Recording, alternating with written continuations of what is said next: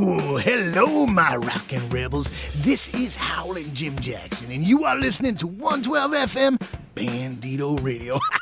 I will be your guide. This station isn't just a station, baby. No, it's a vibe. It's a culture. It's a movement for the restless and the creative. We did this before, and it felt so nice we had to do it twice, baby.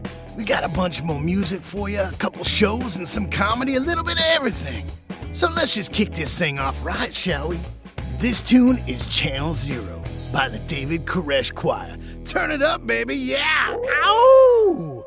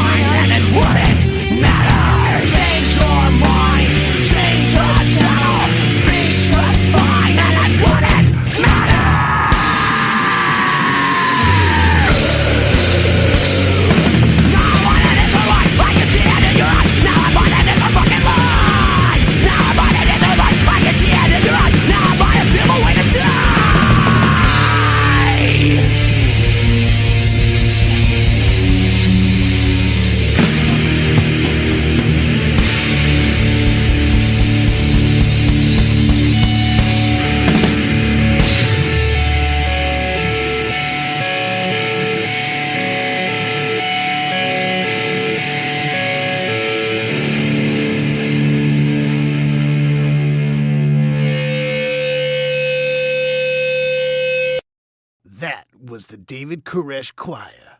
Well, hello, listener. You are tuned in to 112 on your FM dial. Bandito Radio. Ow!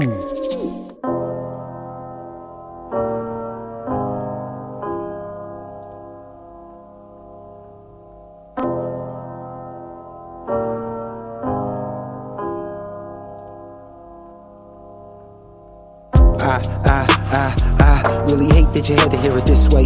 You was worth more songs to the mixtape. You need to know you was more than a mistake. It was me who had switched up midway. I can imagine what your friends say. He always had to have it his way. Fuck him, you don't need him, girl, let alone the hallway. Ain't enough wine for the heartbreak. Ain't enough time, we in Pompeii. Trying to hold on, but it's too late. Now I'm in the line with a fool's weight. Could've had it all, but I pushed you away. I wanna be alone, I ain't got shit to say. But it's only temporary pain. Y'all can say I'm always in the way. Everybody know it's over, but you and I ain't all at fault. Only wish that I could change the past. It is what it is, it's a war. If I'm the one who stuck you in the heart, you the one who had me from the start. But I always wanted you to know that I love you more than I can ever show. Now I gotta go. Can't get back what we had before. Hate to cut it off, but we had to grow. Had to show the world I was out for blood. You was there day one, got it out the mud. Now I got the crown, but it's not enough. Cause it all came back to me all of a sudden. We was just two souls and it's not enough. Girl, if heaven falls into hell, would you risk it all? I just need to know. Girl, if heaven falls into hell, would you risk it all? I just need to know.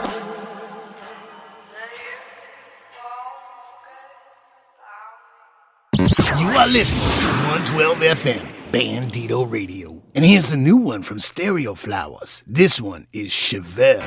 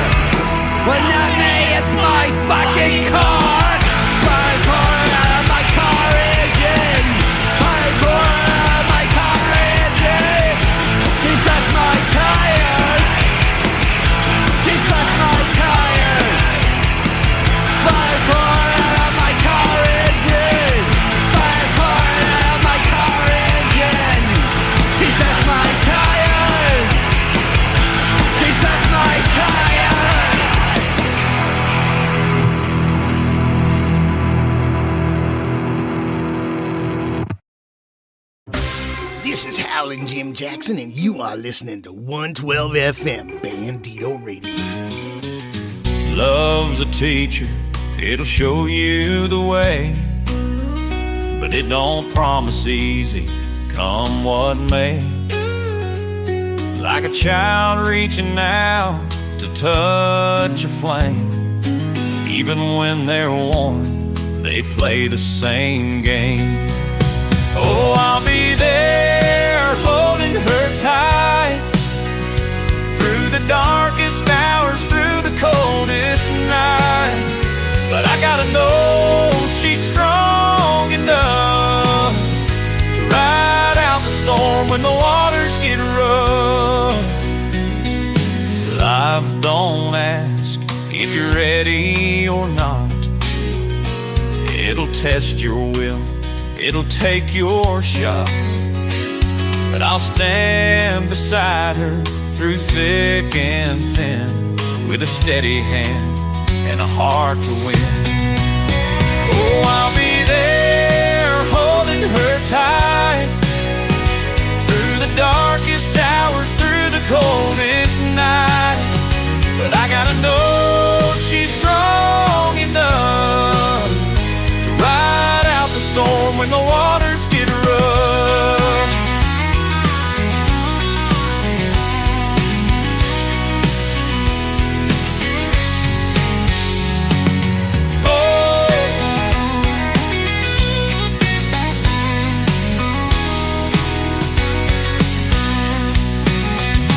Love's a wild river, it'll cut you deep, through the highs and lows, through the pain we keep.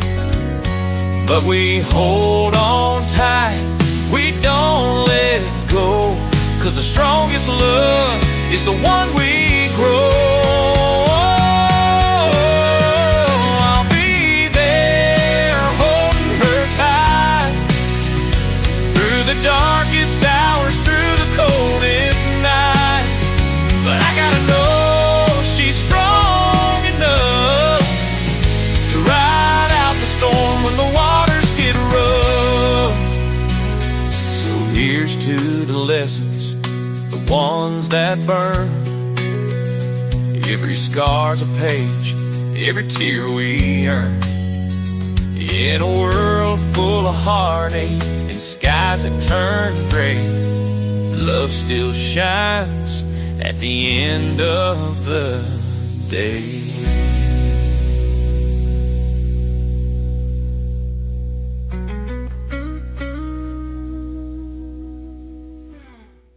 Are you ready for a new era of storytelling? Advent Comics is here, delivering hard-hitting action, unforgettable characters, and worlds that'll blow your mind, baby. Dive into the gritty streets of Southside, where heroes walk a razor's edge between justice and vengeance. Or join Dalton Malone as he hunts in the darkness where no one else dares. From cosmic battles to street-level justice, Advent Comics has it all. The stories are bold, baby, and the action is relentless. The adventure never stops. Advent Comics. The future of comics starts now. Are you ready?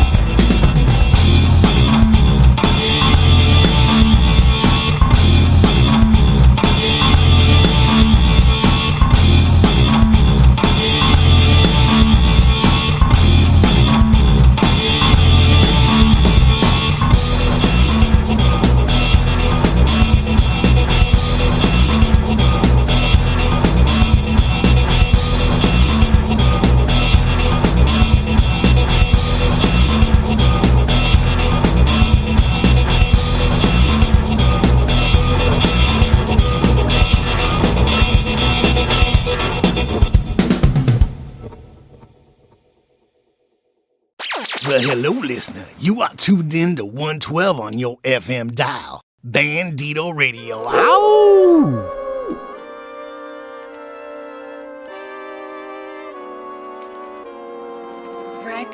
No back of the bus, we lift the bus. Ridiculous, no need to fuss on what we did for us. No handouts, we hand out hands. We've been bout plans of 40 acres of land that can't cage us. I'm so Luke Cage, amazing, gracious enough to spare the brute fade unless they really want it. And I ain't ducking from it, I'm static. We shock them till they get it, I guess they gotta have it. The roadblock of the block, small enough to be a dock. Moving smiles with the jazz, Captain Sam with the plan. I can, I guess I'm really good in the jam. The rest is up to Rick when he come through with the band. We got what it takes to be a hero. They see it everywhere, wherever we go. We here to say the day and all the people. Repeat, bro. We know we got what it takes to be a hero. They see it everywhere, wherever we go. We here to say the day and all the people. Repeat, bro. I'm melanin man, defy your felonious plans. I know you jealous, but damn, don't you dare insult my intelligence. Sam was never my uncle, just a super villain. Hopped in the phone booth, protect the women and children. Frankly, Franklin, we the most level-headed. Peanuts to an elephant, don't let it regret it. We up, boy, you better know your hate is pathetic. I'm loose fox with the toys, so you know I'ma get it. Neighborhood was Krypton, get green like it's John Stewart. Make me pull out my ring, homie, and it's on. The blue marvel I do, homie, if I'm on with the steel. They walk a blade, is here to convey that we know we got what it takes to be a hero. They see it everywhere, wherever we go. We here to say the day and all the people. Repeat, bro. We know we got what it takes to be a hero. They see it everywhere, wherever we go. We here to say the day and all the people. Repeat, bro. Look up in the sky. This looks like a job for. Repeat, bro. Fate rarely calls upon us at a moment of our choosing. I'm ready. You are tuned in to 112 FM on your radio dial. This is Bandito Radio.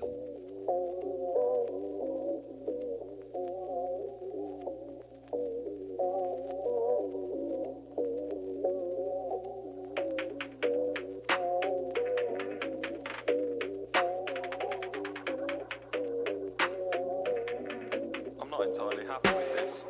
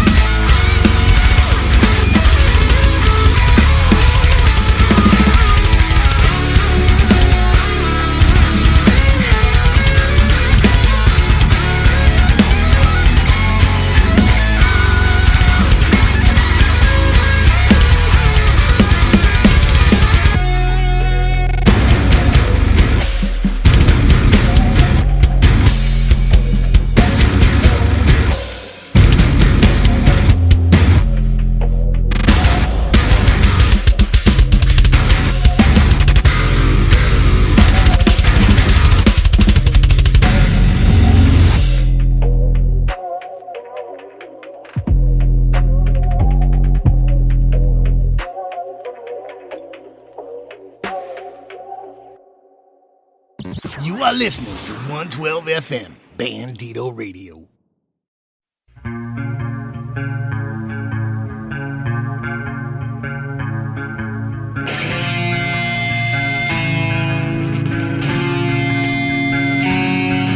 You're a victim of yourself. You're not afraid.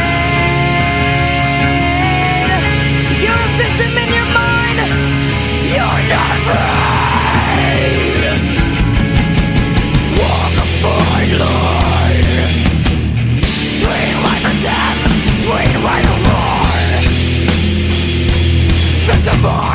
You believe their lies, what they say. Running from yourself every fucking day. Fucking running from yourself. What am I supposed to do? Get fucking right. Wait to wait to break it, can't might as well just die. And it's in that book I've read everything to the full one. Not the time, see the birds until it's keeping score. But your phone is so right, so let's make your one shake. Fear of everything, but it's your monsters, run your bed of monsters in your head, hiding in the shadows, government, you are paranoid. Look in the mirror, what do you say? Fountain thoughts that hibernate. Hollow face, hollow mind. And this is a lesson to know your cry. For help. Victim.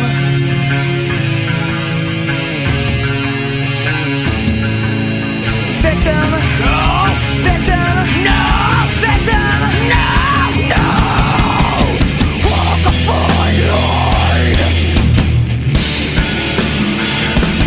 Every fucking day. Every fucking day.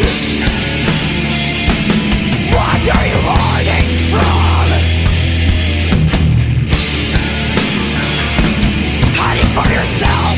Just stop running from yourself. What am I supposed to do? Can't fucking mind. Wait to wait for Brady, can't might as well just die. It'd be true that no one knew that I'd be subjugated. If all true, I damn you all choosing instigated. What am I supposed to do? Just can't fucking mind.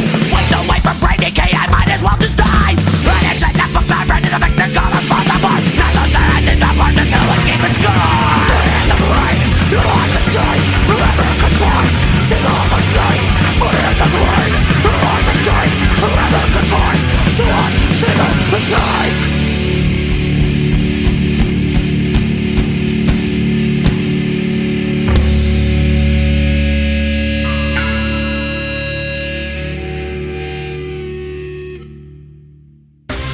This is Howlin Jim Joxon, and you are listening to 112 FM Bandito Radio.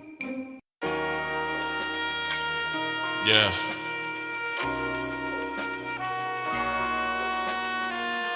Yeah.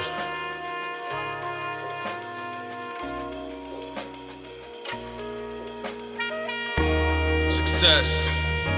Success. Success. Success. Success. Success. Success. Success. Success. Success. Don't nobody rap no more. No more. Spit facts no more. No more. Remember niggas used to go back and forth. They don't even do that. They don't even do that. Something I ain't mad at y'all. I ain't mad at y'all. Success. Success. Success. Success. Success. Don't nobody rap no more. No more. Spit facts no more. No more. Remember niggas used to go back and forth. They don't even do that. They don't even do that. Something I ain't mad at y'all. I ain't mad at y'all. Success. Success. Success. Success is a beautiful word. Niggas ain't rapping, they playing with words. Lying on tracks for that shit is absurd. It's a fact that niggas ain't putting in work. They just pop 'em a perk and then lay down a verse. How many niggas gon' die in your verse? Please come up with something different for the listeners. When you rap, you should be painting a picture. It's not a fact if you never did it, my nigga, that's cap. Cause you just a witness. Just rap about the way that you living. Then let's see how many people gon' listen. Real rap, I bet it's a difference. Let's take it back to the beginning. When niggas would battle instead of dissing. When niggas would actually handle business. Had to get up just to go get it. There wasn't no handouts. We stood on our block till we ran out.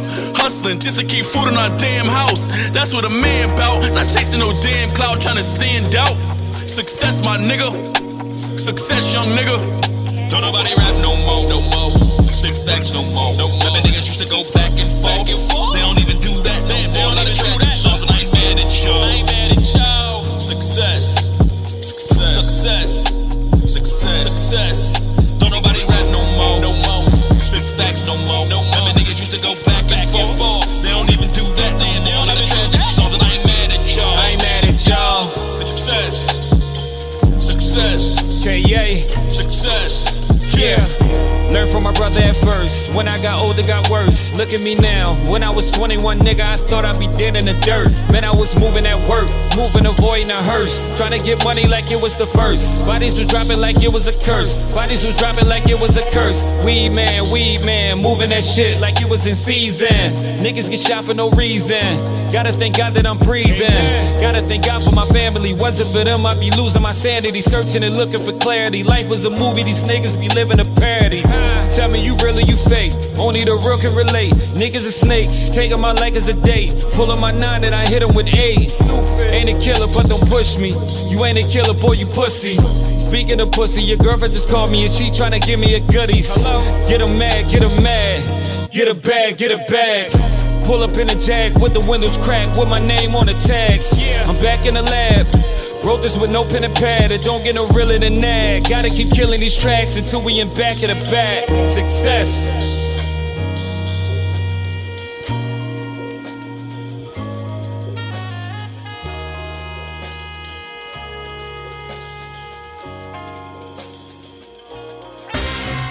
This is Howlin Jim Joxon, and you are listening to 112 FM Bandito Radio.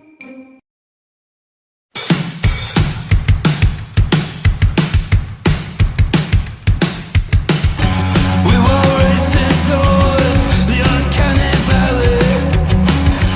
Process moves, and let's bet our story. It left a sunny stereo and some deadly flowers. Delusional hope in a fire. When I fell aside, we both knew that it ain't coming. Grasping for the stars in a life full of darkness. Oh, I never was. Everyone's trying, it's not trying. Waiting for the sun. We both know that it ain't coming. We're finding us, the uncanny valley. Dragon sailors wrapping around the shining stars. We're having a umbrella, an upside down barrier. High hopes, a death, lost and prize. Waiting to fill us up. We both know that it ain't coming. Grasping for the stars. The light full of darkness. Oh, I never was. Everyone's trying, it's not trying. Waiting for the sun. We both know that it ain't coming.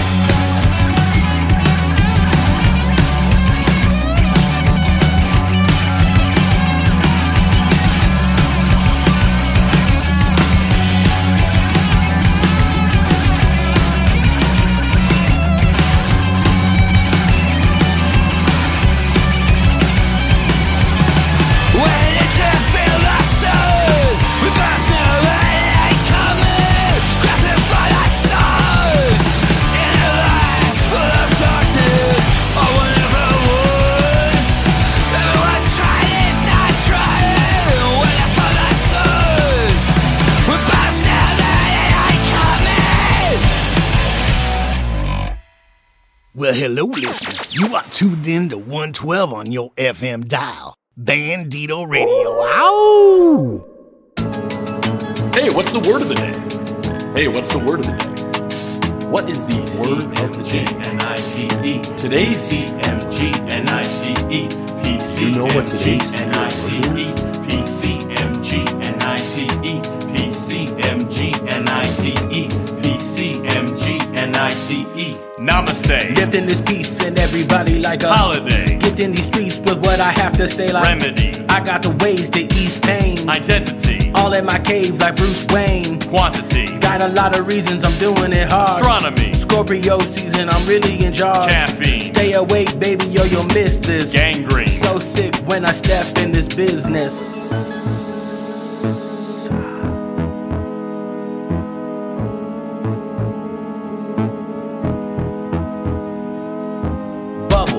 Always looking clean when I pop up. Trouble. Overcame the struggle, leave a ma struck. Pray. Some moments of quiet introspection. Slay. Every look from every look in my direction. Rover. A name you say twice for an invite. Clover. Four-leaf, lucky for my insight. Pants. What I wear inside the club, avoiding taboos. Frank. Gotta say again, thanks for the statue. You know, it really is a nice statue. I know when we received it, it was copper, and over the years, the weather's hit it, and it's made it change colors, but it still looks great. And peeking out of the crown, they reopened it in 2015. Handle. Moments where I'm certain who I am. Randall. Moments where I'm cunning and a ham. Suit. That's an Andy Warhol muse. Fruit. Like an ego when it's getting bruised. Massage. Deep tissue till the knot's out. Dressage. Horses dance and clap until they drop out. Rumble. That's how I scuttle through this nightlife. Bumble. Wanna catch a buzz, you better swipe right. Continent. Yeah, they play my music in 7 of them. Condiment. Sauce for all my dogs, I'm spending on them. Captivate. How I do it every single time. Extrapolate. They confused trying to find why. Efficiency. Never waste a pass, I word perfect. Calligraphy. And his fancy ass, I curse and cursive. Circulate. Get mine another time round his track. Terminate. Thumbs up, baby, I'll be bout. What's the word? What's the word? Yo, that's my word. What's the word? What's the word? Yo, you have my word. What's the word? What's the word? You can take my word. What's the word? What's the I word? never break my word. What's the word? What's the word? Yo, that's my word. What's the word? What's the word? Yo, you have my word. What's the word? What's the word? You can take my word. What's the word? What's the word? I never break my word. You are listening to 112 FM, Bandito Radio.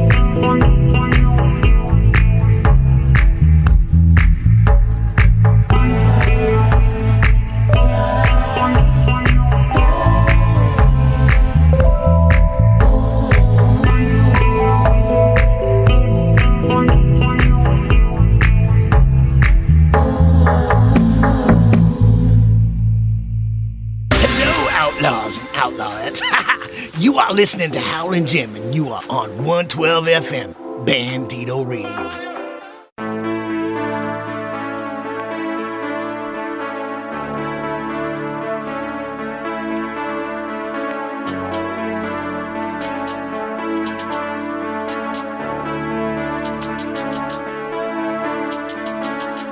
Now I'm out in the rain, trying to say anything, just to try to get her back.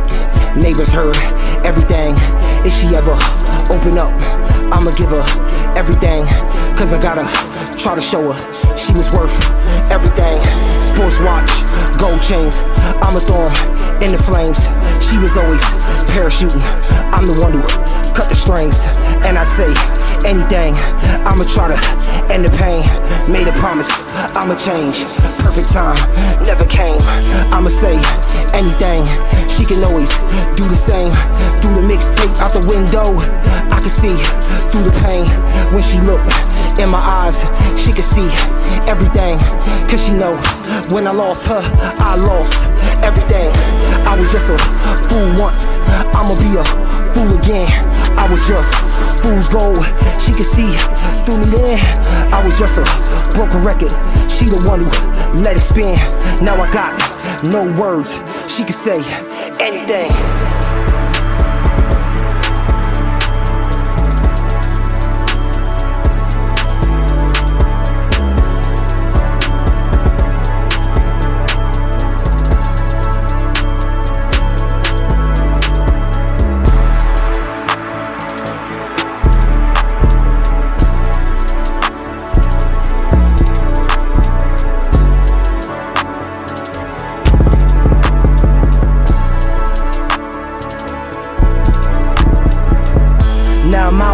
In the rain, tryna say anything, just to try to get her back. Neighbors heard everything. If she ever open up, I'ma give her everything. Cause I gotta try to show her she was worth everything.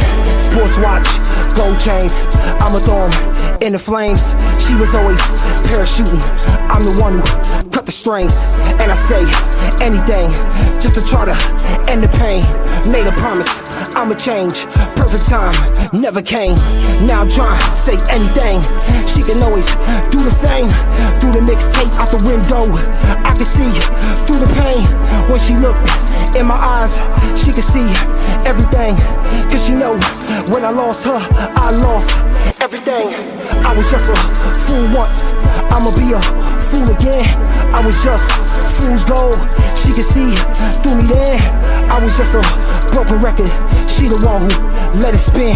Now I got no words, she could say anything, anything.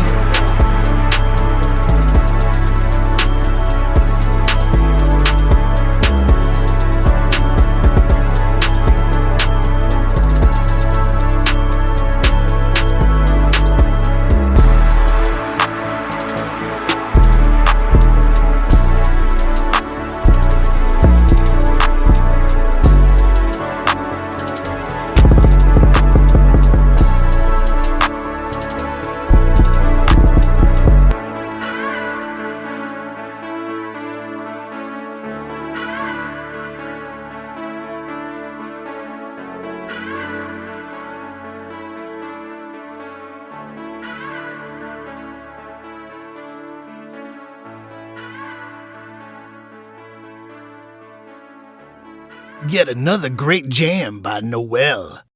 Tuned to 112 FM on your radio dial. This is Bandito Radio.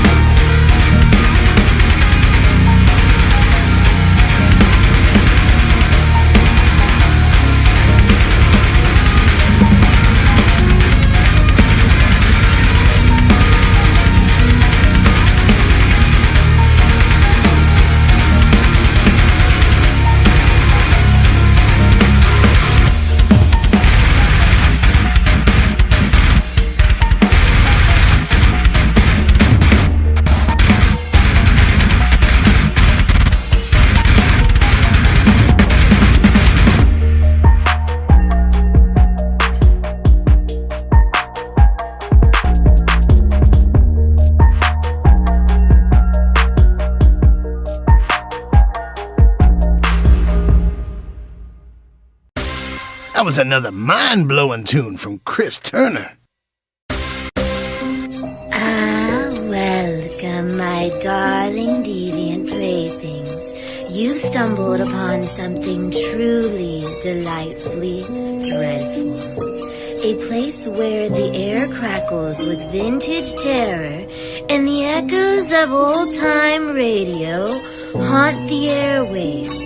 And the stories, they never rest in peace. Yes, my twisted little souls, I invite you to step into Mira's Morgue of Midnight Madness, the podcast that exhumes the very best in old-time radio horror, spine-tingling suspense, and eerie entertainments. Every episode, I crack open the coffin on a classic tale of terror, spinning you a web of ghostly whispers, sinister schemes, and the kind of thrills that linger long after the final scream. And for those who dare to play along, keep an eye out for my Mira's Morgue challenges, where we turn nightmare fuel into toy photography. Because why just listen to the horror when you can create it? So, my friends, if you crave midnight chills, delicious dark humor, and stories so sinister they practically drag you into the grave, then join me, Mira, in the morgue. Because once you step inside, well, let's just say some things don't stay buried. This is Howlin Jim Joxon, and you are listening to 112 FM Bandito Radio.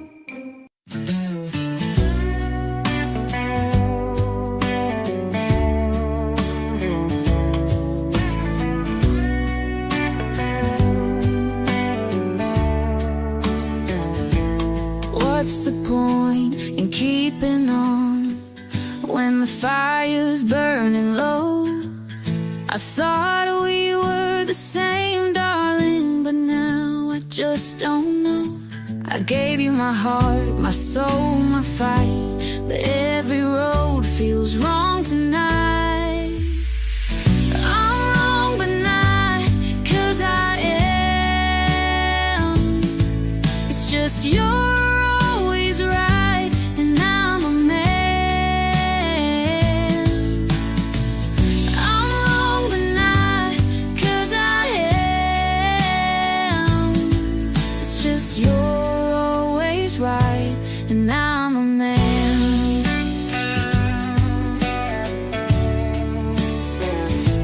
Alone I sit, day by day, wearing a smile that don't feel okay. Be grateful, be strong, that's what they say.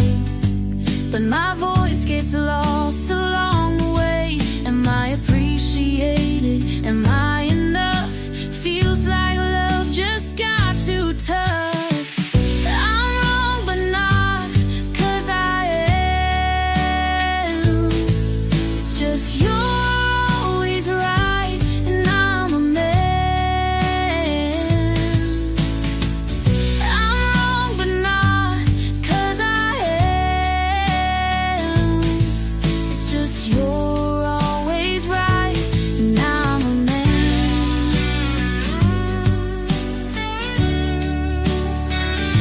You say it's me, you say I'm blind, but I'm just tired of reading the signs. Every word feels like a loaded gun. Every night feels like I've come undone. I made that promise, I took that vow, but it feels so far away somehow. I lie awake on this feather bed, but peace don't rest inside my head. Some words cut deep, they don't fade fast, and I'm just haunted by the past. I'm wrong, but not 'cause I am. It's just you're always right, and I'm a man. I'm wrong, but not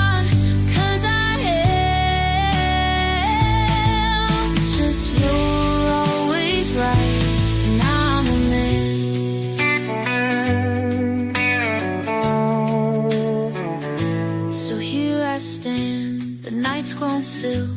I can hear it calling from the hill. A siren song so sweet, so long.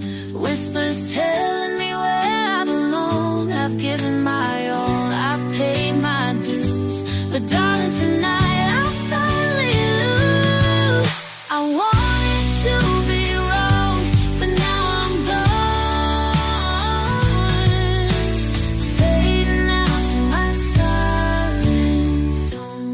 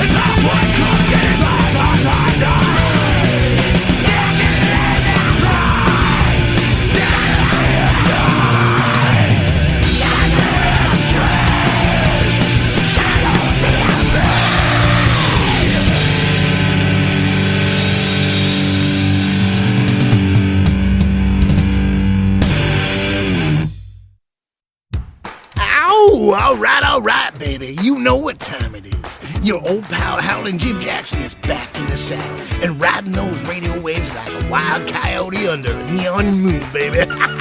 You're listening to 112 FM Bandito Radio, the only station that blasts through that static and straight into your soul. But tonight I got something real special lined up for all my fellow toy-loving, plastic crack collecting, action figure obsessed outlaws out there. I give you action figure frequencies. That's right, a sonic deep dive into the world of toy collecting, custom sculpting, vintage gold mines, everything in between. Whether you're out there hunting for that holy grail figure or just trying to relive that Saturday morning magic, we've got you covered, baby. So you need to strap in, turn up that dial, and get ready to ride those radio waves, because Action Figure Frequencies is about to shake those shelves and rock the toy aisles. This is Howlin Jim Joxon, baby, signing you into the frequency. Action Figure Frequencies. Let's roll. Ow! Bandito Radio presents Action Figure Frequencies with your hosts, Chet Maddox and Alexander Storm. Well, not only are we sexy on film, but we're sexy while you're doing your Bandito customizations. Welcome and thank you for having Action Figure Frequencies in your garage while you're working. I am your lovely, gorgeous, sexy co-host, Chet Maddox, along with Mr. Alexander Storm, bringing the thunder in the radio. How are you doing today, Mr. Alexander Storm? That is all right. But before we start, Chet, yeah. Nation, coast to coast, from our toy rooms to your living rooms. This is Action Figure Frequencies. You're damn right. We made this sexy. That is correct, sir. Oh man, how have you been? How have you been doing in your world? You doing good, sir?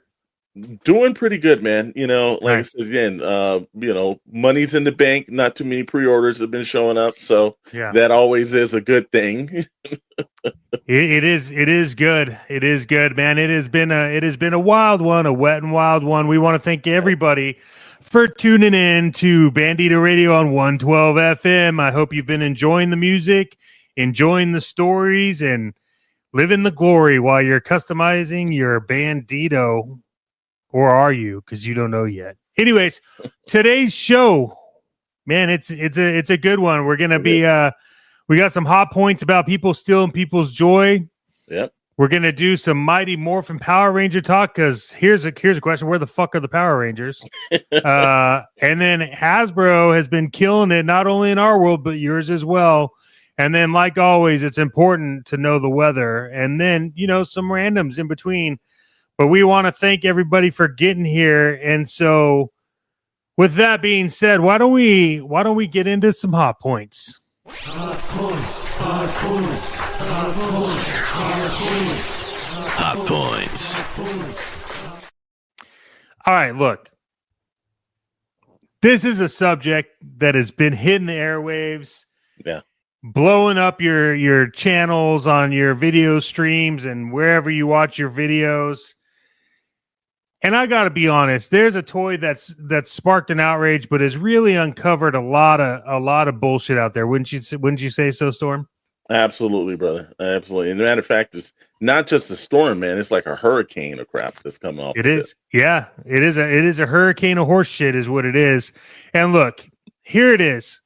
I want to position this to everybody that's listening, that's thinking about collecting, that is just getting into it and then has managed to tap into the toxicity side of toy collecting.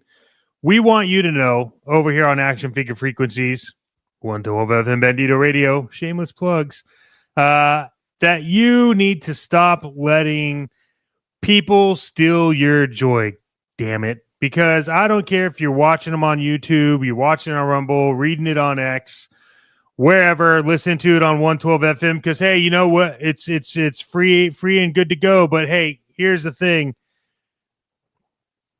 I don't understand what it is. I don't understand why people have to insert themselves so hard, for you to just ruin it for everybody else. What are your thoughts on what's been going on with all this crap?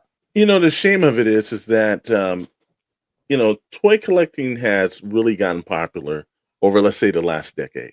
Yeah. Before then, it was like, all things. There's a certain moments where comic books were taboo. Right. Watching certain horror films were taboo. Same thing, toys. But I think it's become more acceptable. And when it becomes more acceptable to be taboo. No, more acceptable to be in the mainstream. Okay, people collecting instead of it seeming taboo. Right. And when this starts happening, we run into this fact where something that was really kind of protected in a group is now out there for the open. So now you get novice that come in, and their whole thing is, and just like anything, if it's fashion, cars, or whatever, there's always somebody ready to come and just dump on it. And that's the aspect where I think now we're starting to represent. Now it's become so mainstream. Right. That there can't be people like, hey, man, this is great. I love this. This is one of those, best items I've gotten. Now it's the guy like, no, I have to be a complete ass and I have to ruin this for everyone else out there. So let me give my 2 cents in. And no one asked for it. Right. That's the problem, is that no one's asking for your rare appearance. Remember back in the day we used to watch TV and it was like Siskel and Ebert. And they had that show and everything from the balcony, and they were movie critics, and they worked for actually the Chicago Tribune magazine or newspaper. They were actual critics too. They were actual writers. Yeah. They came up with an actual format of the show to put 2 actual critics that get paid to be critics to do it. Now we have a bunch of jackasses that go online, and they're able to do that. Well, the same thing with the toys. There's a couple of toy magazines out there that have really smart individuals working that know the ins and outs of toy industries.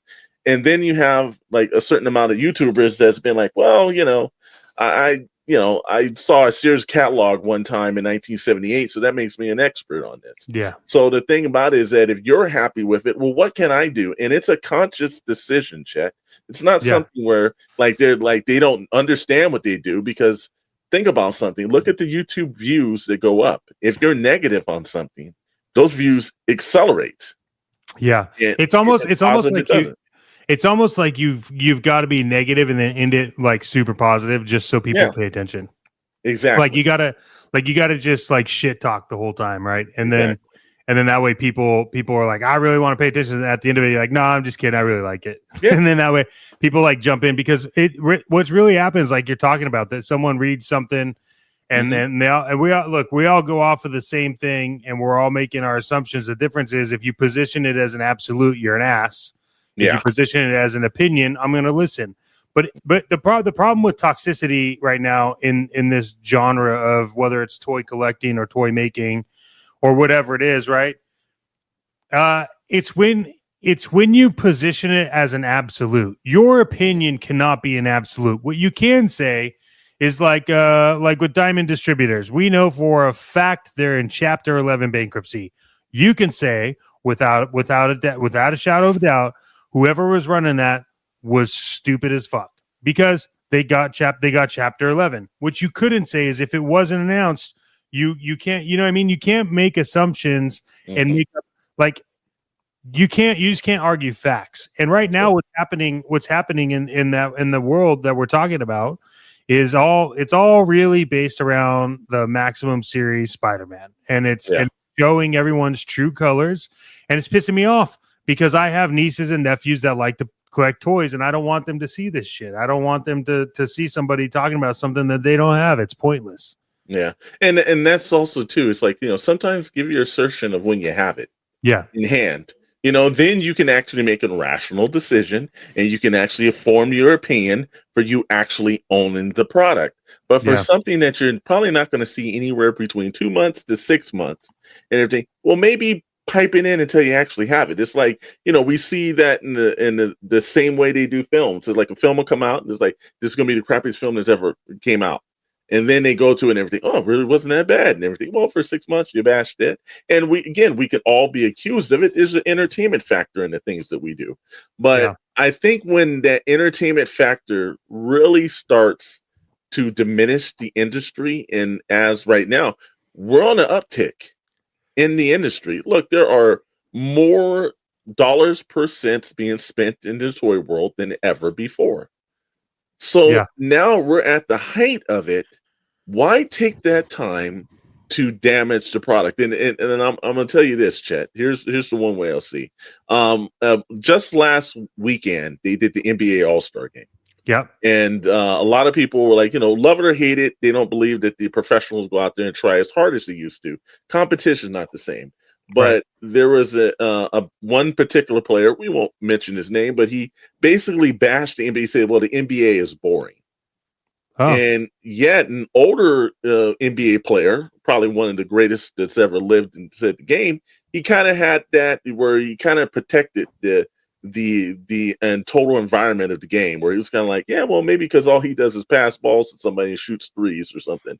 And a lot of people took him flack on it, but what he was trying to do was like, young man, I built this industry and you're making hundreds of millions of dollars now and you're bashing the actual product. Well, the same thing in that analogy in the toy industry is there are people out there, and of course we know one father of something. We're not going to mention who he is, but you listen to us, we know him.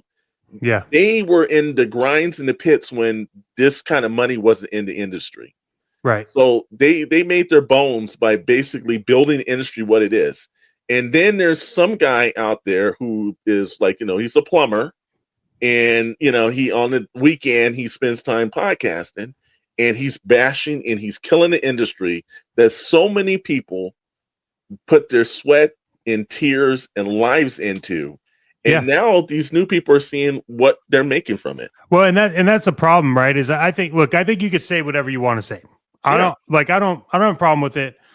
What I have a problem with is when you don't have like a moral compass. Say whatever you want to say, do whatever you want to do. But when you're a channel or a podcast or something that has hundreds of thousands of subscribers or views or watch time or whatever, right? Then that's where it comes with like you've got to pay attention to your words. Look, if you built your empire, like for example, for older listeners, the Man Show. Yeah. Right? Man Show was fantastic. Yeah. For the era that it was a funny show. It was fantastic. It was whatever it is. But there was a lot of viewers on there, and that was their audience, and that's what it was. So there was really nothing that was like shocking. But if you've built your whole industry off of reviewing toys and just, you know, you get the luxury to spend money from a source of income based on toys, and you're going around, and it's like, well, if you go back and look at when you made your channel and it grew to popularity, you didn't have anybody on YouTube or Rumble or X or whatever shit talking. So so anything you were doing, and people were like, oh, I want to see that. But now it's like you said, someone that has a real honest review on something or a real positive take on it gets like one view for every like 1,000 views the other one gets. And it's just, it's, you know, how much of that is good, you know? And it's human nature too, to like, you know, always want to beat up on something that you think is, and I know we throw this like, oh, you're a shill for the industry, or you're a shill for this toy company, and they like to throw that point out. But if you love what you love, it's okay. You know, there's a lot of people that are shills for, like, you know, a Star Wars Black Series. A lot of people shills for G.I. Joe Classified. A lot of people shills for, like, we're just talking about that over at Toy Box Chronicles. Shills for Hot Wheels. There's people literally getting in the fights down the aisle for like special Hot Wheel cars. You're gonna enjoy it. You love it, but you know, why does that make you feel so emboldened to want to snap somebody's joy from it? Whether it's like, you know, we're also into toy photography, you know, and then somebody like, you know, a guy will spend hours trying to get the perfect shot, trying to put up his point, and then you'll see that one comment like, yeah, this sucks. Like, you know, like if you're gonna put a comment in, at least put something relevant. The lighting could be better. Something, you know, make it something where, you know, if it's like a constructive moment. But don't just this sucks. So somebody just, you know, it basically feels another way about that scenario. It's like there's too many people that are taking pleasure from just kicking somebody and totally destroying them. And I think they go to bed at night and they sit there and say, how can I suck this into with a Maximum Spider-Man? I saw these people were happy. I got to stop that. Even though it's sold out. It's sold out. So all that complaining and the crying and the endless points of kicking things over, guess what, buddy? It didn't do any damn thing and shit. So maybe, and then watch, they'll be the first person, Chet, we were talking about this. That'll be the first person, the minute they got it, they'll do a review. This is the greatest Spider-Man figure ever. Yep, they will. Greatest. Yeah, they will. And then they'll want it, and then they'll be like, hey, I want to buy it, but I don't understand why I have to spend so much money. This is ridiculous. It was only $50. It's like, well, because you didn't think it was worth it. So, yeah. Not my problem. That's the point. It's like, you know, stop. If you love something, if you're into whatever line that you're in, like I said, stop. Whether you're, you know, the Hammond collection and everything. We've joked about the Hammer collection from Jurassic Park being over at the Ross and Ollie's. But hey, man, if that's what you're into, you know, screw what the hell we say. Enjoy it. Proudly put it up. There's a guy on the Instagram that we know that is doing the best. Like, you know, he's repurposing those in some of the greatest toy photography I have ever seen. Yeah. Like, if it works for you, it works for you, man. That don't mean it needs to work for me, but I don't have the right. And I'll use this term, the right, Chet, to sit there and actually just pound you into the sand and destroy your happiness from it. Yeah, I mean, I don't know. It needs to. I get that it's going to exist. It's got to exist because it's part of the ecosystem. But also, like, the voices of positivity on that stuff and just encouragement need to be a little bit higher. And I do want to point out, though, that a majority of the people that complain about situations like how an action figure is made, or how a vehicle's made, or how, a toy is shot, or what could be better, or whatever. If you look, a majority of them don't actually do any of that. They just talk about it. So the people that'll bitch about some of the people that bitch about action figures not being made right, make their own action figures, but can't get it right. Some people that bitch about toy photography actually don't shoot toys. So, like, what do you have to go on? And if you look at the people who do shoot toys and do make action figures that are good, they're always like, oh, this is cool, but it would have looked better if you had this kind of lighting, or it would have looked better, or this figure would have been built better if it was, built this way. So, yeah, man, it's a little disheartening at times, but I think that, I think that's shortly coming. I think that's shortly coming to an end, to be honest. Look, man, whether you hate it, whether you love it, whatever the situation is, you've got to get to the point where, like I said, just because you have a problem with something doesn't mean that everyone else needs to have a problem from it. Just be good with what it is, and just understand that not everything that you do is the thing that people are going to dig. In the same exact way, not everything that someone else does, you're going to dig, but live with it though, man. Move on. But to spend countless hours just like, well, how can I just slap this guy down? And, and to seem to take, just a certain piece of happiness from it. That's where I'm like, no, we've got a problem going on here now, Yep. So, with that said, Chet, everything else like that, looks like we've got another sponsor kicking in. That's right, sir. We want to thank our sponsors over at FlexBand. And all right, plastic junkies, let's talk about something serious. Sweat. That's right. You're deep in a toy hunt, elbow deep in clearance bins, mid-negotiation with the dude who thinks his loose sticker-worn G1 Optimus Prime is worth retirement money, and suddenly, boom, your forehead turns into a slip and slide. That's where FlexBand X comes in, the only headband engineered for extreme toy hunters, collectors, and hardcore display architects. This bad boy is made from hyperweave trademarked fabric, meaning it absorbs sweat faster than a scalper at an exclusive drop.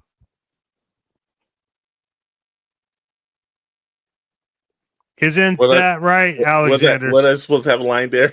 Isn't that right, Alexander Storm? Isn't that right? That's exactly right, sir. With its, space age technology, it should be able to fit on your head better than the mines of Minota. We want to apologize to FlexBand as it looks like Mr. Storm has misplaced his ad read for FlexBand. So we're actually going to restart this. But hey, we want to remind everyone, thank you for joining 110 FM Bandito Radio. Are we ready? Yeah, let's start. Let's restart the ad, man. Are we ready? Are we ready for this ad, sir? Welcome to radio, where live happens and shit doesn't matter. All right, plastic junkies, let's talk about something serious here. Sweat. That's right. You're deep in a toy hunt, elbow deep in clear spin, mid negotiation with the dude who thinks his loose sticker-worn G1 Optimus Prime is worth retirement money, and suddenly, boom, your forehead turns into a slip and slide. That's where FlexBand X comes in, the only headband engineered for extreme toy hunters, collectors, and hardcore display architects. This bad boy is made from hyperweave fabric, meaning it absorbs sweat faster than a scalper at an exclusive drop. Isn't that right, Mr. Storm? That's right, Chet. FlexBand X isn't just functional and stylish. You get precision grip fit, so it stays locked in place whether you're posing action figures, setting up dioramas, or throwing your hands with an online seller who forgot to mention the broken joint knee. Holy shit, he got it. Plus, it comes with an exclusive design like Battle Damage Black, Grail Hunter Red, and limited edition Chase Variant Gold. Oh, and for the hardcore collectors, they even have a mint in box sealed version. But let's be real, you're wearing this, not flipping it. So if you're ready to level up your collecting game, head over to flexbandx.com. Use the code MADFLEX for 15% off your first order. Because let's face it, sweaty toy hunters don't find grails. They just fog up their glasses. That's right. FlexBand X. Collect hard, sweat less. Thank you for listening to Action Figure Frequencies with Chet Maddox and Alexander Storm. We're gonna have to fire our audio, dude. Hold on. 112 FM, Bandito Radio. Man, I don't know what's going on with that audio guy, but he must be hiding all your ad reads. Well, here's the funny thing about the Flex Band. I thought we were doing solar, so I was on our different ad read, and by the time I looked at it, I was like, let's just roll with it. But yeah, see, this is the thing that you get live, though, man. See, you don't get this if we're sitting here doing our live streams a little different, isn't it? And we want to be clear. We don't cut any of this out. So if you're listening on 112 FM radio, you can see what's actually happening. If you're a member of our YouTube channel, starts only 99 cents, but it does get you access to the video of this. But just for a heads up for everyone that's wondering, we do have a few more commercial breaks, but to kind of get into our next topic here, sir, there is a little toy line / TV show called the Mighty Morphin Power Rangers toy line and the market dominance it once had. Okay, well, that seems like it's a moment for. And now, toy news. That's right, toy news. What do you think about this? What's going on with Saban and Hasbro and what did they do? How do you feel about this, sir?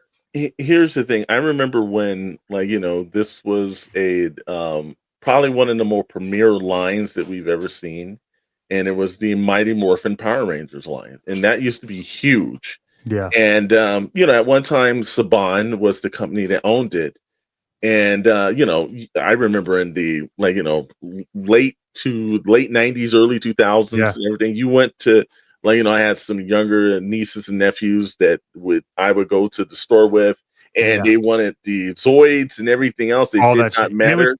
And it was a battle between whether or not you were getting that or like TMNT. Absolutely. Yeah. And matter of fact, just to give you just one of these small little funny stories about, you got to be careful what you do with kids.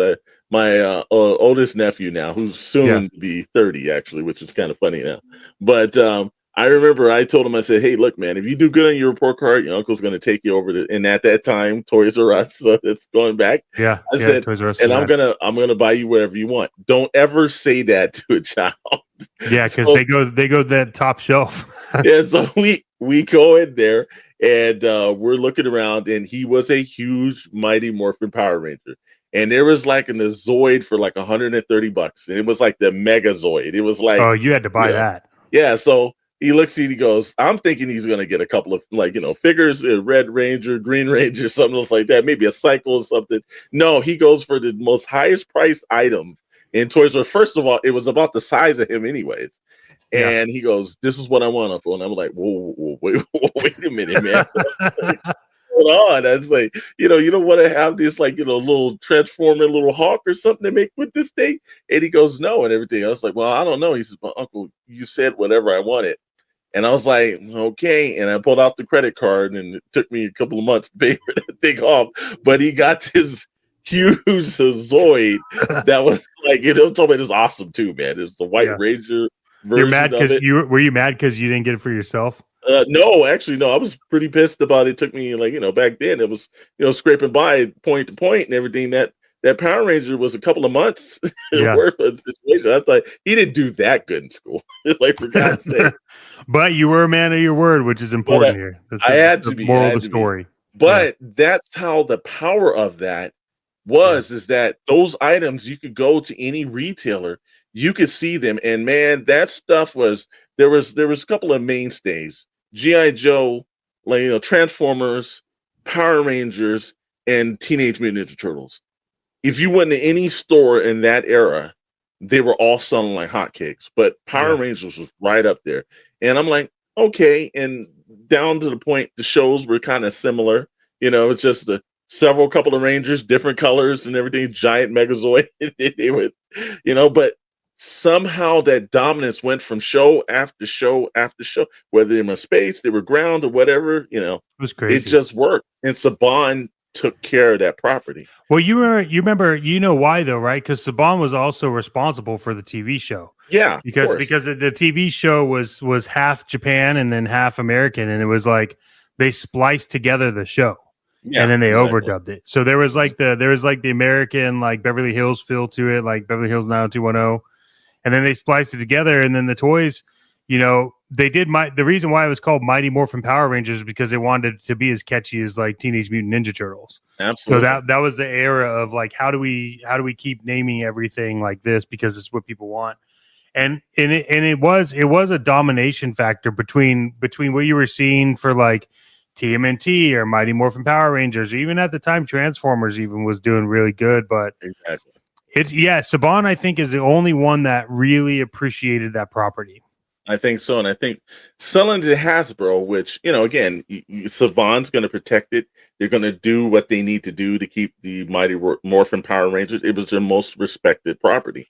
But then when you know, I guess Hasbro thought, hey, this is a great IP for us to get in. But it's not like, you know, for Hasbro's G.I. Joe Transformers. And I don't know if there was anyone that was working at Hasbro that had the insight to know all the ins and outs of the Power Rangers. But it seemed like the television product started getting worse.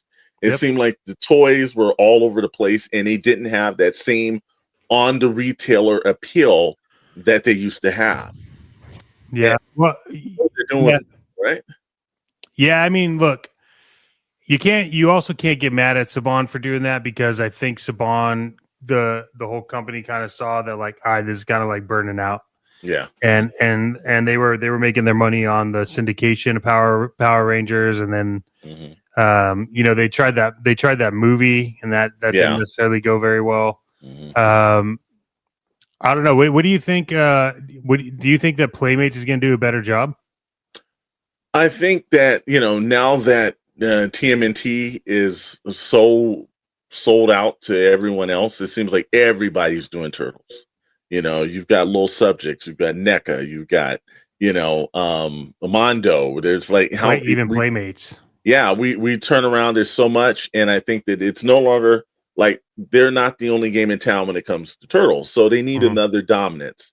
And I think that Power Rangers, if they put that same kind of power behind what they did with TMNT to Power Rangers, yes, I think they can, because I think they're gonna do things. They're gonna get back to making the Zoids. I think they're gonna get back to doing the figures. I think that, you know, in some way possible, we'll have like maybe, you know, figures and the Zoids that you can fit into, because they do that extremely well over at Playmates. They make things that are playable. And I think the Power Rangers need to not be in the collector shelves.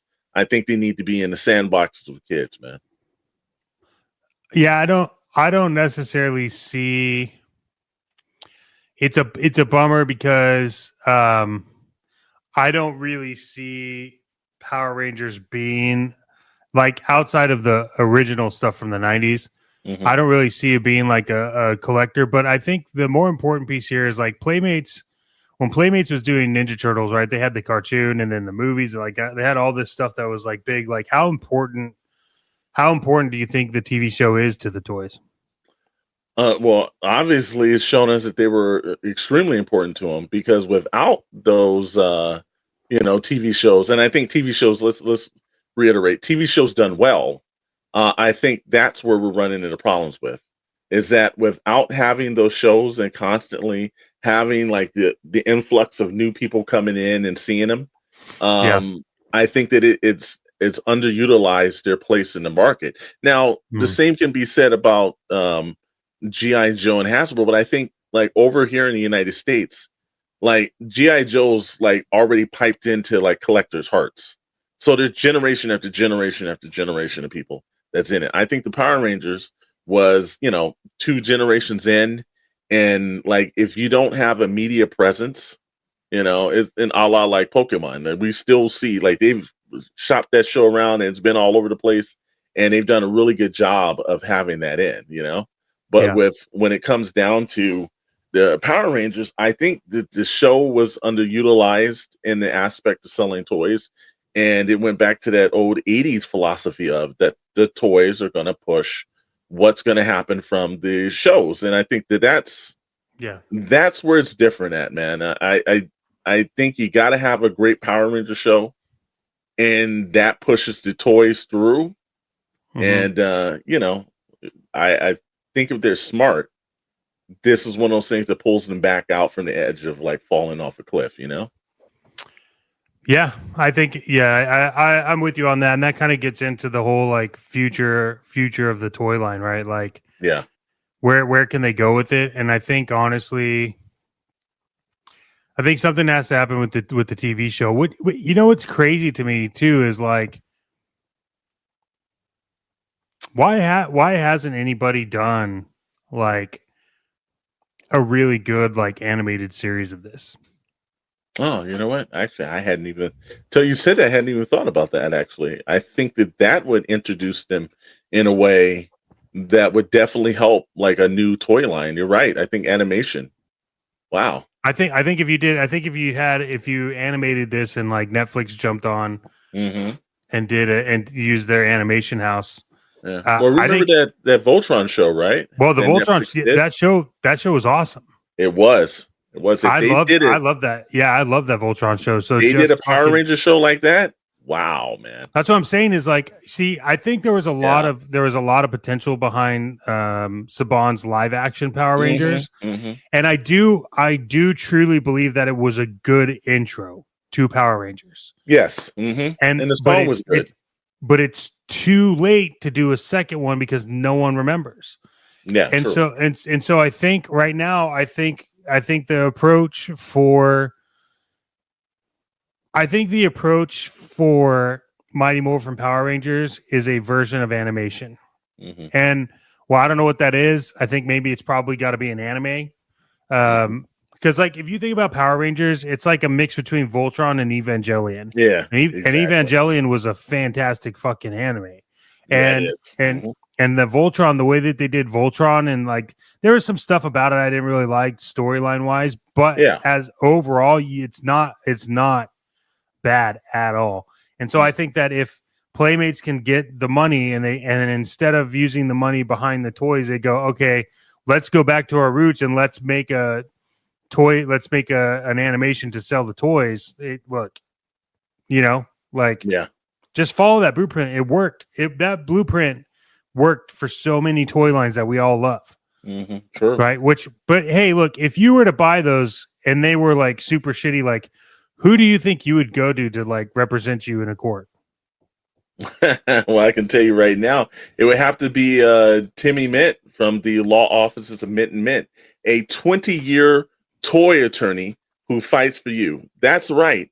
Whether you picked up a HasLab and you thought you paid too much or you thought that Hasbro ripped you off, well, guess what? Timmy's going to fight for you. Yeah, Whether you're sitting around and the cat's lair has somebody put the forks through it at the loading dock, but Super 7 still shipped it to you. Well, you need some compensation from that. And you need to call the law offices of Mint and Mint at 1-800-555-MINT. Speak to Timmy Mint. His is the only guarantee that comes Mint graded. That's right. Timmy Mint, the law offices of Mint and Mint. Go by and see him.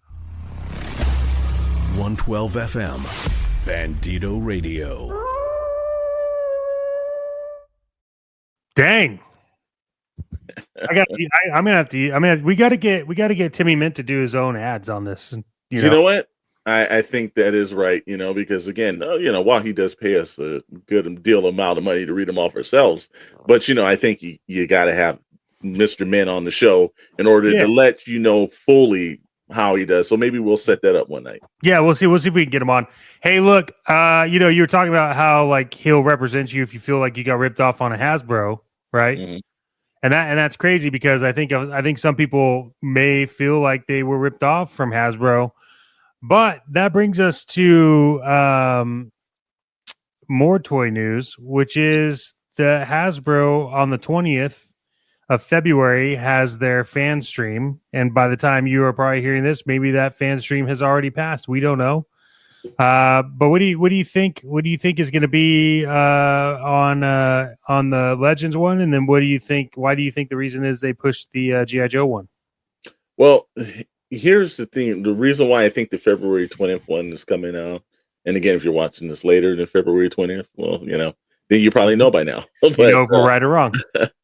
I think that they did this on the aspect of there were so many people that were upset about the Maximum Spider-Man. I think they're going to actually do a live kind of like view of it. The character will be there to oppose it a little bit more.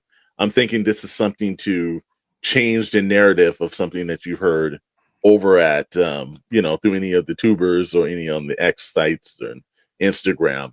They have an absolute point. I don't see them actually having another wave of figures ready. Now, again, I could be wrong, but they just did a live stream just last month at the end of the month. So I don't see them just dropping another wave or another figure set, because they dropped a bunch of stuff last month. And then we're still getting some of the retro carded Spider-Man one with Spider-Man Unlimited and Spider-Boy and Agent Venom that's starting to hit shelves and everything, because we were over at Frankensons and saw those hitting the shelves. And Spider-Boy is over at Target right now for $17. Oh yeah, okay. Well, like I said, yes, so they've already retailed and knocked it down, huh? Yeah, I'll probably cancel my order and go pick that up, dude. If it's God. This is the thing that's killing them too, is that I understand that there's a little bit of ways. I think that line's only been out for 3 weeks at the most. Yeah, it's $17.99. I think that and Agent. Oh no. Okay. Yeah. Wow, man. We're gonna yeah, you're right. I haven't gotten my orders either yet, but again, we're on the West Coast, so sometimes it takes stuff a little bit longer to get here. But I'm sure the Target is showing up there. Yeah, you're right, because if you're getting it at $17.99, why pay $24.99 plus the shipping involved in it if you can just walk into a big box store and get it off the shelf? It definitely costs you less money in gas to drive over. I mean, you're almost saving another figure in price. Yeah, well, like I said, and where did you see those figures at? Let's tell the listeners where they can actually go and pick those up. Target. Okay, so like everyone right now, if it's if you're before the 20th of February, head over to your local Targets and get a pretty good discount, because $17.99 is a hell of a lot more palatable. It's normally it's $24.99 usually. Yeah. Yeah. So all right, well, yeah, that's a shopping tip, man. How much do you think with Fantastic Four slated to release in July of this year? Mm-hmm. How much do you think that's any kind of like effort on this one? Well, like does it affect it? Do you think that there's going to be anything announced? Here's the thing. Normally, because we know this is not going to be like a Marvel Legends HasLab. I can't see them doing that. And there's the Transformer HasLab concurrently going right now. So they've learned their lesson from the last previous years and know that messes up a lot of things. But I do think closer towards the Fantastic Four releasing, like maybe a couple of months before, I could see them because you're gonna want to have products on the shelves when that movie hit. And you and I both know the importance of that, because we saw that with the Skeleton Crew for the Star Wars. They had dropped some of those Black Series and vintage figures, and they were on the shelves at the same time the show was on and doing well. Well, Fantastic Four hitting theaters, or like we can take that back to to the first Black Panther movie. And they had all the Black Panther figures, helmets, and mugs and all kind of stuff that hit that market, and people were leaving out the theater and taking their kids, and they were purchasing that kind of power. So I think same with this new Captain America movie, except people were leaving the theater and not buying the toys. Well, again, but also too, I think that timing was everything, and I think that they had released those toys way too early. Sure, we saw what the Falcon and I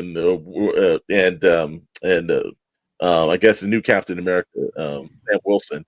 We saw what they were looking like before we even saw the actual trailer of what they look like. So I think that might have hurt a little bit of the anticipation. But I think with Fantastic Four, look, we've already seen them. The trailer's already been out. So I think the next point is just them waiting closer. And then almost how many villains do you think that they're going to give us for Fantastic Four? I think there'll be 4. That's what I'm thinking. So who do you think the 4 villains in that Marvel Legends pack before it comes out for the movie version? Who do you think those 4 characters are going to be? So I'll name 2, and then I want to hear your 2, because I don't think we're the same. Okay, go ahead. So I think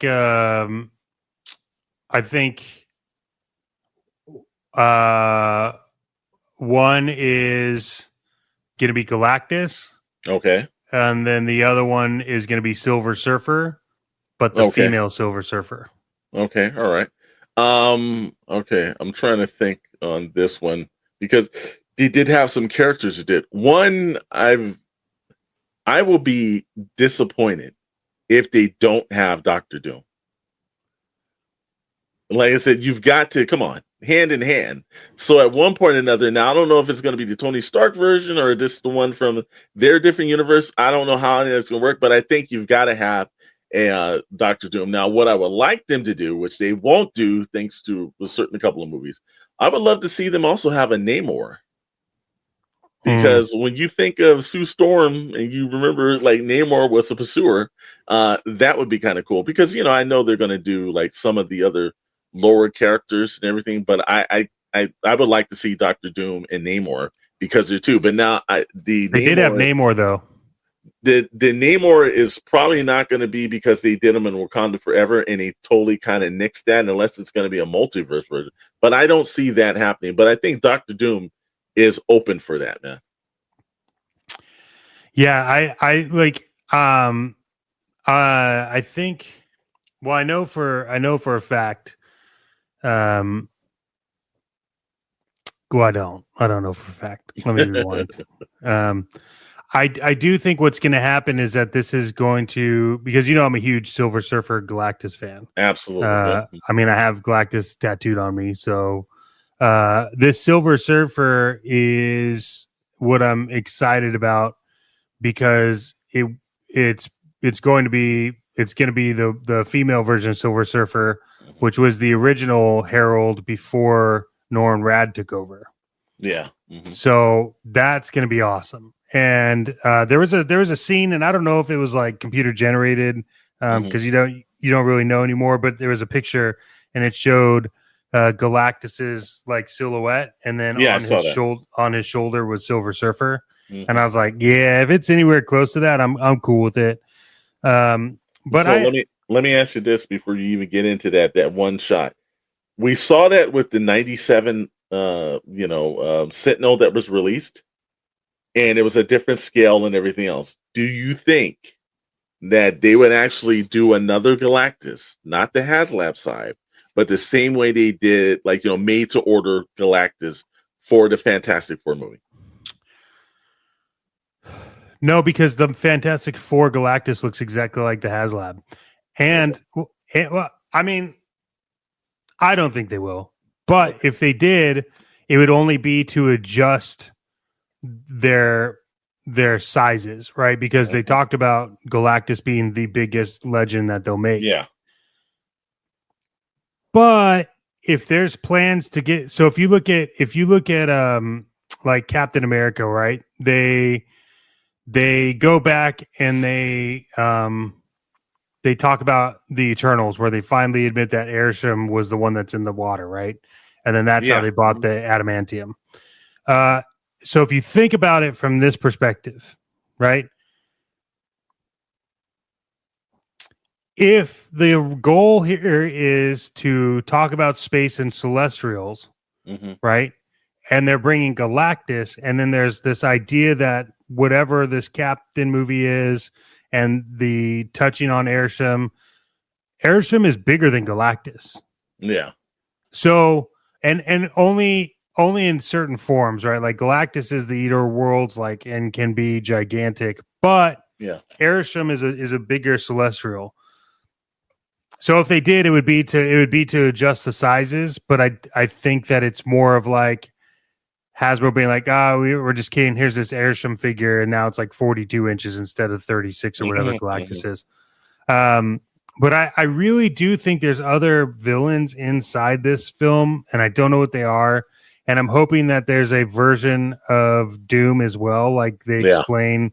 I hope that they do get into explaining how Robert Downey Jr. is Doom, right? And if he is Doom and what that is. And I think that there's something else. And this is a thing that I like about this.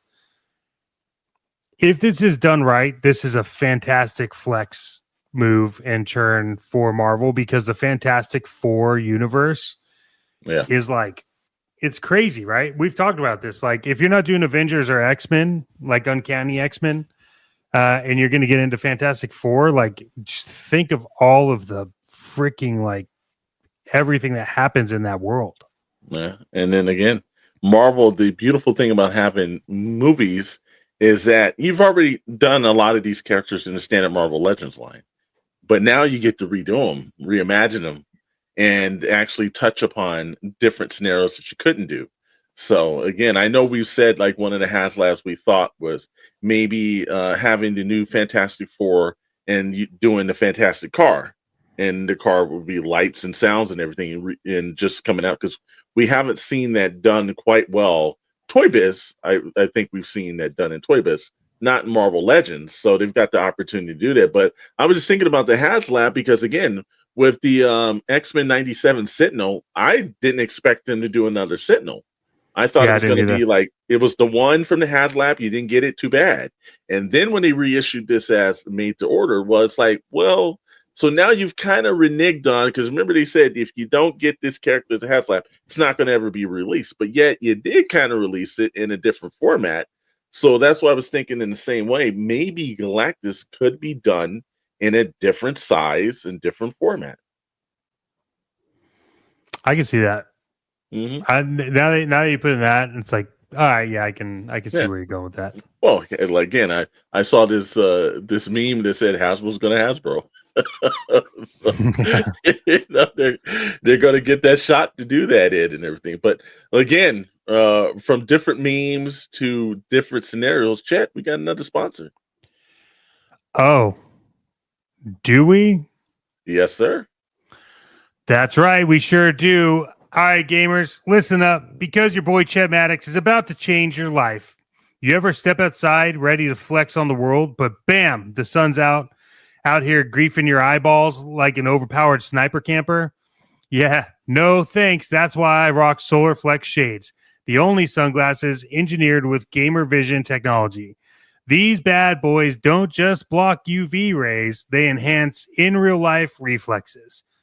I'm talking glare reduction so crisp you could no-scope a watermelon from across the park. Plus, they've got anti-sweat grip tech because, let's be real, gaming might be indoors, but we still sweat under pressure. And for my streamers out there, Solar Flex has blue light reduction lenses, so you can go from dominating the leaderboards to dominating the beach without frying your retinas like a graphics card running on a toaster. So if you want to look good, see better, and flex harder, head over to solarflex.gg and use the code ChetVision for 10% off your first pair. Solar Flex Shades, because if you ain't flexing, are you even gaming? Now, Chet, is the Solar Flex even so hard enough that it could stop Cyclops optic blast? Oh, it can. And that's Solar Flex Shades. That's called Flex Vision. 112 FM, Bandito Radio. Well, it's that time again where we have to sit here and we have to say all this talk about collecting and toys and action figures. We have to, I think people are wondering what the weather's going to be. And now, your weather forecast with Alexander Storm.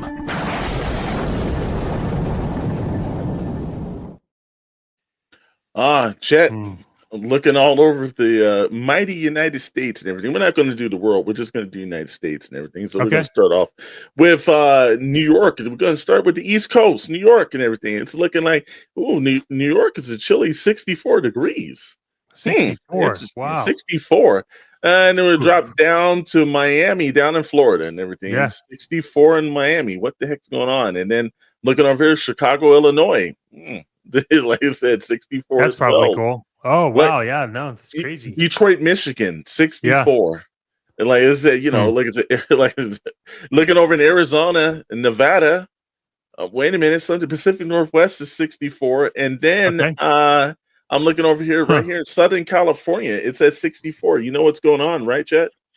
And I have no idea what is going on, Mr. Storm. people need to turn the temperatures up in their toy rooms, because if you don't have it at a crisp 72 degrees, you're destroying your collection right now. So do me a favor, change that thermostat right now. Let us know. Hit us up over on the Discord, or go through right here through Bandito Radio. Get a hold of us and make sure that you're actually at the proper optimizing degree for your figures. 72 degrees there, but that's the weather, my friend. 112 FM, Bandito Radio. Hey, so you know what I was thinking? I was sitting here thinking that there's a lot of conventions coming up.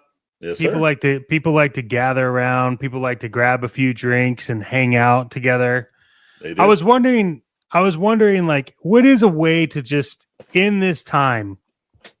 What would if you were at a bar, okay, and you really wanted to you wanted that feeling of being an American, right? Like an American toy collector. What would you drink? You know what? I would drink True American beer from the True American Beer Company. Oh. Look, nothing makes you feel truer than True American beer. That's right. It's not real. It's true. And if you know that, there's the actual point. If you actually hit in the actual code and it's the word true, you get 20% off a 6-pack of True American beer. That's right. 20% off a 6-pack.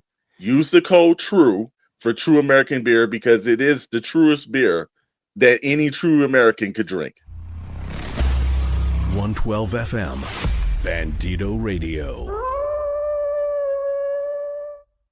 Yeah, that's crazy. That's TRUE, True, at True American Beer. That's great, man. That's what I got. That's what I'm going to be drinking this convention season. Like I said again, if we weren't doing the show, you hear me crack one open, but they have strict laws at the station over Bandito Radio. Bandito Radio wants you to be comfortable, not us. Yeah, you know what I'm saying?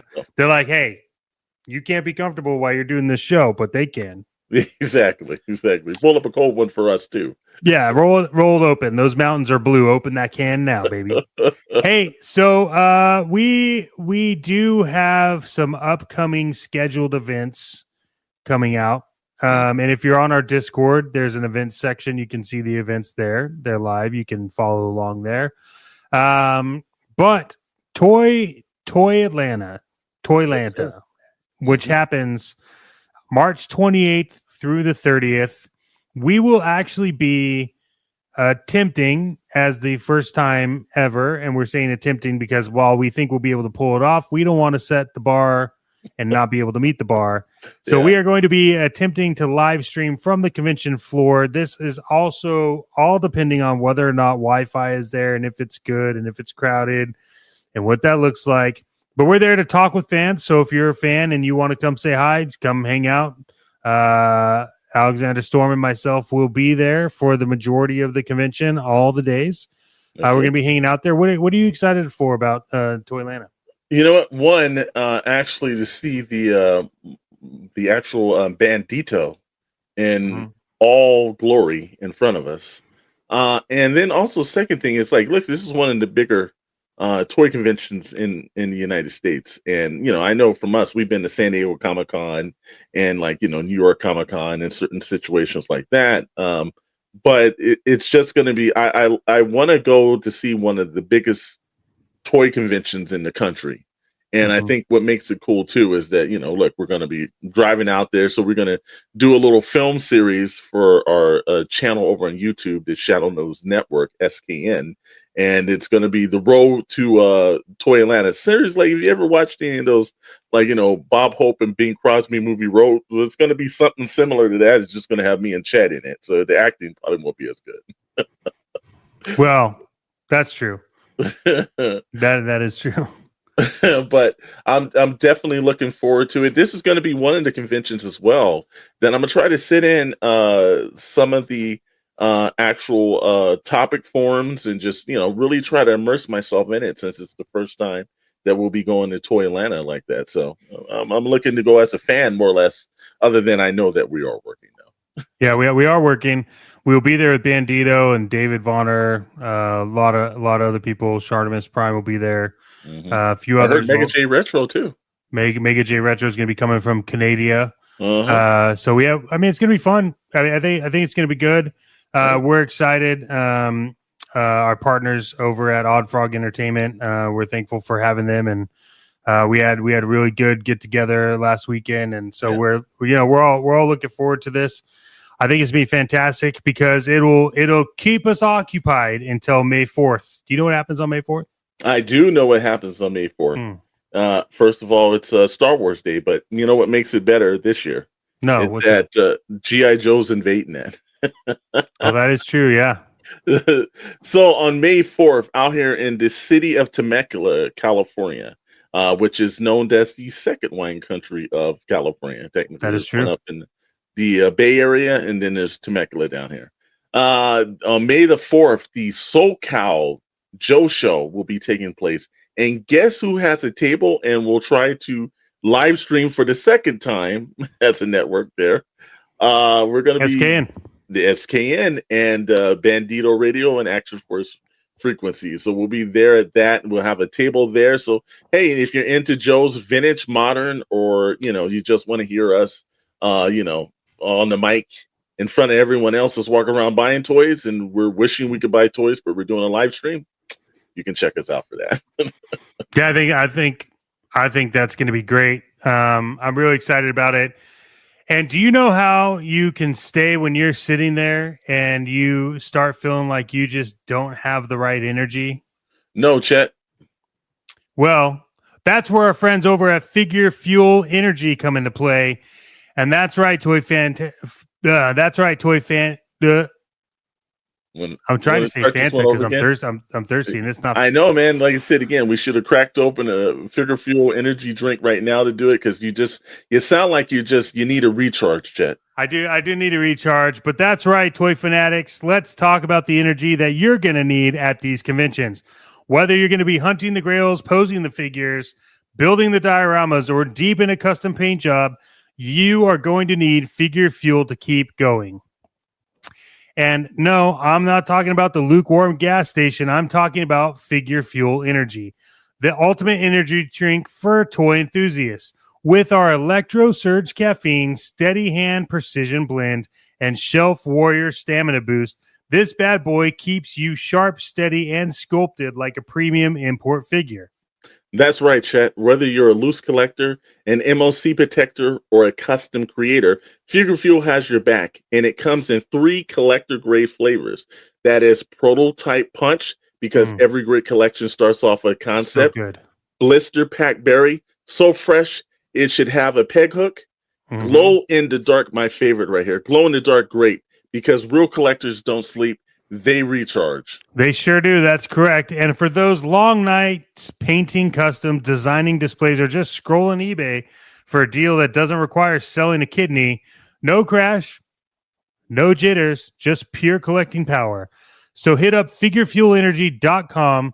Use the code TOYPOWER. That's figurefuelenergy.com. Code TOYPOWER for 10% off and fuel your passion like a legend. Again, figurefuelenergy.com, Toy Power, 10% off. Fuel your passion like a legend because shelf space is not going to fill itself. 112 FM, Bandito Radio. It's that time, my friend. We are winding down for some great music to follow us next. Who knows what's coming up after us? But let's let everyone know what's happening with SKN.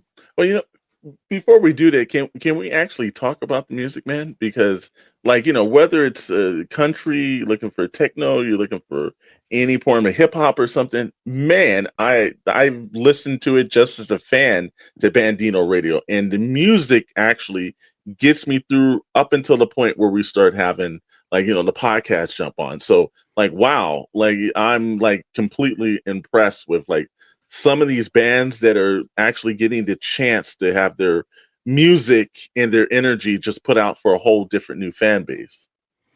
Yeah, I mean, it's great. It's fantastic. Yeah. It's right. Yeah, it's good stuff happening. Yeah, let's get us up everything on the shadow now. If you don't know, Action Figure Frequencies is a product of the Toy Box Chronicle production, and Toy Box Chronicles lives and breathes over on the SKN, that is known as the Shadow Nose Network, or like we like to call it, the mighty SKN. If you're looking for us other than Bandito Radio, well, there's 2 live streams that's done on Wednesdays and Fridays. On Wednesday at 7 p.m. Eastern or Pacific Standard Time, and 10 p.m. Eastern Time. It's Toy Box Chronicles. That's right. We're Action Figure Frequencies. You can see Chet and myself over on Toy Box Chronicles every Wednesday on YouTube and all of our other streaming channels and platforms. And then on Fridays, the crew adds 2 more, and not just Chet and myself, but also Rad and Dr. Brittley for Pixel Plastic and Ink, and that takes place same bat time, same bat channel at 7 p.m. Pacific Standard Time, 10 p.m. Eastern Standard Time, and on May the 5th, and that's right, March the 5th. I'm sorry, I was thinking about the Star Wars Day thing. Got that whole taken back. March the 5th. I mean, whatever. We don't know what's happening on May 5th. Yeah. March the 5th on Toy Box Chronicles. That's a special double cast with not only ourselves, but also the Skeleton Tomb that's from their YouTube channel. And it's going to be Toy Box Chronicles on the mighty SKN Shadow Nose Network channel. We're going to have a double cast. It's going to be 2 hours of Chet, Scully, Deadman Juan, and Alexander Storm. I don't know if the people can actually do 2 hours worth, like take that for 2 hours. No, iron butt competition right there, baby. No, I'm not talking about us. I'm talking about the listeners out there. But you're going to get it, man. All the glory and everything from the Skeleton Tomb and Toy Box Chronicles. Looking forward for that mashup, Chet. Yeah, I think it's going to be great, man. I'm excited. Yeah, you know what, man? It's just like sometimes the things keep just moving on in that point. And again, if you're not listening to Bandito Radio, then you've made a big mistake and everything. If you're listening now, thank God you found us. But you know what's even better than that, though? Telling us how you feel. So if anything else, if you want us to dive into any subjects or anything, Chet, where can they find us at? Well, I think they can find us everywhere, right? Like if you're listening to this on Spotify, leave it in the comments. Rate the episode, rate the show. Put everything on there. If you listen to iHeartRadio, Apple, anywhere you can hear your podcast, we're there. Let us know in the comments on those. Like, subscribe, follow. But you can find us over at Shadow Nose Network on YouTube is where our main is. We also have a Discord channel that's specific, and you can find us out there. But like always, you can really just find us anywhere the internet exists, to be honest. Exactly. We don't make it too hard for you. We're everywhere and anywhere. Try not to. Yeah. Hey, this is what sucks, bro. We got to end this, man. But you know what's a good thing? What's coming up next? I'm excited about for what's coming up next. Stay tuned and listen. Make sure that you do it because you came from every coast to listen, and we're happy you're here. That is right, and everything else like that. And if they're not chasing what, Chet? If you ain't chasing your plastic dragon, then you're not chasing. Thanks for listening, everyone. Thank you for listening to Action Figure Frequencies with Chet Maddox and Alexander Storm. Hello, outlaws and outlaws. You are listening to Howlin Jim. You are on 112 FM, Bandito Radio.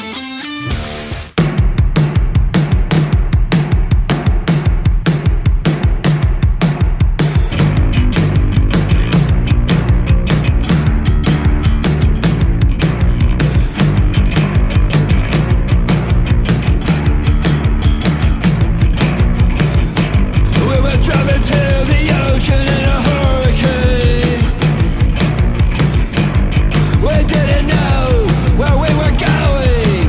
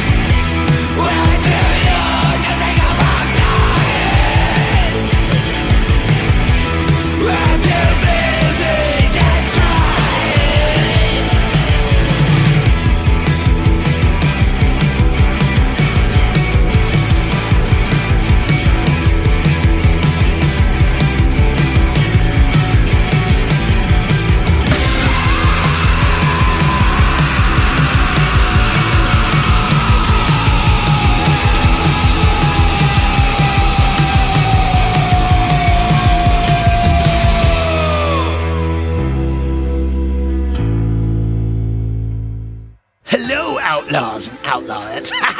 You are listening to Howlin Jim, and you are on 112 FM, Bandito Radio.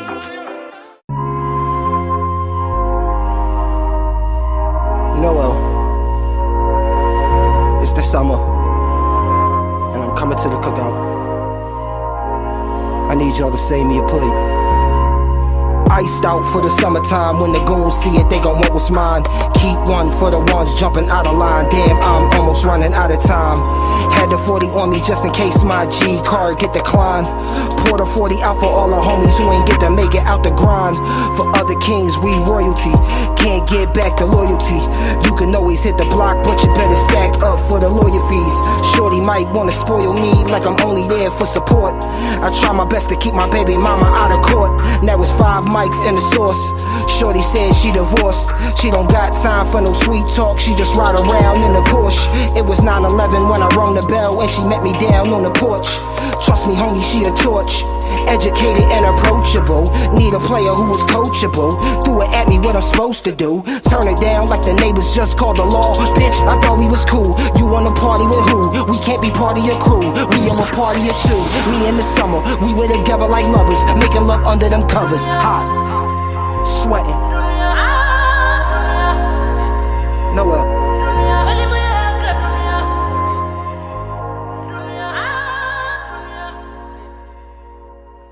You are tuned in to 112 FM on your radio dial. This is Bandito Radio.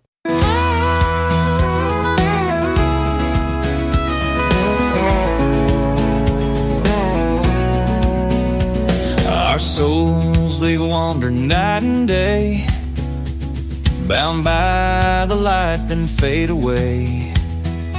When you're gone, my chaos shines like a lone star lost in endless skies. Soul travel, a celestial dance, chasing dreams, giving love a chance. Though the road gets long and the night gets cold, our hearts stay warm and our love takes hold.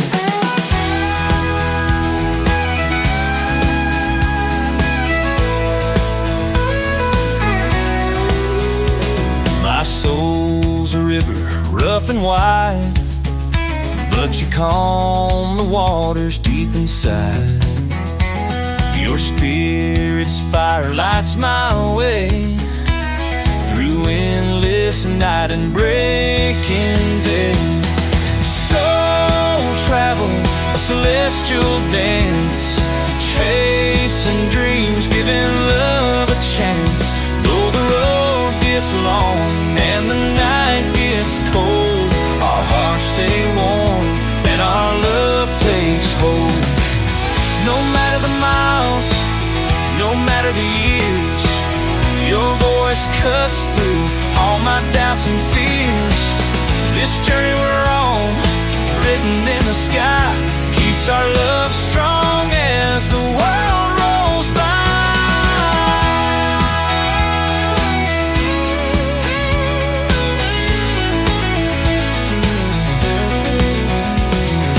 Wild spirit calms my soul, while my restless heart makes you whole. Together we're stars in the endless night, shining bright with love's pure light. Soul travel, a celestial dance, chasing dreams, giving love a chance. Though the road gets long and the night gets cold, our hearts stay warm and our love takes hold.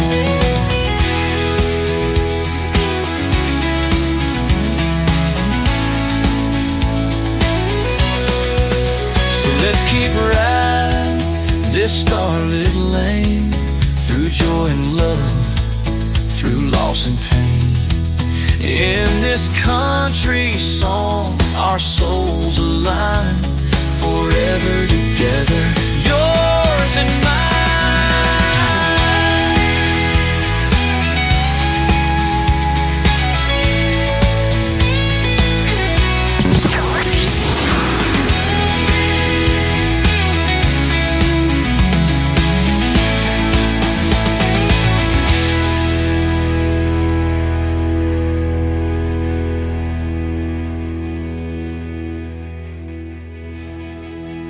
You are tuned in to 112 FM on your radio dial. This is Bandito Radio.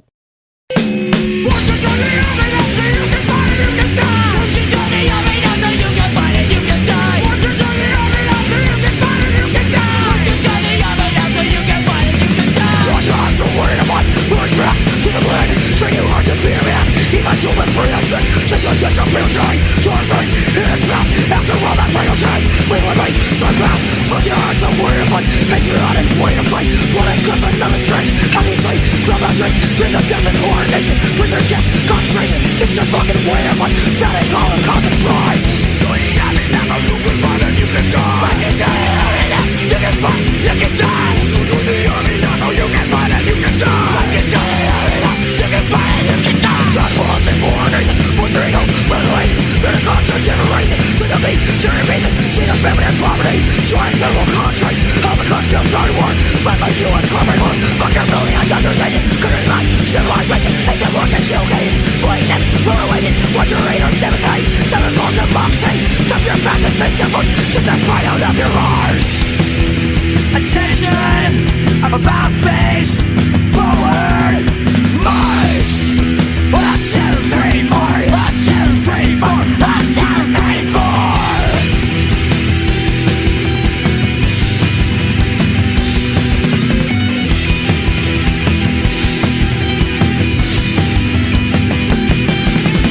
Welcome to the army, until you can fight and you can die. Welcome to the army, until you can fight and you can die. Now the arms are good to you, give you an education. Vigilance to the nuclear, how we get past 94. Simulation is domination, real way to termination. Fighting around with deadly toys, not a game for grown up boy. Fuck your nuclear cyber race, swallows up human race. All this talk of new power, daily right, trauma shout, now the body is staying in fear. Talk of death, don't wanna hear. Think it's time to stop this war, it hurts me the deadly score. Now you joined the army, believe the lies you're fed, and now you're fucking dead. Well, hello, listener. You are tuned in to 112 on your FM dial. Bandito Radio. Ow!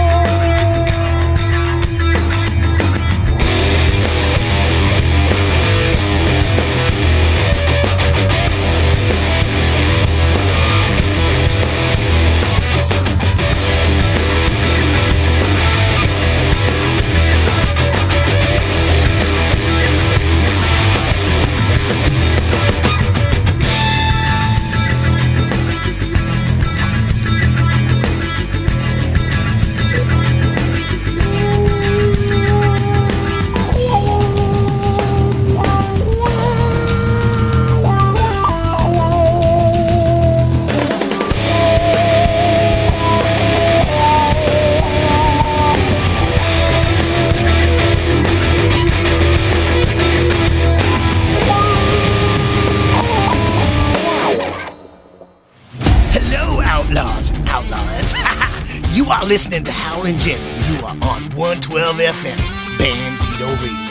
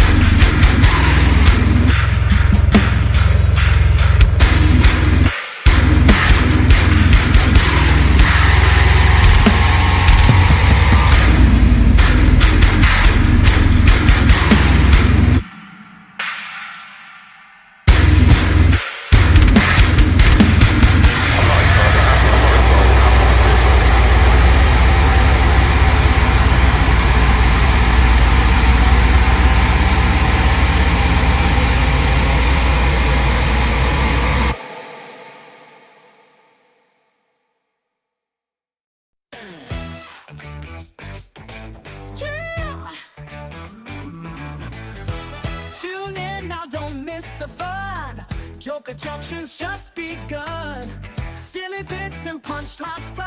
Have a laugh on us, don't be shy. Have a laugh, have a smile. Stick around, stay a while. Jokes keep rolling, no need to rush. Joke Junction, have a laugh on us. All right, welcome back to Joke Junction, everyone. This is Mike Cantrell, and you are listening to 112 FM, Bandito Radio. What a great show, huh? We've got a little bit of everything for everybody here. This week, I want to do something a little bit different. This comedian is by far one of my favorites. He's been around for, 20 plus years. He had a TV show that was only on for 2 seasons on Fox back in the early 2000s. And his name is Christopher Titus. I personally find him to be a brilliant writer, great performer, and just a funny dude. So this is just a small clip from his first comedy special, which was Norman Rockwell is Bleeding from 2004. If you go to his YouTube page, Christopher Titus TV, he put up all of his stand-up specials for free, except for his most recent one, Carrying Monsters, which I was lucky enough to see a live performance of about a year ago. Freaking funny. Check it out. But go to Christopher Titus TV to check out all of his specials. But this is probably one of the funniest bits of his that I've loved for a long time. Hopefully you'll like it too. 112 FM, Bandito Radio, Joke Junction. Have a laugh on us. Here is Christopher Titus from Norman Rockwell is Bleeding.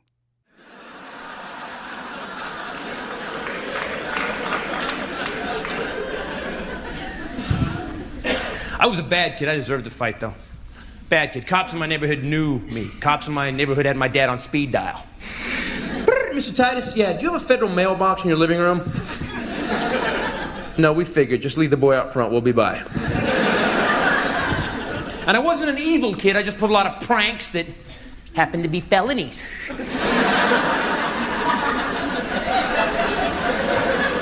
Anybody look back on their high school career and just shudder at the crap you got away with and didn't die? I remember going to Highway 1, Northern California, the Coast Highway. It goes like this. We're over 100 miles an hour in Dwayne Olson's 69 Mustang Mach 1 428 Cobra Jet. And we are high. High. I could no longer hold my body upright. High. And Beastie Boys' License to Ill is playing at a soothing 1,000,005 decibels.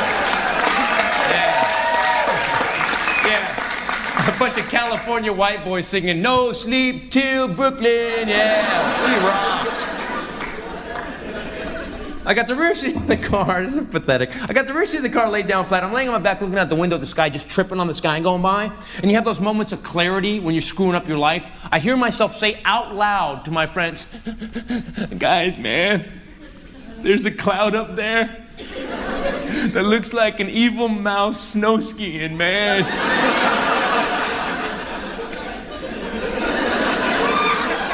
And they were so high they pulled over and got out to look at it.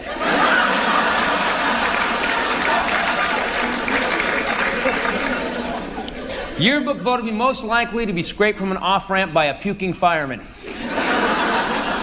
Because I was a kid in school whose friends would give him extra alcohol just to see what he was going to change into. If we were driving around on a Saturday night, someone noticed a hotel roof within 50 feet of the hotel pool, they would just stop the car. Hey, Titus, can you make that?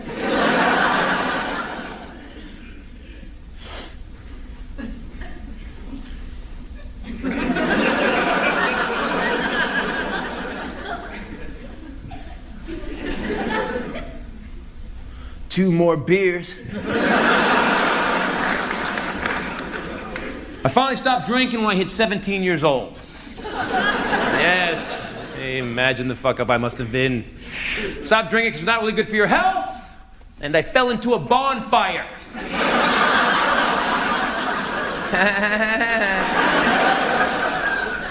Yeah, you're done drinking then. You don't need AA. Falling into a bonfire is a one-step program.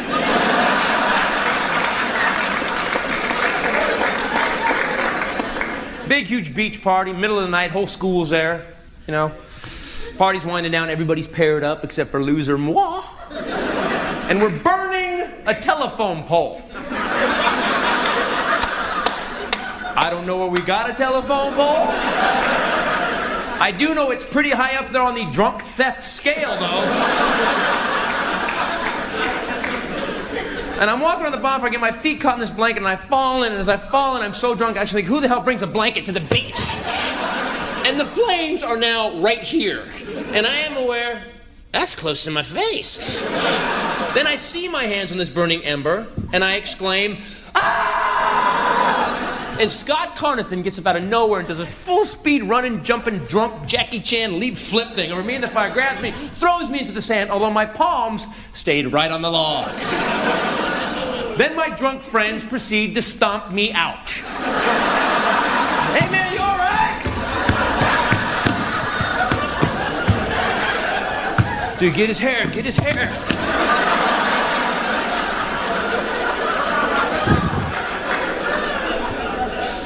Dude!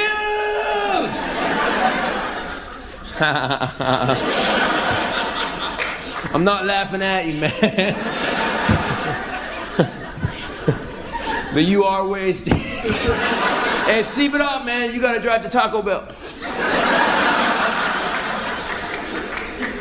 So by now the whole school has gathered around me because they've seen the steam rising from the beach. And then I'm going to be the story to tell on Monday. You didn't believe Titus did, man. And they know I need medical attention, but it's way too early to end this party. Tony! Dude, man, go to the ice chest and get Titus a cold beer for each hand. Great, now they're performing drunk triage on me. They take the offending blanket, put it over me, and just leave me there. During the night, my hands were just burning up, so I just put them in the nice cold sand, you know? Then I walked out and put them in the nice soothing salt water.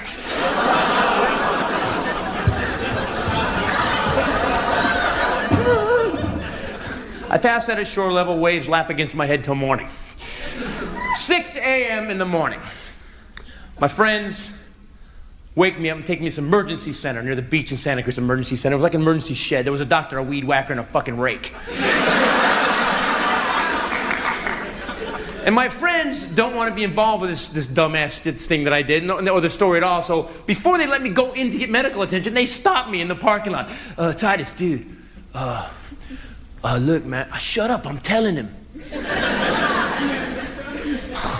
Look, man, we talked about it, and here's what happened. You're a homeless guy, and we found you on the beach.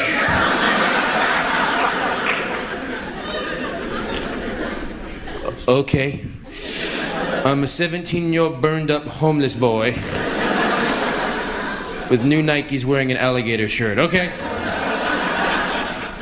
So I go in, and the doctor's pissed off. I'm not the first dumbass teenager he's met in his life, and I got like 12 beers in me from the night before. This man decides to shoot me full of painkiller. Yeah, nothing like that Demerol Budweiser cocktail to start the day. I was in his face where everybody looked like a lizard for a while. Then there was like this Stanley Kubrick, Charlie Brown cartoon, man, because everybody was spinning and going, la, la, la, la.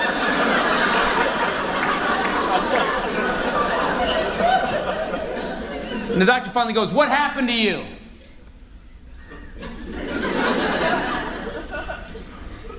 Well, oh reptilian one, I fell into the bonfire. So when you fell in, son, did you breathe in or did you scream?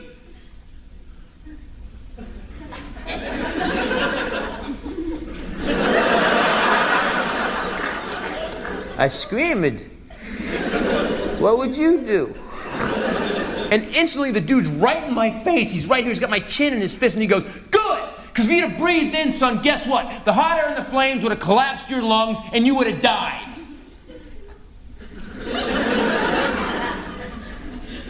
Well, now you look like Jesus.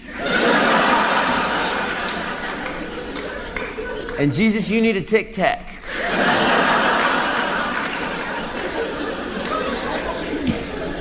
Then the man takes out the stiffest brush I have ever seen in my entire life. Don't puss out on me now. And this green soap, which I don't think it was soap, I think it was a piece of lava rock spray painted green with barnacles and glass stuck to it. And I have so much painkiller in me, I don't get to feel, but I get to see and hear.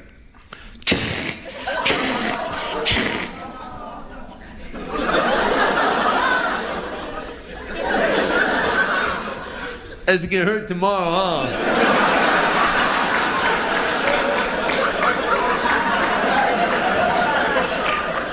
He bandages my hands, leaves the room, comes back 10 minutes later, said, I called your father. He said, get your ass home, quit being a wussy, and hung up. So my Carolyn, Lynn, Pat, fifth stepmother came to get me. And this is the worst trouble I'd been into up to this point in my life. I wasn't even supposed to be out. I was always grounded. I went 60 miles to the beach, snuck out my window. So on the way home, my dad didn't even know I was gone until he got a phone call from the doctor. So on the way home, I'm so freaked out and drugged up. In the car, I start leaving notes for other relatives. I'm not in military school. Look for the body.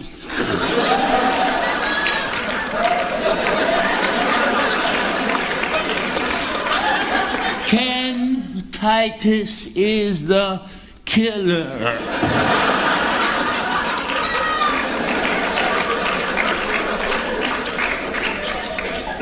And we pull up in front of the house. My stepmom, really helpful. You and your dad have a nice talk. I have something to do away.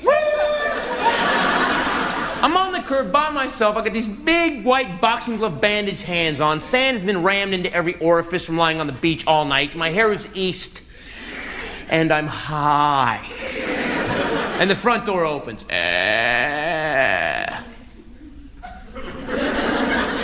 And my father had turned into the burning bush. But I was so pathetic looking, he couldn't hit me. I had gone one step beyond getting my ass kicked. Yes, he still snapped. He opens the door and he goes, ah! Oh! You mother...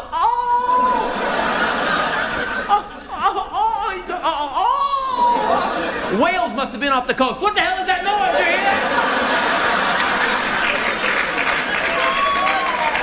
And as I walked past him, his head just kept getting bigger and redder. I'm thinking, oh God, if he has a stroke, I'm not grounded. And that, my friends, is a wrap for us this week. I hope you enjoyed it. Thank you for listening to 112 FM Bandito Radio. Hello, outlaws and outlaws. You are listening to Howlin Jim, and you are on 112 FM Bandito Radio. 1.12 FM Bandito Radio, brought to you by Odd Frog Entertainment.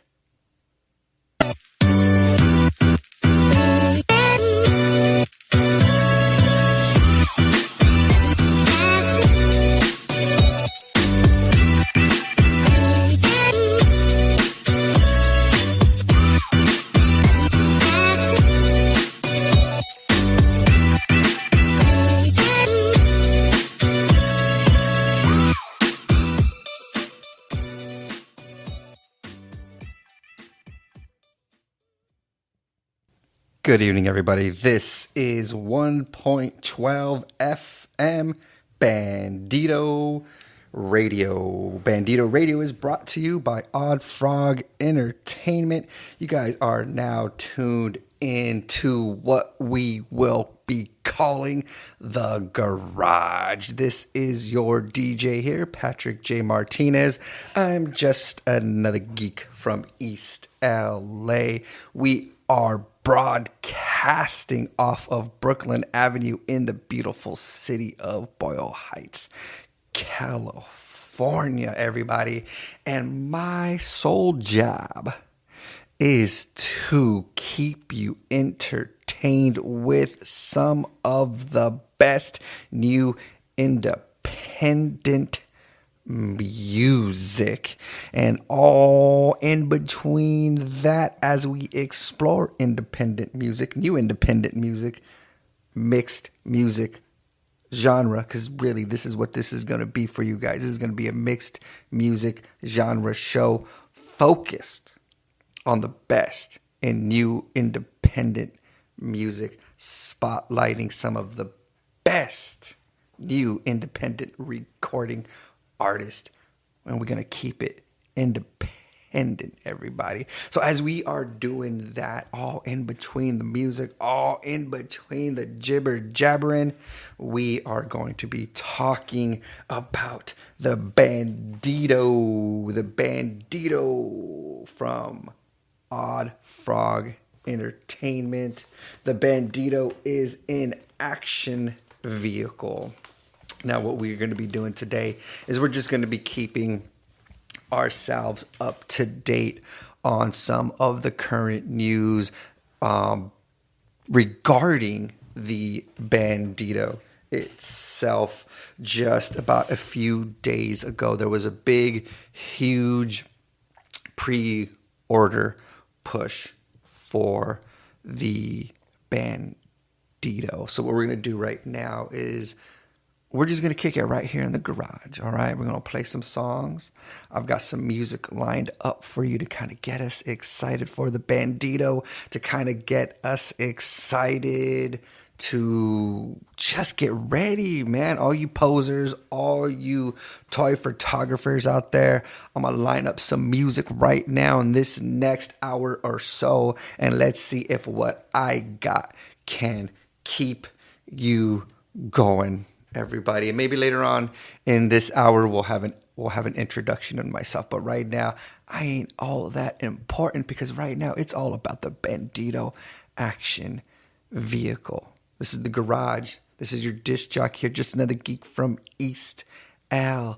And the garage is a program courtesy of Odd Frog Entertainment. All right, buddy. All right, everybody. And buddies. You're going to be all my buddies, right? You're going to be all my buddies, everybody. So you know what, everybody? Let's get into it here. We're going to get into the new one right here. This is fresh off the press. This came out about a couple of weeks ago with this release. We're going to get into one of the new ones by 2D and K, everybody. This is 1.12 FM Bandito Radio.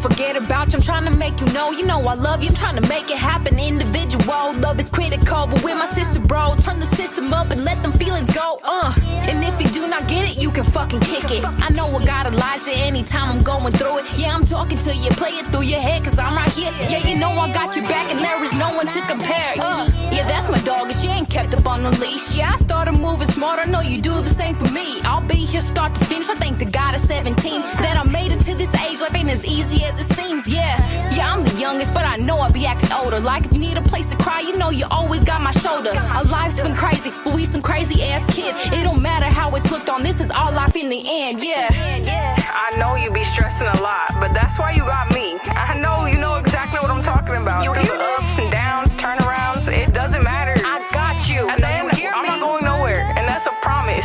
And I don't call it luck on how you came in my life when it was destined. I mean, we're destined to be this way. Come on now.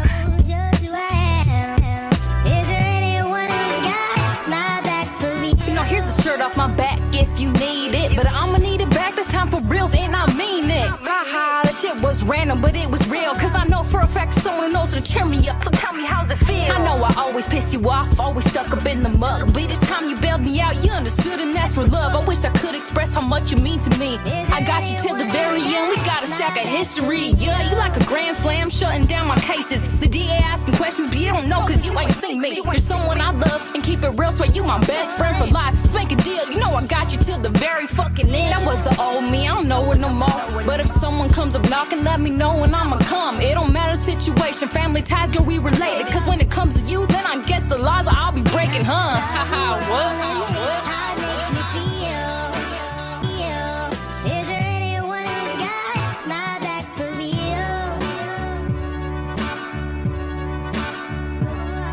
Always last, always last, always last, always last, always last, always last, always last. Hey, shout out to my sister though, the realest one on my team. Appreciate you always believing me since day one. I'm gonna do it for you.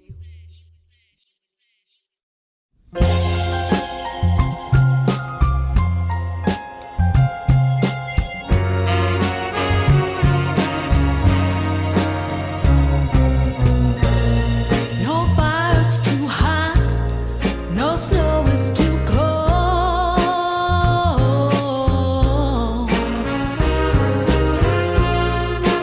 Youth will never leave me. I'll never grow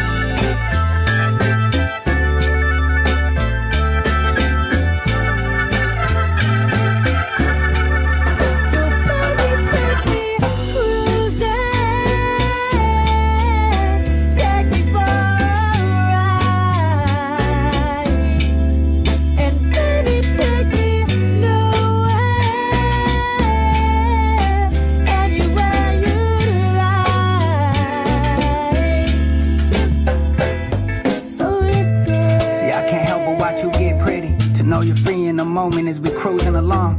Baby, we could ride for hours and just chill in the city. I'd rather have you there with me than be cruising along. Them red lips, them brown eyes, and that brown skin. Knew I found the one, cause for you I'd move a mountain. Probably think I'm lying, but I'm just keeping it 1,000. You just wanna fly and yet you always keep it grounded. Yeah, it ain't no other feeling like it. Hard to describe it, all I know is you can't really price it. Music blasting and you know we bumping oldie tunes. It could be 100 women here and yet it's only you. Got me feeling like a million with you next to me. Lately I'm feeling like you bringing out the best in me. See, I can't really picture no one else I'd rather cruise with. We got something, I'm just hoping that we never lose it.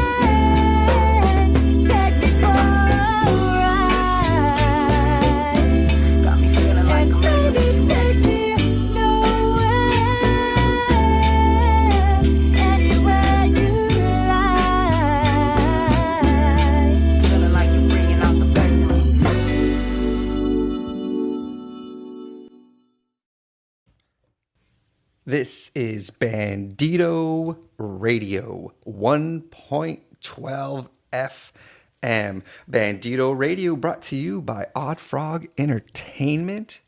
This is your disc jockey here, Patrick J. Martinez. Just another geek from East LA. We are coming at you on Brooklyn Avenue in the beautiful city of Boyle Heights, California.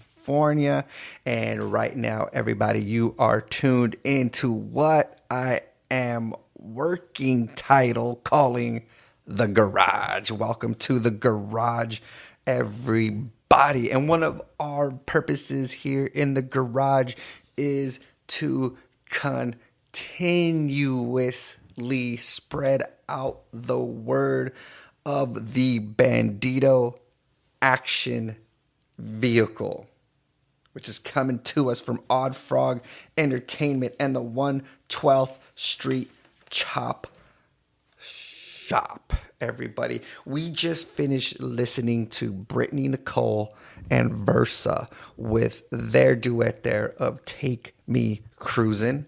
Before that, we heard Lady Old School with Can't Get Over You. Before that, we had Michaela Rivera with As Long As I've Got You. And one of the new tracks coming from the 2DNK album entitled Equipped, we got started off with I Wonder. A little bit of soldies right there. A little bit of new school soldies. This new school soldie era, this new wave is holding on and keeping the tradition and the spirit alive. And this is one of the things I'm going to get out there to you old heads, especially you old heads. A lot of you old heads like to walk around and say, oh, there ain't no good music. None of these kids ain't doing it right.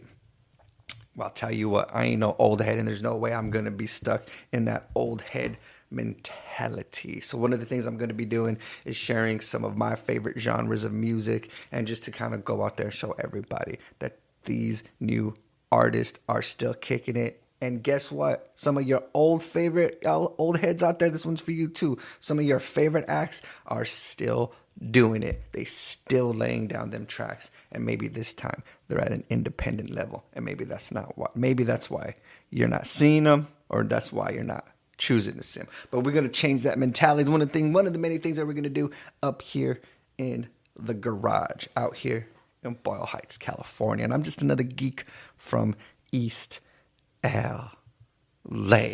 All right, everybody, just remind yourselves that you guys can find Bandito Radio on Spotify, Podbean, and the Odd Frog Entertainment YouTube channel. Now, what is the inspiration behind Bandito Radio? Well, check this out. Bandito Radio is building a radio station that is geared to and set to inspire toy photography artists. Okay, now imagine this, right? Imagine this very cool, immersive experience that you can have once we have our Bandito action vehicle in our hands. All right, now imagine this. It's possibly late at night, right? You're setting up your shot, right? You got an idea. Okay, I got this idea. I got to execute this idea. So you're up at night because, it's flowing, right?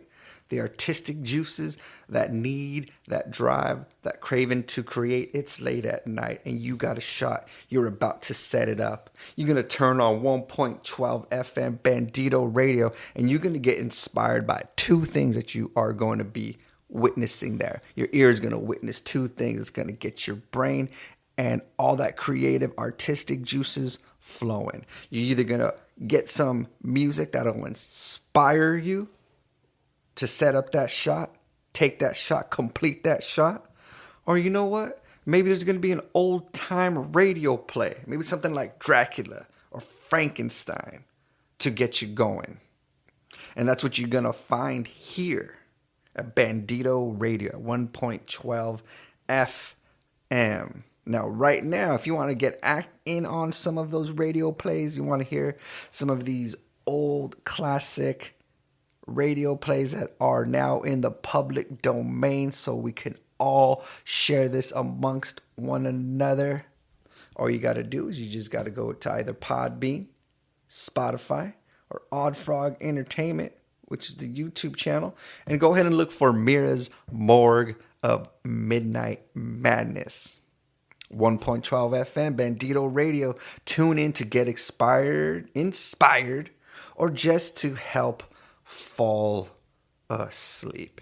And that is going to be one of my tasks that I've been set up with here at Bandito Radio and 1.12 FM. We are through the halfway point of what will be an hour today. I feel we're just gonna we're gonna spend an hour or so this time, and then we're gonna get into some more music. But one of the things I want to do before we get into some more music is I want to just remind everybody.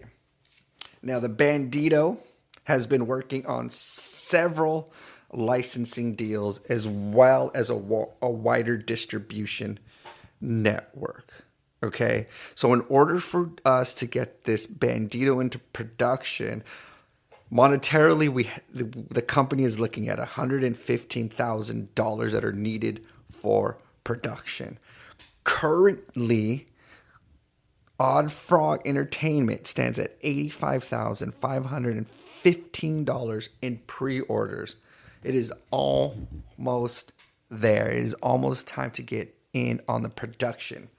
Now, right now, we can get in on this pre-order, right? Kind of a free pre-order. Right now, what we can do, we can go to oddfrogentertainment.com, and for free, we can secure our Bandito action vehicle. For those in the toy photography community, for those that are collectors of the 1/12 scale action figure, for those that are in the car culture, for those that are in the low culture, for those that are in the muscle car culture. Yo, if you're like me and you got to take the bus because you don't have a car, but you respect and love cars, well, guess what? This collectible is going to be for you. Just imagine a fully articulated 1/12 vehicle that looks like an old 1965. 19 looks like an old 1965. Oh my God, I was about to say Chevelle, but I know I am totally wrong. And the last time I shared about this, I was completely utter right. But you know what? I'm so excited about this piece that I'm over here flabbergasted, my jaw is locking, man. I feel like I can't even articulate enough and how fantastic this item is going to be. Now, some of the updates regarding the Bandito, regarding terms of licensing. One of the coolest things that has been recently solidified and will be a go is the Lon Chaney estate has given the Odd Frog Entertainment team licensing rights to do some skins, to create some skins that will be available that you can put on your Bandito, because don't forget, the Bandito is a customizable action vehicle. So there's going to be a few kits that will be available for when this starts to come out. There's going to be a lowrider kit, which will include a skin and will include some other parts such as wheels, as such, and bumpers and grills for you to completely change the look of your Bandito. So some of the things we might be able to see regarding the Lon Chaney, there might be a Phantom of the Opera skin. There could possibly be a London After Midnight skin. So like I said, there's going to be a lowrider kit. There's going to be this kit that looks like a post-apocalyptic car. So think something out of the old Road Warrior movies. And just stay tuned. At the end of January 2025, hopefully, Odd Frog Entertainment will be able to announce some of the maybe more licensing rights that were secured, and maybe we can get some renderings of what some of the future skins will be looking like for the Bandito. And outside from that fantastic news, there's a lot more that will be coming along the pike for the Bandito. So right now, let's get into it. Let's get into some more music that can hopefully influence you on your quest of creating the best setup and taking the best shot. We are out here in the beautiful city of Boyle Heights, California. We are coming at you on from the beautiful Brooklyn Avenue. I'm just another geek from East LA. This is 112 Radio, 1.12 Radio, Bandito Radio, a program courtesy of Odd Frog Entertainment. We're going to get back into it, everybody. Let's get into the new Wow Ash Wow, backed by Heaping Teaspoon, everybody. This is Hustle Hard, the Tiny Desk Rejection Audition, everybody. This was recorded live. This is the live version, everybody. KQBH 101.5 FM. Okay, now do it. Okay, and do it again for safety. All right. Hustle hard. Ready? 1, 2, 3, go! Let's go! Let's go! Ha! Ha! Ha! Ha! Ha! Ha! Let's go! Let's go! Let's go! Ha! Ha! Ha! Ha! I think about my blessing and a curse. To speak the fucking truth every time I spit a verse. So memorize these words because it's very fucking critical. Put it in your heart, nigga, sing it like a spiritual. I ain't gonna lie and say I grew up in a trap, but that no fucking meaning I could still do the math. See, I come from a genealogy of homegrown hustlers. That's why they say, oh, she get it from her mother. Sleeping on the couch and then I'm grinding 9 to 5. Riding on these legs like the story of my life. Stay to myself while I'm steady burning ghosts. Cause all these plastic bitches will just shoot you from up. So I keep on stacking paper, show love to my haters. Cause karma is a bitch and I don't need those type of favors. I keep on steady grinding, man, sunshine. I'm putting in the work, the way to stick a booty trick. Cause it's that hustle hard if you wanna stay alive. Shit, keep on steady grinding, man. Fuck that 9 to 5. As the kush gets rolled and the blunt burns slow. Middle finger to them haters, better let them know that hustle hard if you wanna stay alive. Shit, keep on steady grinding, man. Fuck that 9 to 5. Kush gets rolled and the blunt burns slow. Middle finger to them haters, better. So second verse, I don't want no fucking feature. Cause I made every single word to try to reach. Don't you know a broke man can never be beaten? It can never be beaten. And I can sit and say fuck Donald Trump, but all them lame ass niggas love to pump and dump, scrubbing out the thoughts with reality TV. Keep us real dumb so we never satisfied. That's why I took the time to write this rhyme, so I can tell you babies not to be so blind. Keep on stacking paper, show love to my haters. Call my ears my bitch and not on.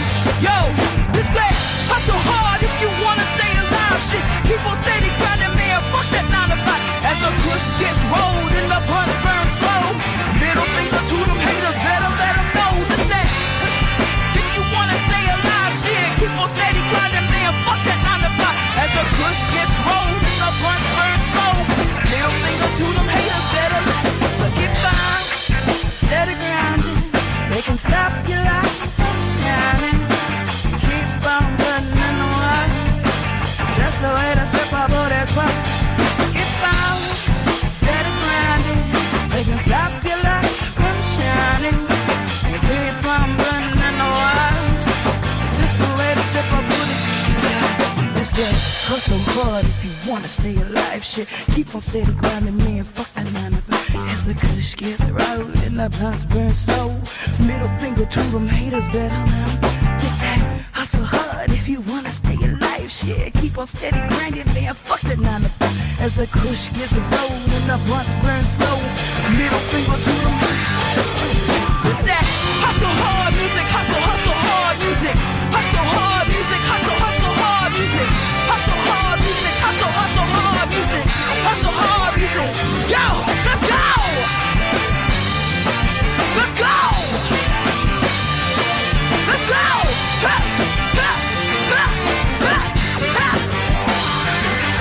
Yeah. I wanna tell you who we are. I wanna tell you who we are. I wanna introduce you to the baddest band and the whole damn night.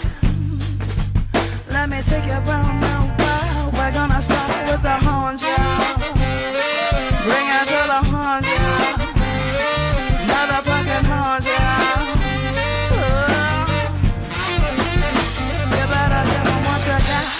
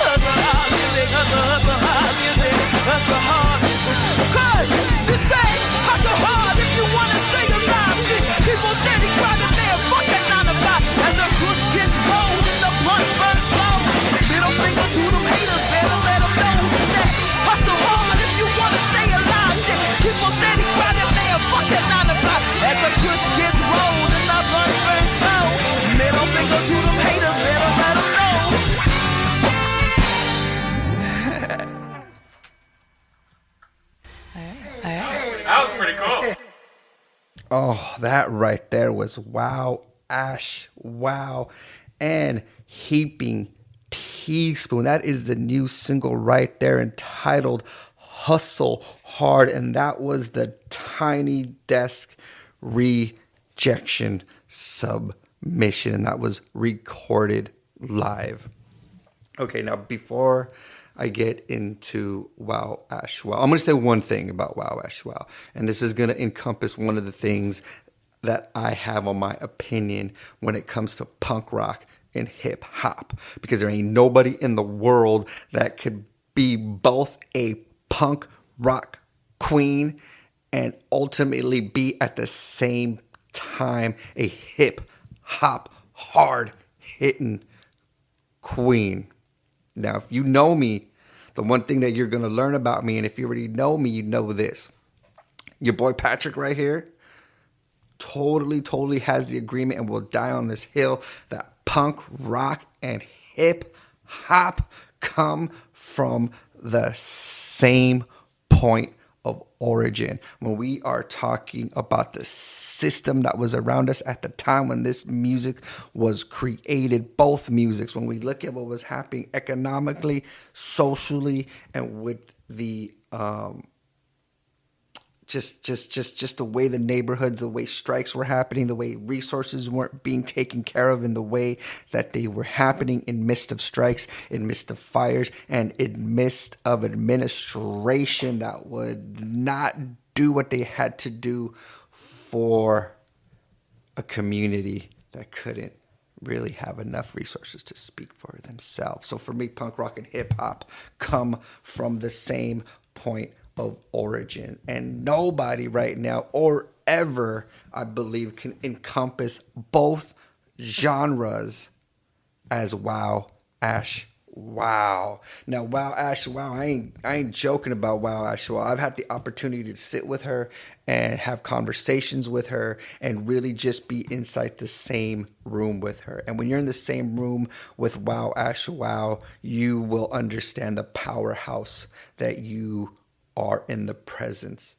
of. And when I say she ain't no joke in terms of the punk rock side of things, when she was a youth, around 18 or so, she had opened up for the Ramones drummer, Marky Ramone, and one of her earliest mentors was Mr. Steve Albini from Big Black. Now, that is a punk rock legend. So those of you listening that know your punk rock, you know I ain't joking, and you know if she was mentored by Mr. Steve Albini, then you know she is the truth. And we are definitely going to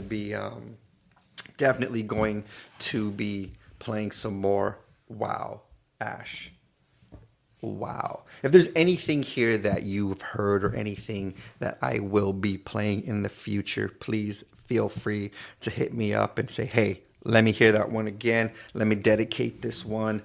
And however, feel free to hit me up here in the garage. This is Patrick J. Martinez. This is your disc jockey here for 1.12 FM Bandito Radio. Please don't forget that you can find Bandito Radio on Spotify, Podbean, and Odd Frog Entertainment YouTube channel. Right now, those are the 3 plats that you guys can pick up Bandito Radio on. And don't forget, hit those plats so that way you can take a look or listen at Mira's Morgue of Midnight Madness. And those episodes there are going to be filled with some wonderful classic radio plays from the past. And 1.12 FM radio is home of Howlin Jim Joxon, everybody. So you know what? Let's get back into a couple of things. We're going to be wrapping up in a moment here, but there was one thing that I wanted to get out just to give an update of what's been popping with the Bandito. Oh, let me go back on that thought that I lost. The Bandito itself is based around in 1965 Oh my God, I keep saying Chevelle. Like right now, I had it up in my head. I know that one's completely wrong, but you know what? I'm just going to take the wrong one on that because I know I'm completely wrong. Anyway, forget about that because I got something here that I'm definitely going to get right. So, Odd Frog Entertainment had a live on their YouTube channel, and they were talking to some very outstanding creatives. One of the creatives that they were talking to was CEO, publisher Tony Cottrell.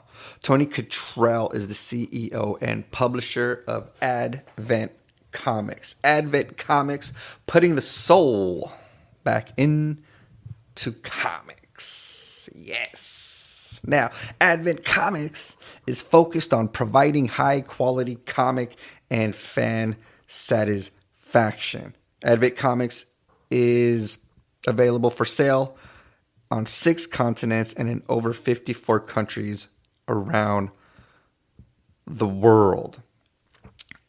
Advent Comics does provide very, very expansive genres in the comic books that they produce. Now, one of the titles that they have over at Advent Comics is a title called South Side. South Side is about a gentleman by the name of Dalton Malone. Dalton Malone returns home to the mean streets of Washington, D.C. to find the murderer of his friend and to get revenge. South Side is a crime noir thriller action-packed comic book. You guys should be able to find that at your local comic book dispensary and anywhere online. Should be able to find information on that, but I would go to adventcomics.com for more information. Now, what is Advent Comics connection and participation in terms of the Bandito action vehicle? The Bandito action vehicle. Now, Advent Comics and Odd Frog Entertainment are going to come together to bring us the Dalton Malone action figure. So think about that. So Dalton Malone is going to be part of this Bandito initiative. We're going to see a 1/12 fully articulated action figure. There will be a mini comic exclusive that will solely just come with the figure itself. And this should also help commemorate the 15th anniversary for Advent Comics. So there is no better way than to celebrate both the 15th anniversary of Advent Comics and to really get the Bandito, pushed. And because now look at that. Now think about that. All right, everybody, collectors, posers, what have you. Now we are just being shown, and there's a high possibility that we're going to get this beautiful 1/12 action vehicle. And now think about it. Now there's going to be an action figure that is directly in relation to the item itself. But you know what? Let's get into one more before we wrap up a little. And maybe I should tell you just a little bit about myself and what my whole purpose might possibly be here in terms of the Bandito. All right, everybody, we are going to get into another new single. The Queen is back. The Queen Powder, all the way out from Texas. She had taken a break for a number of years. She is well known in the genre of the Latin Chicano hip hop side of things. So yeah, she's well known for her part on an old track called Nasty Girl. She is probably recognized for probably one of her most popular songs about blazing it, about getting high. She is also known for a song called Smoke On. For me, the Queen never left. However, the Queen has been back for the past year. She recently dropped a full album, which has some very, very good collaborations with a lot of new, current, female, independent artists. And the new artists that she is featured with on her album are some of the same artists that she paved the road for. And these artists are just continuing what she had laid down for them. So they are just building on what Powda has laid down, everybody. So we're going to get into this nice track with here featuring Powda and Crystal Poppin' with La La La.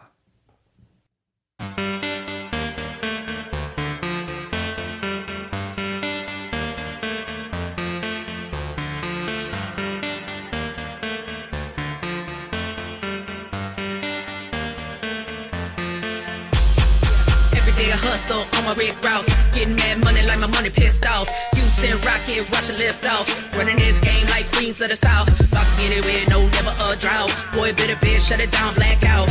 I'm like a dragon, gonna take over. Crash my wagon, now I'm never sober. I'm not bragging, nope, not a boaster. They just lacking, I keep a toaster. Rolling like Rover, out of this world. Betty take over with a gang of girl. Wear that drink, need it in my cup. Hit that green, need it in my blunt. Pull it up, blow it up, whole club smelling like skunk, cheers, celebrating. So here's to the ones that's hating. Appreciate the motivation and fuck your 5-star ratings. Good times, good vibes. Got another pull up for my people. Fuck the prequel, I'm so equal. Ain't nobody stopping the sequel. It's like la la la la la. It's going down tonight. La la la la la. And now I feel so high. Na na na na na. No, we don't do bad vibes. La la la la la.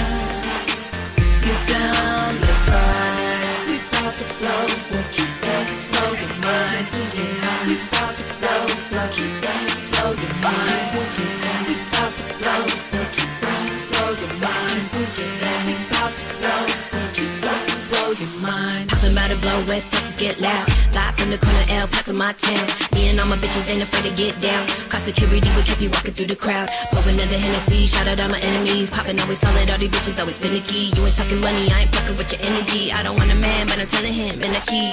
Ice like Colorado weather. Been around the corner, Texas bitches do it better.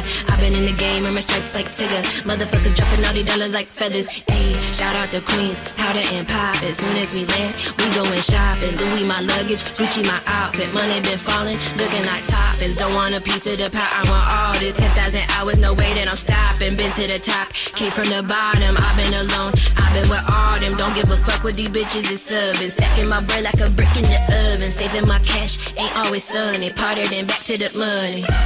We bout to blow, we'll keep that, blow your mind. We bout to blow, we'll keep that, blow your mind. We bout to blow, we'll keep that, blow your mind. We bout to blow, we'll keep that, blow your mind. It's like la la la la la. It's going down tonight. La la la la la. And now I feel so high. Na na na na. No, we don't do bad vibes. La la la la la. You down, let's ride.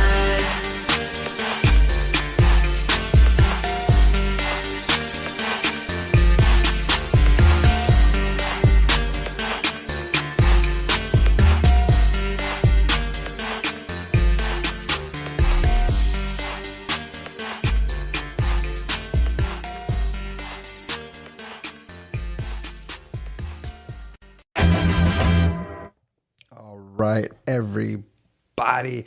That right there was taken from the new Powda album. The Queen is back. That was a La La La with Powda and Crystal Poppin'. A little bit of something coming out from Texas for everybody. Everybody, this is 1.12 FM. This is Bandito Radio. Bandito Radio brought to you by Odd Frog Entertainment. I'm just another geek from East LA. This is your disc jockey here, Patrick J. Martinez. We are coming at you from the beautiful city of Boyle Heights, California. We are posted right here on Brooklyn Avenue. everybody. And just right now, this is the working title. We're going to just keep this working title, The Garage.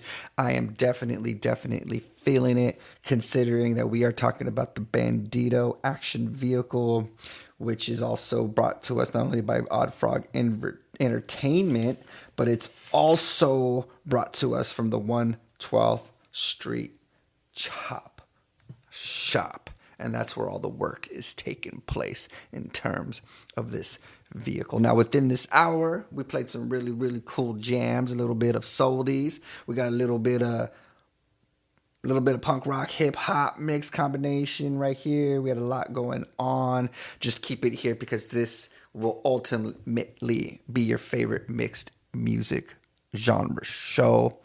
I'm going to do my best to get music to compel you and encourage you and influence you to create. So that's going to not only just be directed towards all my toy photographers out there, but that is a promise that I'm going to make to all you artistic creatives out there.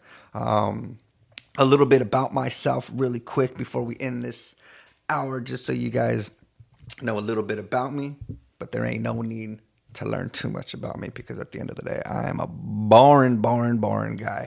I am a community disc jockey out here in California, in the beautiful city of Boyle Heights. That is where I transmit out of. I have 2 mixed music genre shows that I host out here in Boyle Heights. I am part of the Boyle Heights Arts Conservatory. The Boyle Heights Arts Conservatory uses KQBH LA 101.5. That is one of their services that they provide the community. So I am a disc jockey out here for an outlet called KQBH 101.5 FM. We are community built radio. I host 2 mixed music genre shows, Ham Radio Monday nights, live Monday nights from 8 p.m. to 9 p.m. PST. You can also catch me live every Saturday as well on a show called Studio B. Studio B, again, also is focused on pop culture and entertainment, and that's the show where we have a lot of deep dives with various artists and crafters, independent recording artists, independent filmmakers, athletes, models, comic book writers, comic book artists, local vendors, entrepreneurs have passed through and shared their story with us. So as the weeks and months go by, as the Bandito is being pushed for pre-orders and getting pushed into production and then ultimately into the hands of us collectors and those that ordered, we will grow just as much. So what we're going to be, just stick with me here in the garage. Soon we're going to have people coming in. We're going to have people talking about the car themselves, maybe bring in some people who normally aren't part of this toy community. We're going to bring in other people that will definitely see the beauty behind the Bandito. So who knows who's going to roll up into the garage and kick it with your man here, Patrick J. Martinez, just another geek from East LA. Also, I'm one of the founding members to what is called the East LA Cape.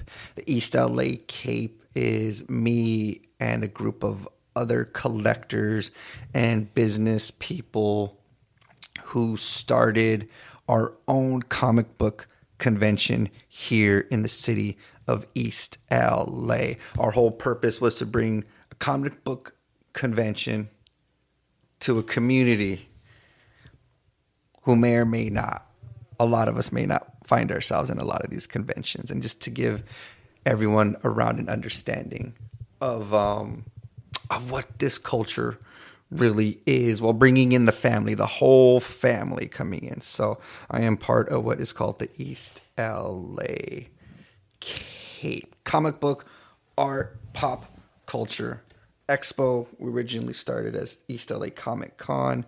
We're going to be getting into some of this here, but that is not important. That just give you a little bit about me. I'm also an avid toy collector, been collecting toys for decades, and just like many of you here, 1/12 is my favorite terms of scale. So I'm super hyped for this. And like many people who have said about the Bandito, I believe the Bandito is going to transcend all groups of people outside of the toy photographers and the toy collecting community.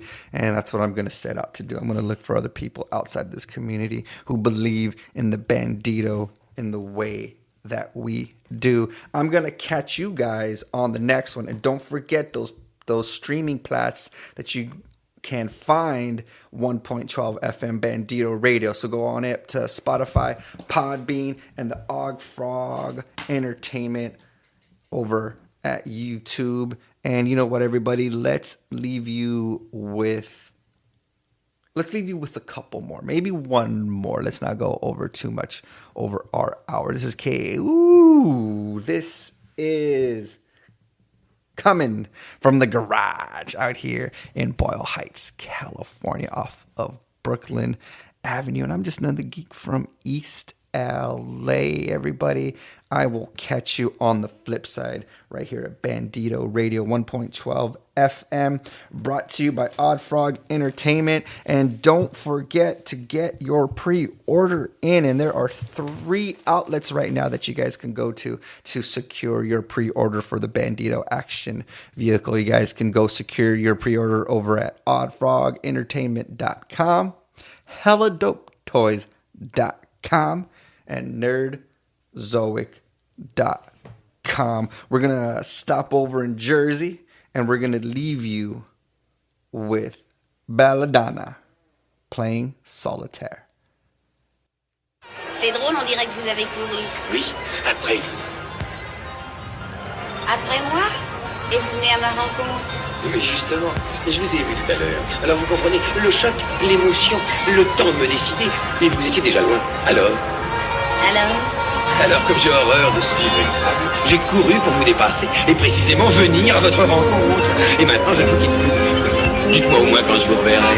Bientôt peut-être, sait-on jamais avec le hasard. Oh, Paris est grand, mon chéri. Paris est tout petit pour ceux qui s'aiment comme nous d'un aussi grand amour. Stay safe where I'm alone in my head. The one place where I can open my chest. And it's my soul intent, wrote it for the hopeless and dead. A world full of posers, so I'm solo instead. Staring at this cracked ceiling as I'm toking the cess. Moping, depressed, and hanging on to false hope for the best. Look how they left, gained your trust just to fold in a sec. The sad feeling back, bleeding from the phoniest friends. Open the blinds, see the lies that they hold me against. And it reminds me why I close them again. My day's bleak and they're meant to be forever, I know. I press delete on every letter I wrote. Not mean, she just pretends to be defensive and cold. Cause a sensitive soul is better when alone, so just let her go. I fade to peace as I lay beneath the place that I've created. Of the shade, it awaits for me. Then they came with an escape key, said they were breaking me free. I told them leave, please, it's safety and it's made for me. Cause it's safe where I'm alone in my head. The one place where I can open my chest. The same faces buried in the grave where I lay. The same place where I stay, barricaded and safe, playing solitaire. J'ai éclaté de rire sans raison, sans penser à rien d'autre qu'à Said it's safe where I'm alone in my head. The one place where I can open my chest, playing solitaire.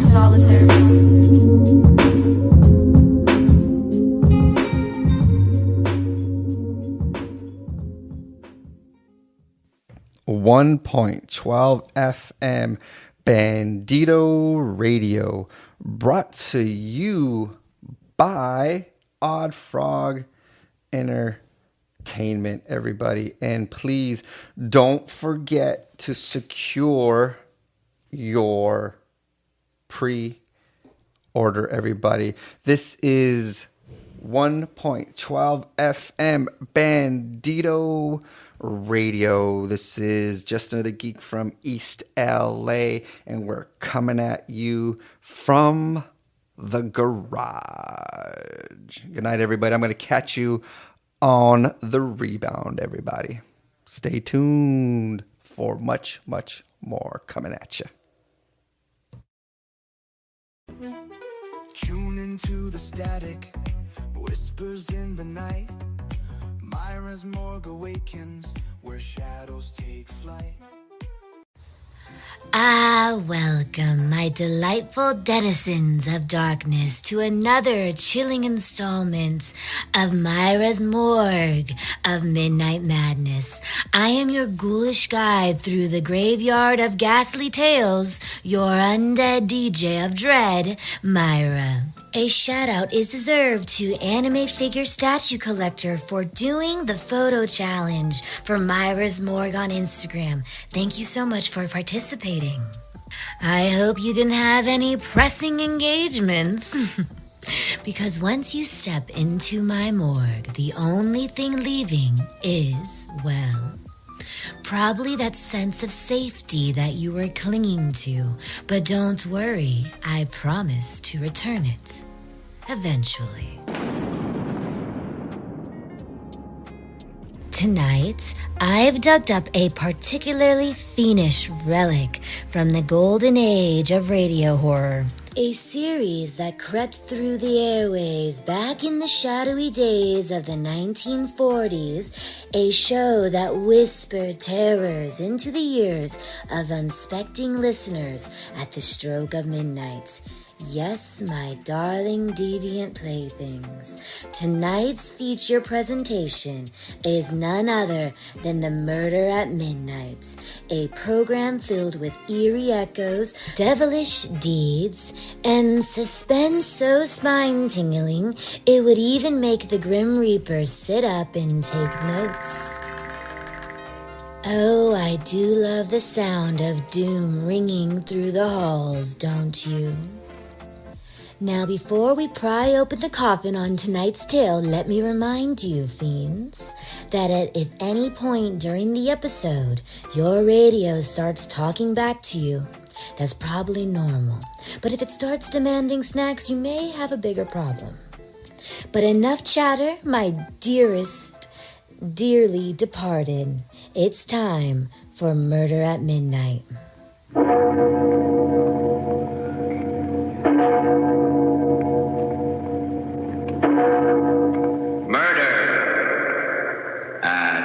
Midnight. Hook, wait. Come back here. Wait, nothing. I said you were nuts, crazy. And... No, don't. I'm sorry, Hook. Very sorry.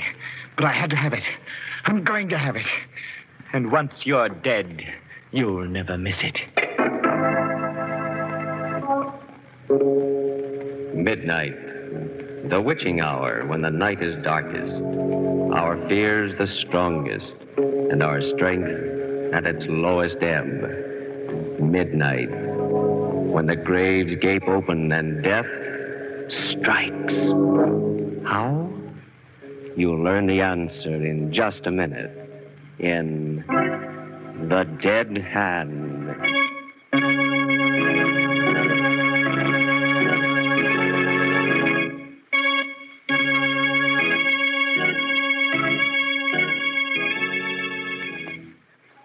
And now, Murder at Midnight.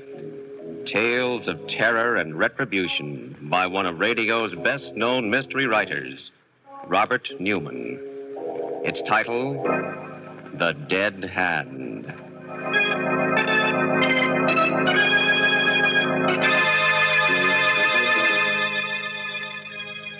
The small studio cottage on Dr. Martin Trent's estate. Seated at the piano, alone in the gathering darkness, is Roger Blaine, the famous pianist, and playing as only he can play.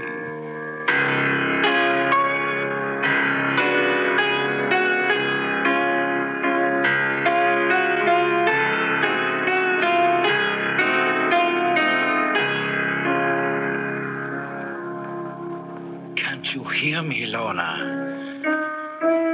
You must hear me. And you must come here now to me.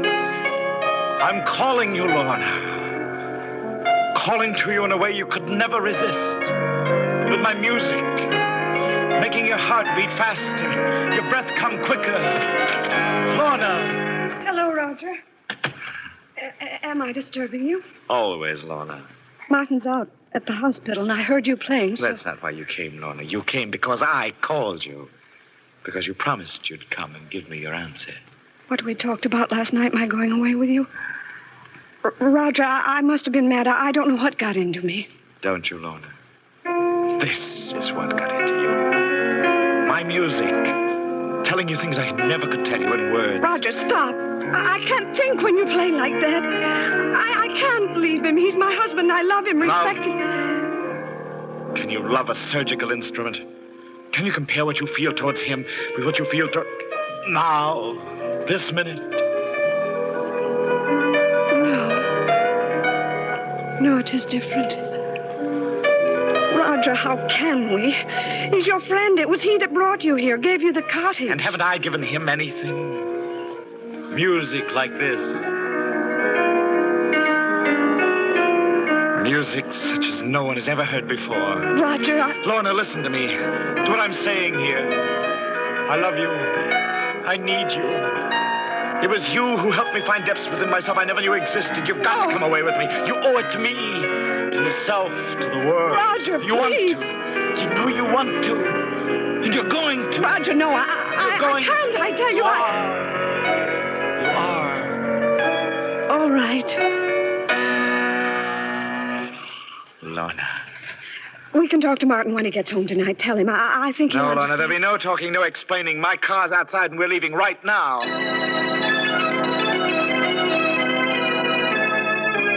The music, my music, was still with me as we drove out through the gates, down the highway, pulsing, throbbing. Yes, I could hear it, but could Lorna? I glanced at her sitting there beside me. Happy, dearest? What? I don't know, Roger. You don't know?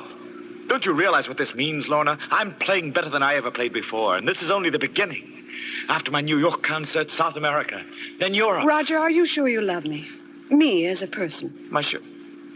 Oh, what do you mean, Lorna? I know you've said you do, but whenever you've talked about it, Roger, about us, you've talked in terms of your music. Roger, are you sure that's not what you love? Well, of course I'm sure. If I didn't have my music, if I couldn't play, I don't think I could live. But it was you. You who lifted me to heights I never dreamed of, technically, emotionally. Roger, stop the car, turn around, take me back. What? Take me back. I don't understand. I do, for the first time. With Martin away so much, I was lonely, flattered by your attention. And your music was like a drug, keeping me from thinking. But now I can think. And I know you don't love me, and I don't love you, so please, Roger, take me back. No. But, Roger, can't you see this whole thing was a mistake? It was not a mistake, and I won't take you back. Well, I'm going back, whether you take me or not, and if you won't stop the car... Laura, no, let go of that brake! Let go of that ditch! Look out! We're going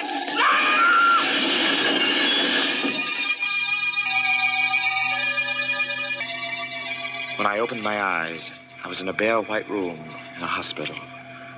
Standing next to the bed were Lorna and Martin. Hello, Roger. How are you feeling? Oh, I don't know. What happened? You were out driving with Lorna. The car got out of control and you had a smash-up.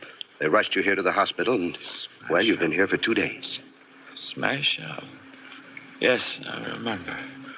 Are you all right, Lorna? Yes, Roger, I was shaken up, cut a little bit. My hand hurts. Especially the fingers. Nothing happened to it, did it, Martin? I've got a concert in a few weeks, you know. Roger, don't stop it. What? Why are you looking at me like that?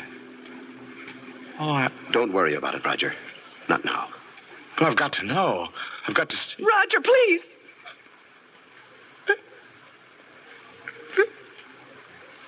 It's gone. Gone. My hand. My left hand. Martin, what did you do to me? Roger, I think you know how I feel about you, about your music. You've got to believe me when I tell you there was nothing I could do about it. Nothing. It was your hand or your life. My life? And what is my life without my music?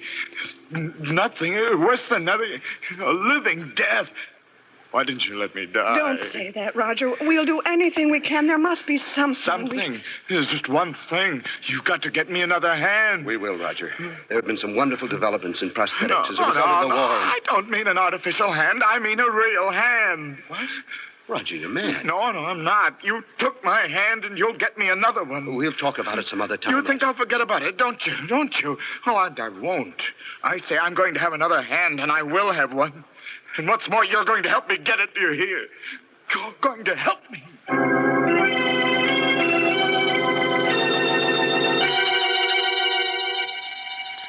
I was able to get up and around a few days later. I didn't talk to anyone if I could help it. Because somehow I couldn't ever look at their faces, only their hands. Big hands and little ones, long-fingered ones and stubby ones. Yes, they each had two hands. And I to whom my piano meant more than life, had only one. Then, sitting alone one evening, I met Hook. I looked up, and there he was, a small, slight, sharp-featured man. Hello. Nice evening. Yes, I suppose it is. You mind if I sit down for a couple of minutes? No. I wouldn't usually bust in on anybody except that, well, I'm getting out of here tomorrow, and I feel pretty good about it. Oh? What was wrong with you? Bad heart. I'm going to have to take it easy from now on. It's going to make it kind of tough in some ways, but you don't happen to have a cigarette on you, do you? Well, yes, I do have. It's there. Well, at least I did have a silver cigarette case. Can't seem... Is, Find this it? What? Oh, yeah. Where did you find it? In your pocket. You mean you took it? My name's Harris, Joe Harris. You usually call me the Hook. This is my racket. Or rather, it was until You're a pickpocket. Well, one of the best in the business. But now with my ticket going bad, I guess I'll have to lay off, except like now for a gag. You didn't mind, did you? Why? Well, certainly not. I'm very impressed. As a matter of fact, do you mind if I look at your hands? Look at them? What for? They're beautiful. As beautiful a pair of hands as I've ever seen. It occurs to me that you say that you don't know what you're going to do when you leave the hospital here. Oh, well, I just hadn't thought about it much. Why? I've got a proposition that might possibly interest you. No kidding. What? Well, I'd rather not discuss it with you here and now, but I expect to be leaving here myself on Friday. If you'd like to come and see me sometime after You that. say where and when? Well, I've been staying at a little cottage on Dr. Martin Trent's estate.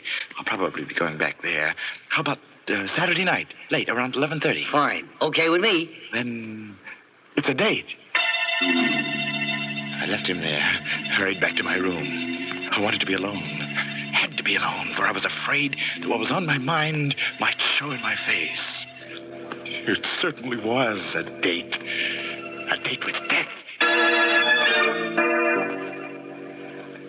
A man obsessed, half mad, and his unsuspecting victim. Will both of them still be alive to hear it when the clock strikes 12 for murder at midnight?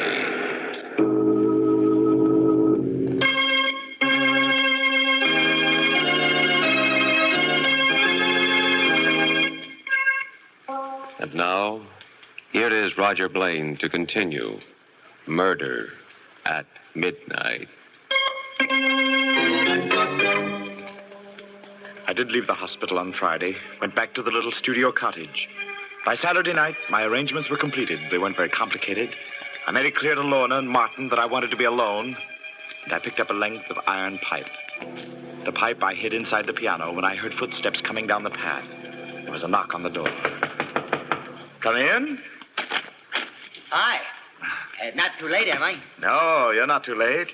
Hey, pretty nice place you got here. Yes, it is. Quite nice. Sit down. Oh, thanks. Now, what's this here proposition you want to talk to me about? It's a very simple one. How would you like to make $10,000? What do I have to do? You don't have to do anything. Just sell me something. Your left hand. What? You're nuts. No, I'm serious. I've got the money right here in cash. I don't get it. I just don't understand. Look, I'm a musician. I'm a pianist. Or I was until I lost my hand. If I can't go on playing, then life doesn't mean anything to me. My own life or anyone else's. But you, how important is your hand to you? Now, an artificial one will do almost as well. And you can live for quite a while on $10,000. You mean you really thought I'd sell you my hand? Let you cut it off? I'm getting out of here. Look, wait. Wait, nothing. I said you was nuts, but I didn't really think... Oh, what are you going to do with that? No, don't. You can't. Some way. Somehow I'll get you for this. I swear. I'm sorry, Hook. Very sorry. But I have to have it.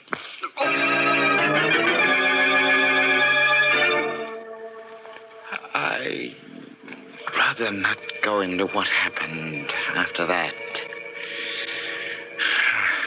I got rid of the body, and then I went to see Martin. You don't look well, Roger. Anything the matter? No, I just came to see you about your promise. My promise? Oh, your debt, whichever you choose to call it. I told you I wanted another hand, that I was going to get another hand, and that you were going to help me. Well, now you can help me. What do you mean? Look in here, in this package. See? Good Lord. Where did you get this? It might be better if you didn't ask too many questions. I'm fighting for my life, for more than my life. You took my hand away from me. Well, now you can give me this one. You mean you honestly, seriously think that I can perform an operation of this sort, do a graft, and that after I'm finished, you'll be able to use the hand? Why not? Operations of this sort have been done, haven't they? With other parts of the body? The eye? The cornea, not the eye. And some nerve grafting has been done. But this... Look, Roger, I know what a shock this whole thing has been to you. Know it better than you. You're not a well man. A well man? I'm only half alive. And I'd rather be dead than go on living this way. But if I do die, I won't die alone. That's why I brought this along. Roger. A gun. Quick, easy, painless. If you won't do what I want, you die. And so does Lorna. Both of you, along with me. You don't give me very much choice. No. All right. You win. Get me to the hospital.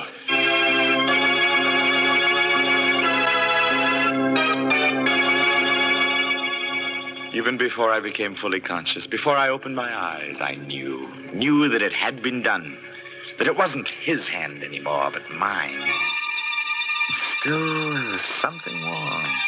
I couldn't analyze what it was at first, but it was there. A feeling that something wasn't quite right. That perhaps it wasn't entirely my hand. I sat up. The hand was a mass of bandages, stiffened with splints. And inside the bandages... Careful, Roger. Don't touch them. Huh? Oh, Martin, I didn't see you. I've been here with you ever since last night. Last night? You mean I've been out that long? 24 hours? It was very important that you keep quiet. You've been under sedation. Oh, yes, of course. But this isn't the hospital. No. I brought you home with me, back to the house. Oh. I thought it would be best for several reasons. Oh, that's very smart, Martin. We don't want any questions, do we? Not yet. You did do it, didn't you? What? Yes. I knew you would and could. And it's going to work. It is working. I can feel it. Please, Roger, you must be careful with that bandage. You can't touch it, move it, disturb it in any way. I won't, Martin. But I don't have to. I tell you, I can feel the fingers moving, even inside this. And in another week or so... We'll see. Yes, we'll see. Got a cigarette, Martin? Of course, I have it right. That's funny. What is? My cigarette case. It was right here in my breast pocket. I must have left it downstairs or at the hospital. It doesn't matter. I can do it. Look. Martin. Yes? I think... Here. Yes, here. Here it is. Under my pillow. What? How did it get there? I don't know. It must have fallen out when you bent over. But no. Why are you looking like that? Because I think I know how it did get under my pillow. What do you mean? When fingers learn something, a special skill, they don't forget it, ever. Mine never have. Even when I'm not thinking of what I'm doing, they go on playing by themselves. These fingers here, they haven't forgotten either. Do you understand? I'm afraid Forget it. I'm awfully tired all of a sudden, Martin. Would you mind? No, Roger. I'd like you to get as much rest as possible. There's a friend of mine coming here tomorrow to see you. Another doctor. That's fine, Martin. I'll see you in the morning. Yes, I was tired, but that wasn't why I asked Martin to go. I did it because I wanted to be alone, because I had to be alone, because I knew now what it was that I'd only sensed before. The hand, Hook's hand, had a will of its own. It had picked Martin's pocket without my even being aware of it. I lay there alone in the darkness after Martin went, not touching the bandages, but flexing the fingers, forcing them to obey my will. I had to do that. I knew I had to do it because I suspected what might happen. And what did happen proved that I was right. I fell asleep finally. And while I was asleep, I dreamed I was walking down a dark, labyrinthine corridor somewhere under the earth. Then... A little closer, Roger. Huh? Just a little closer. Who's that? Who's there? Just me. Waiting for you.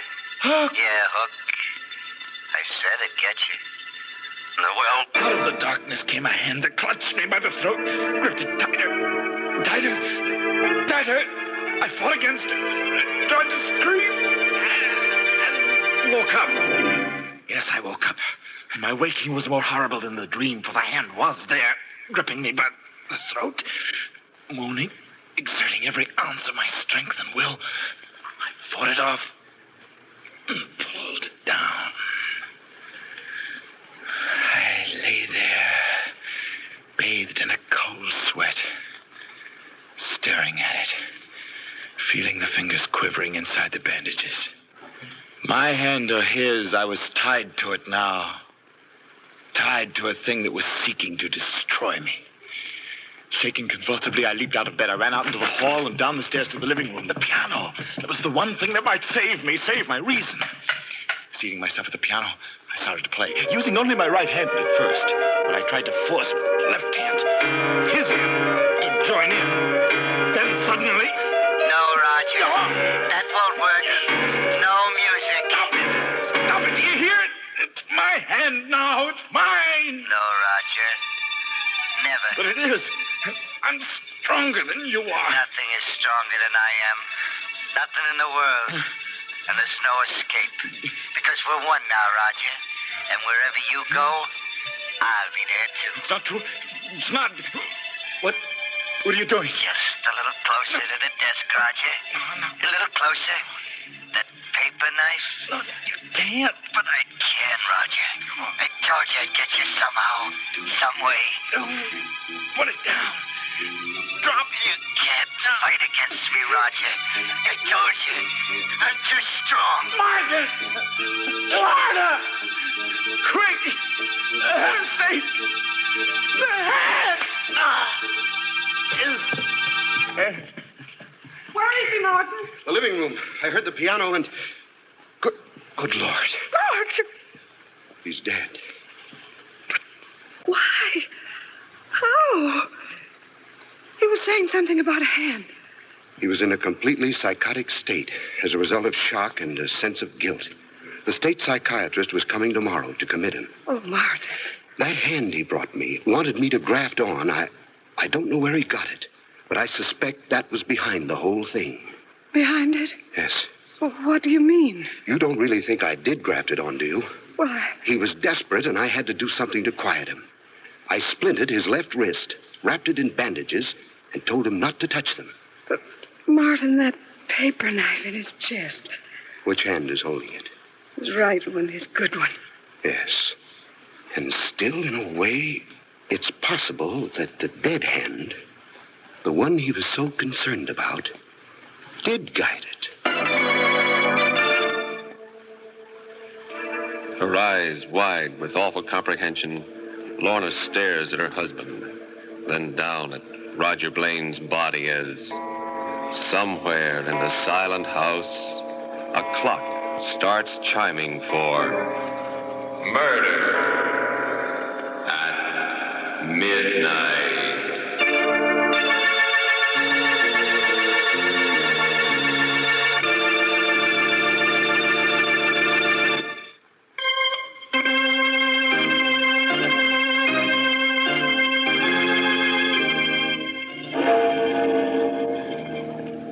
Remember to be with us again when death stretches out his bony hand and the clocks strike 12 for murder at midnight. With music by Charles Paul, Murder at Midnight is directed by Anton M. Leader.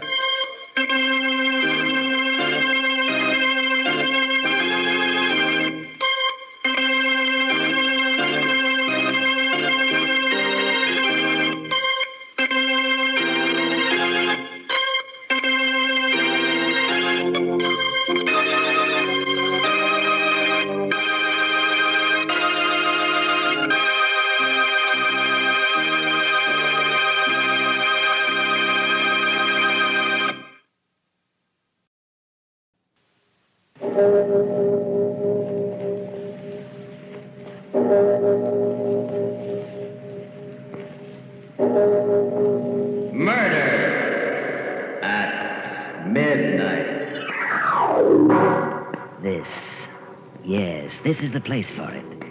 Deep down under the city, under the earth. The concrete cold and damp as the stone of a mausoleum. The question is, which one of them shall it be? You, sir? You with the gray hair and the briefcase. Allow me to introduce myself. I am Death.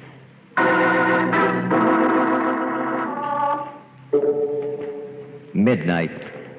The witching hour when the night is darkest, our fears the strongest, and our strength at its lowest ebb. Midnight, when the graves gape open and death strikes. How?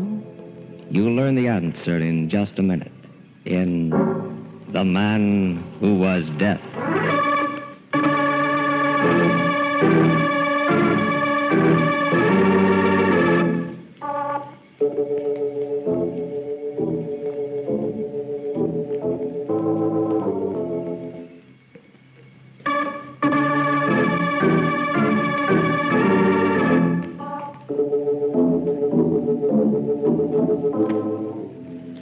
Now, Murder at Midnight.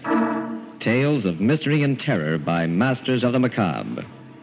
Our story by Robert Newman is The Man Who Was Death.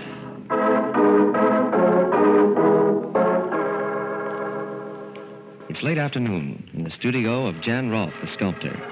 The rays of the setting sun come through the smoke-filmed glass of the skylight at an angle, casting long, dark shadows on the dusty floor. His face intense, Rolfe stands before a more than life-size head of gray granite, cutting away some of the hard stone, then pausing to examine his work. It's still not right. I still haven't got it. And I don't know where I've gone wrong. The eyes, they would be brooding and half-closed. But shouldn't they be all-seeing? Let's try it. Who's that? Who's there? Mr. Rolfe, Aline Moffat. Aline? Oh, yes. Just a second.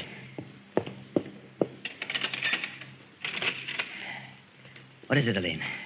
I told you I wouldn't be able to get here until late, Mr. Rolfe, that I was going to be modeling for Clayton in the early afternoon, but you said it didn't matter. Oh, yes, I forgot. If you don't need me, don't feel like working. No, it's all right. Maybe it would help if I worked on something else for a change. Come on in. Something else? Oh, that head. Is that the first time you've seen it? Yes. You always kept it covered up before. It looks very powerful. Powerful, eh? Go on over to it, closer. Tell me who you think it is. All right. It's a man. Pretty big man. Man. I knew it wasn't right. But if that's all you get out of it... Where's that mallet? Mr. Rolfe, what are you going to do? This, I'm going to smash it! Almost 6 months' work, but... There! Do you know what that was supposed to be? Death! Yes. For centuries, man has been haunted and obsessed by the fear of death. I'm going to do something no artist has ever done before. Show mankind the face of death. Mr. Rolfe, I don't think I feel like modeling this afternoon. You're frightened. Why? I don't know. The whole idea of... You too. What I wanted to show was the beauty, the peace that lies in death. Death's strength and inevitability and... Wait a minute. I'll phone you tomorrow, Mr. Rolfe. I said wait. It's beginning to come to me. What was wrong? To do a study, portray something, you've got to understand it, inside and out. You've got to know how your subject thinks, feels, project yourself into it. To do a study of death, I've got to know all those things about him. I've got to become death, and that means... Mr. Rolfe, no, you can't. But I can, Aline, I must. How can I understand death, become death, if I don't kill?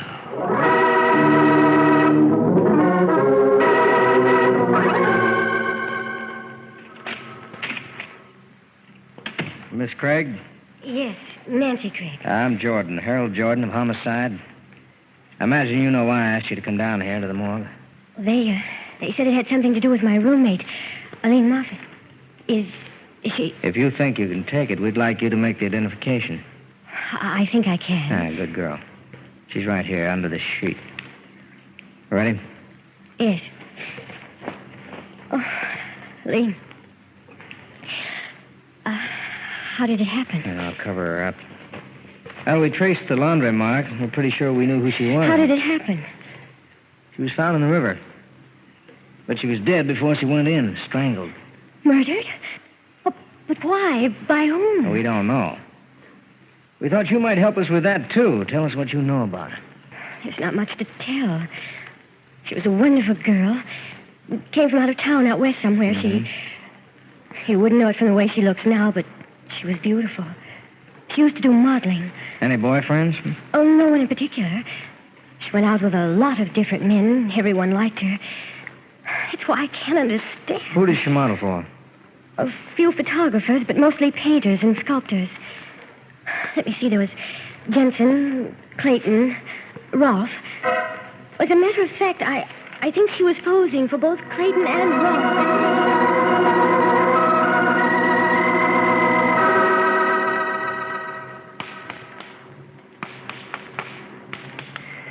Better this time, much better.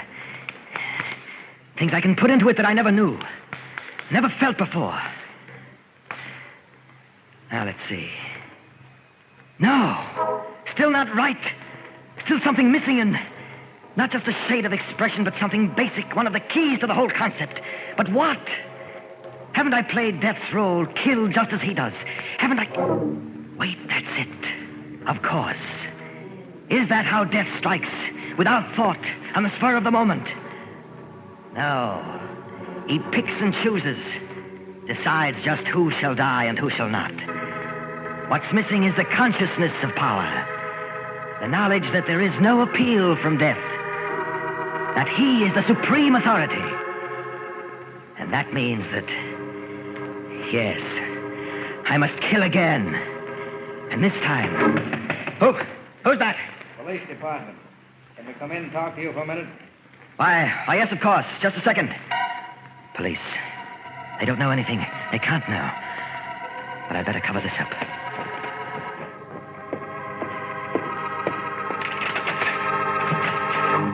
Mr. Rolfe?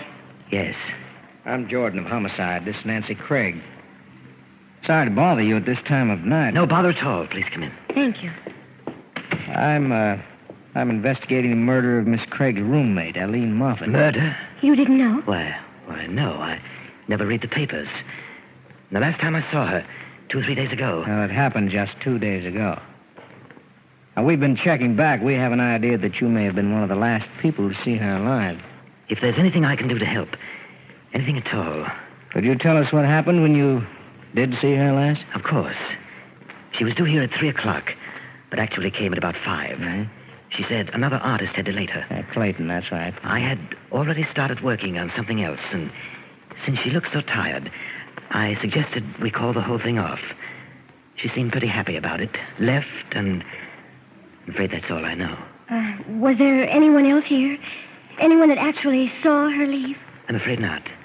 You see, I'm the only tenant in the building who lives here, and I'm afraid everyone else had gone by then. Well, that sounds pretty straight to me. I guess that's that. Thanks very much, Mr. Rolfe. Not at all. Afraid I haven't been much help. But if you can think of anything I can do... We'll keep in touch with you. And in the meantime, well, maybe you should start reading the papers just every once in a while, huh? Right. I hope you read them too, my friend. Especially tomorrow's papers. Because I have a feeling that there just might be something in them that will interest you.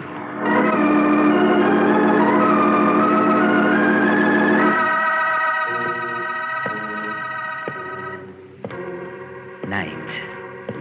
And a fine small rain. Yes, this is how he would move. Walking slowly through the darkness. Searching. Weighing. Selecting his victim. I beg your pardon, What? sir. But could you tell me if that's the uptown subway over there? Why, yes. I believe it is. Thank you. Thank you very much. Not at all. Subway. What better place to make my choice than there? Deep under the earth. The concrete cold and damp as the stone of a mausoleum. Thank you, my friend. Thank you.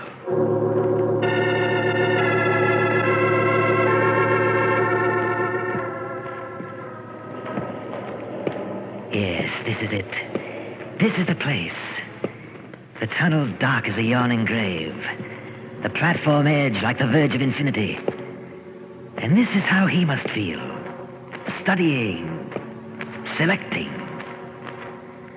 Which one of you shall it be? You, madam, with the worn coat and the draggled hat. Why are you looking at me like that? Do you know what's in my mind? Don't be afraid. It won't be you. You, young man, with the books and the glasses? No. Then what about... Yes. Down there at the end of the platform, my friend who suggested this. My prosperous-looking friend with the gray hair and the briefcase. Don't look up at the track so impatiently. A train is coming. But so am I. Good evening. I beg your pardon, sir, but I'm afraid... Oh, I didn't recognize you at first. Why, you're the chap... Directed you down here, yes.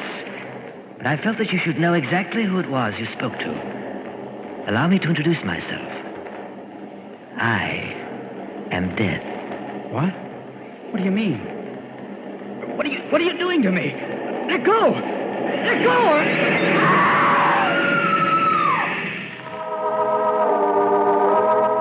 Quietly, the man who is death steps back from the edge of the platform as the train grinds to a stop.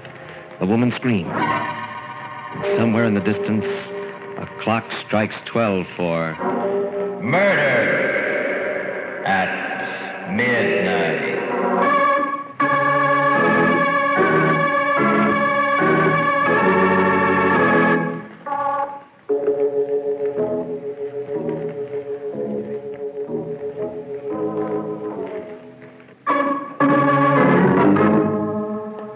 And now back to the story of the man who was death.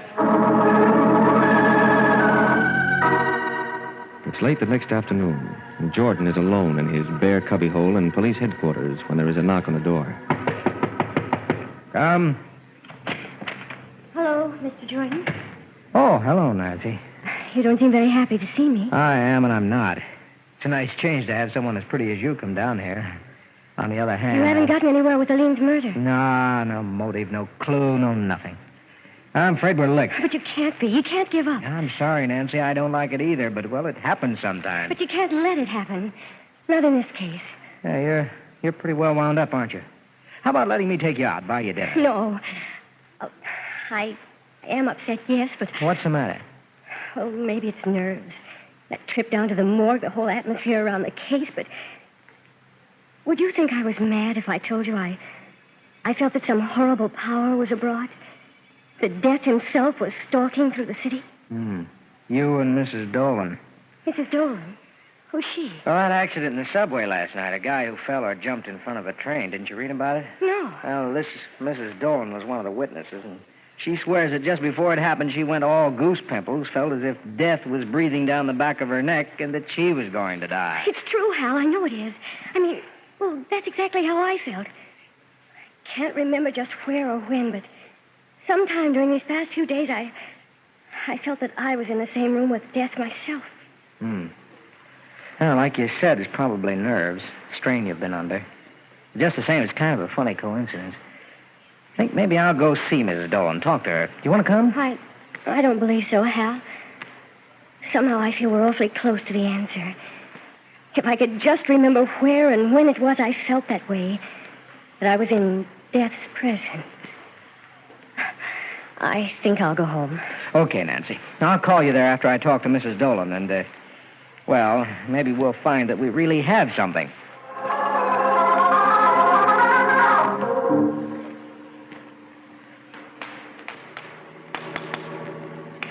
Just a little more off the cheekbones. Get the gaunt feeling of a skull under the flesh. No, it's still not right. Still something missing. But what is it this time? Didn't I stalk and select my victim? Didn't he recognize me for what I was? Death himself. And didn't... Wait. Of course. It's never just the victim alone who knows, fears, and fights against death. It's all of society, medicine, science, the police.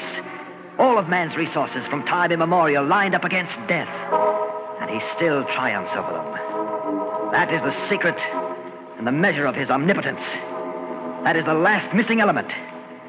And that means that I must kill yet again. And this time, not just, but the whole world must know it. And be powerless to stop me. This time, who's that? Who's there? Nancy Craig, Mr. Ross. I don't know if you remember me. Nancy? Oh, yes, just a second. I'm awfully sorry to be bothering you again, but... That's perfectly all right. Isn't Mr. Jordan with you? No, I came alone. Well, there was a little experiment I wanted to try. Oh, please come in. Thank you. Just what was this experiment? It was probably pretty silly, but I had to try it. Thinking back, I had a queer feeling that... What's that? That bust. Something I'm working on. Something I hope will be my masterpiece. Do you like it? I'm afraid No. Oh, it's awful. It's terrible. It was here that I felt it. Here in the studio, and you... Yes, Nancy. It was I who killed Aline Moffat. And also a gray-haired gentleman with a briefcase in the subway last night. That piece in the paper, Mrs. Dolan. Exactly. You see, that bust over there is a study of death. And to do a study, you must project yourself inside your subject. That meant I had to become death. Where are you going? Out of here, you're mad. No good, Nancy, no good. I locked the door when you came in. Oh, but you can't. Oh, you can't. Help me, help. No good either. We're 5 stories up. And all the other tenants have gone. You came here at a very opportune time for me. I had just decided I needed one final victim. And I'm afraid that's going to be you. I'll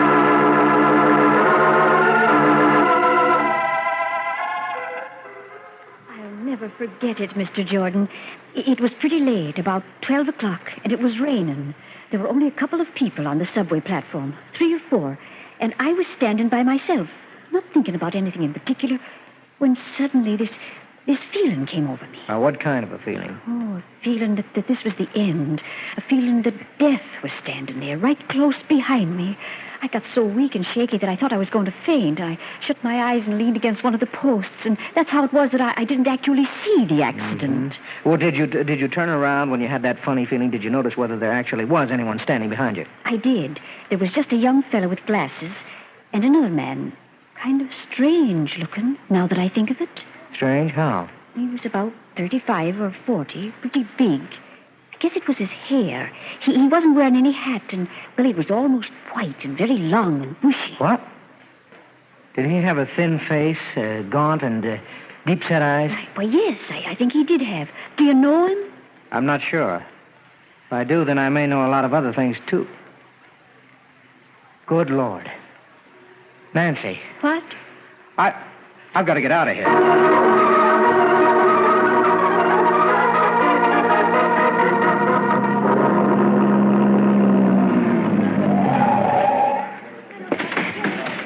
Just a second, young fellow. Where do you think you're going? In there. No one's going to... Hanrahan. Oh, there you are, Jordan. Where the blazes have you been? What do you mean? What's going on? A devil of a business. A lunatic in the top floor studio there. He phoned headquarters, asked for you. Said that he had a girl there that he was going to murder. Said that he wanted us to know, even though there was nothing we could do to stop him. We thought it was a gag at first. Well, what are you doing about it? Everything that can be done. I've got men all around the building. Up on the roof across the street, outside his door. Can't you break down the door? Sure, and finish her off quick. He said that if we tried it, he'd bash her brains out with that big hammer that he's working with. But there must be something, a Tommy gun from the roof across the street. He's got her right in front of him, so that if you got him, you'd get her too. I tell you, there's nothing, absolutely nothing anyone can do. You're wrong, Hanrahan. There's just one person, one thing that can stop him. What's that? Death.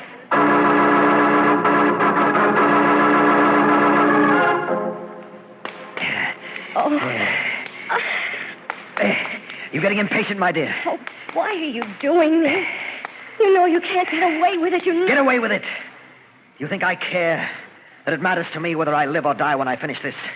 I'll never be able to surpass this, but neither will anyone else.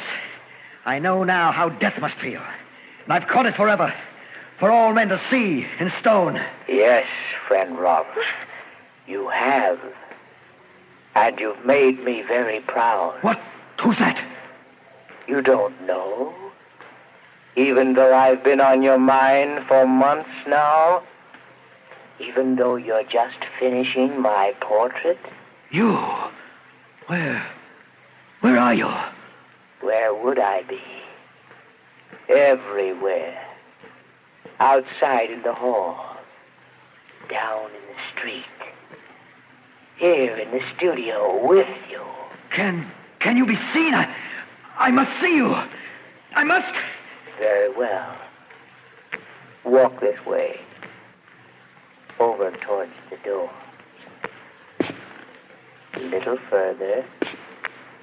A little further. All right, here I am, Rob. Maybe I don't look the way you thought I would. Jordan. Yes.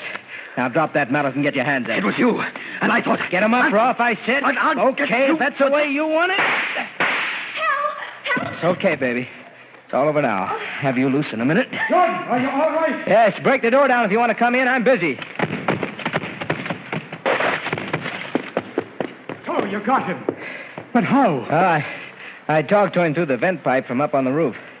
I figured that if he was crazy enough to do all the things he did do, he might be crazy enough to believe death could pay him a visit.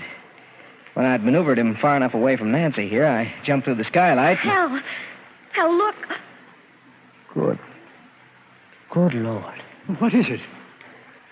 That bust he was working on. He said it was a study of death. And in a way, I guess it is. Because it's a self-portrait.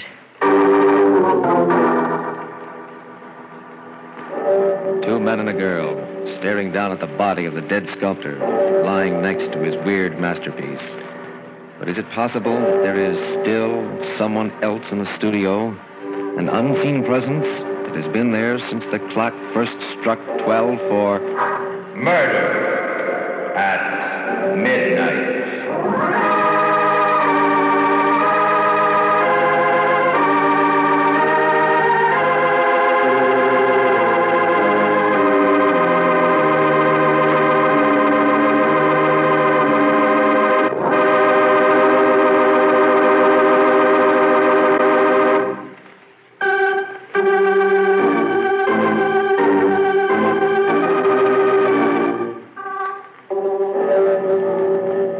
Remember to be with us again when death walks through the darkened streets, while the clocks strike 12 for Murder at Midnight.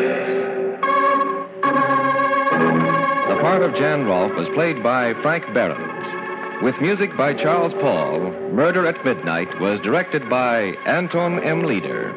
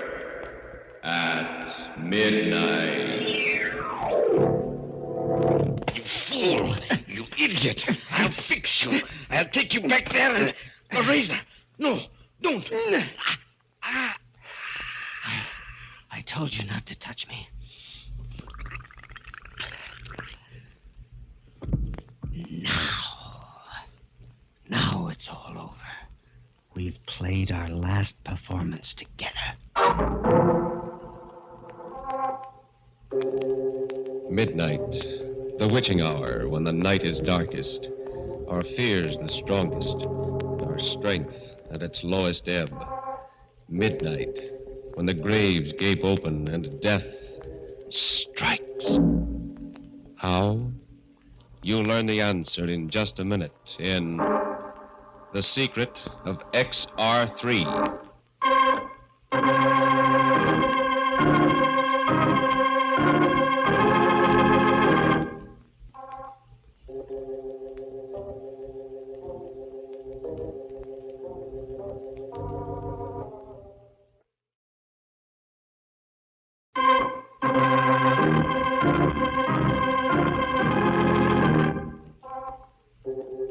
And now, Murder at Midnight.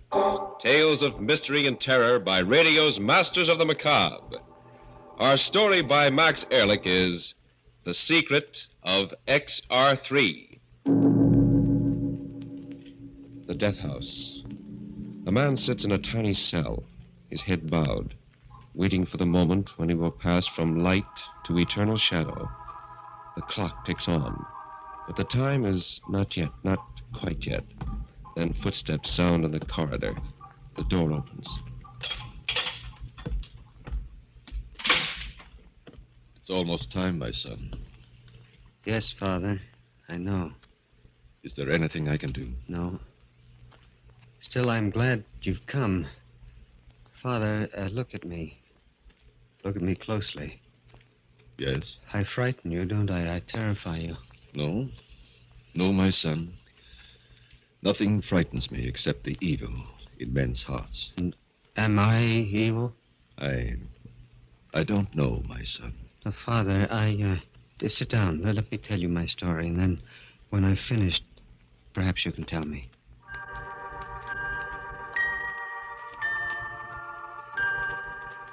They call me Gorgo. All my life I've been a little man, only 3 feet high. Perfectly normal in every way, you see, except for my height. Perhaps you saw me down at the Century Theater not so long ago, the vaudeville team of Petrov and Gorgo, acrobats supreme. Petrov was a huge, ape-like man who tossed me through the air like a rubber ball. And the audience liked the act. The contrast between the big Petrov and the little Gorgo intrigued and amused them. And on the stage, I laughed and smiled and went through my tricks like a happy little fellow.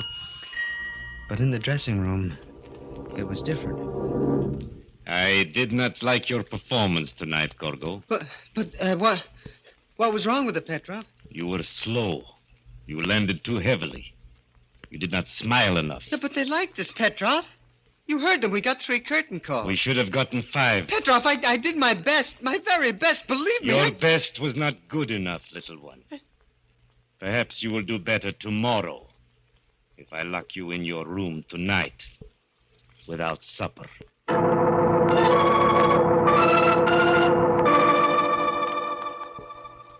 That was Vladimir Petrov, a gorilla of a man and master of my body and soul. How I hated him. How many times I wept in the silence of my room. All my life I had walked in the shadows of bigger people. See, all my life I had looked up instead of straight ahead, endured the stares of the curious and sensed the pity that was in their hearts. And that was why I used to wait in the alley near the stage door between performances, because it was dark there. I loved the dark. It protected me and hid me from those who stared and mocked. One night... I beg your pardon. You a Gorgo? Yes? My name is Dr. Mead. I saw your performance earlier tonight. I was just coming in to see you. Yes? What about?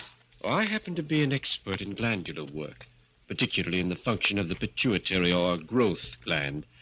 I think the results of my recent experiments will interest you.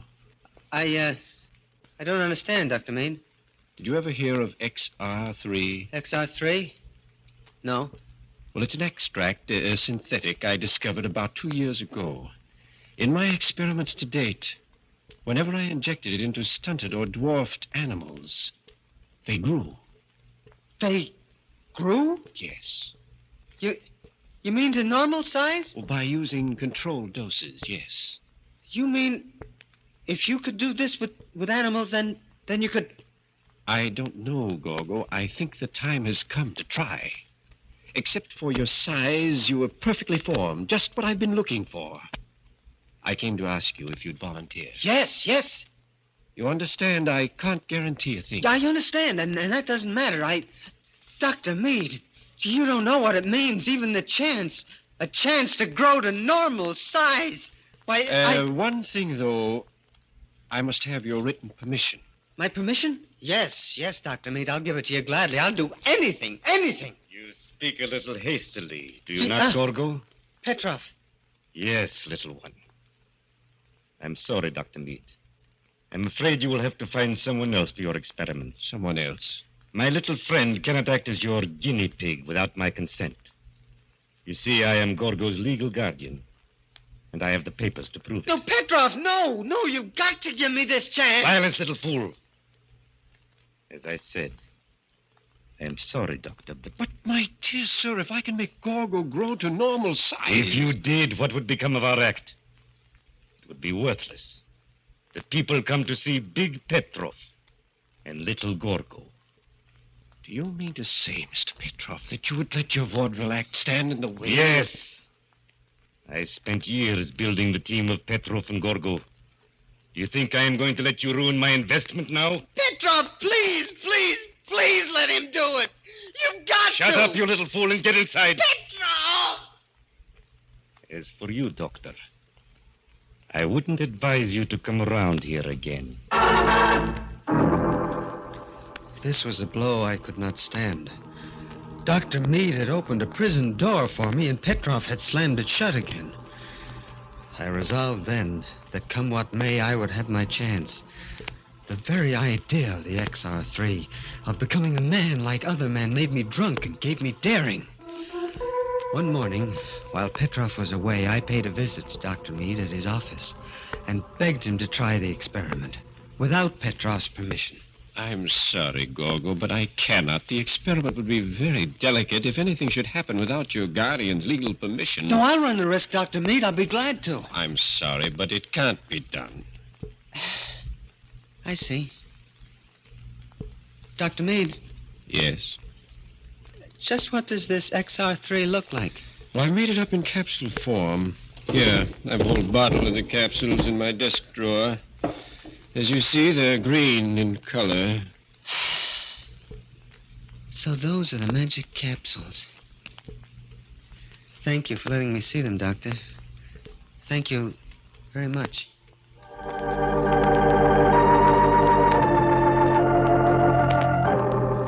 Late that night, I slipped out of my hotel room and down the fire escape. Keeping in the shadows, I went to Dr. Mead's office and climbed through the grilled bars in the window. It was easy for a man of my size. And when I left, I had the bottle of XR3 capsules in my pocket. Well, that was Saturday night. I took one capsule, and then another. They made me ill, lightheaded. Then I fell into a deep sleep. And then a knock on the door wakened me. Who is it? Pedro, why are you sleeping so late? I don't feel well. Ah, my little one does not feel well. What a pity. Please, Petrov, I want to sleep. Very well. Today is Sunday and there is no performance. But tomorrow, my little Gorgo, you had better be in the best of health, understand? Otherwise, I'll see that you really become sick. After he left, I fell into the deep sleep again. And then something woke me. My muscles ached as though I had been stretched on a rack. It was daylight again. It was Monday. My pajamas seemed uncomfortably tight, and I looked down, and the sleeves only reached my elbows. I stared, and my heart stopped beating. Then I remembered the XR3. Like a drunken man, I staggered over to the mirror, looked. Yes, I had grown. I had grown. My pajamas were stretched to bursting. I was growing. I was at least 5 feet tall. 5 feet tall! It was almost time for the performance now. Petrov would be coming for me any minute, and I didn't want him to see me. Not yet. So I piled furniture against the door and waited. All right, Gorgo. Time to go to the theater. I can't go, Petrov. Not tonight. I'm still sick. What? You little swine, do you think I'm going to postpone a performance because you're sick? Open the door. No. Petrov, no. Don't come in. Don't come in. You little fool. I'll break every bone in your body. I had the key, and I heard it turning in the lock. The furniture against the door would only hold for a minute, and I ran to my valise, took out a straight razor, and then, like a frightened animal, I waited. Barricade the door, will you? I'll show you what it means to be. Now, my little Gorgo. In the name of heaven, what? Yes, Petrov. I got it. I stole the XR3, and I took it. Now, you see... You idiot. Do you realize what you've done? You've ruined the act. You've ruined it, do you hear? Yes, but I'm a man now. I'm a man, not a dwarf. They won't stare at me now. They won't... No? That's what you think. If that doctor could make you grow, he can make you small again.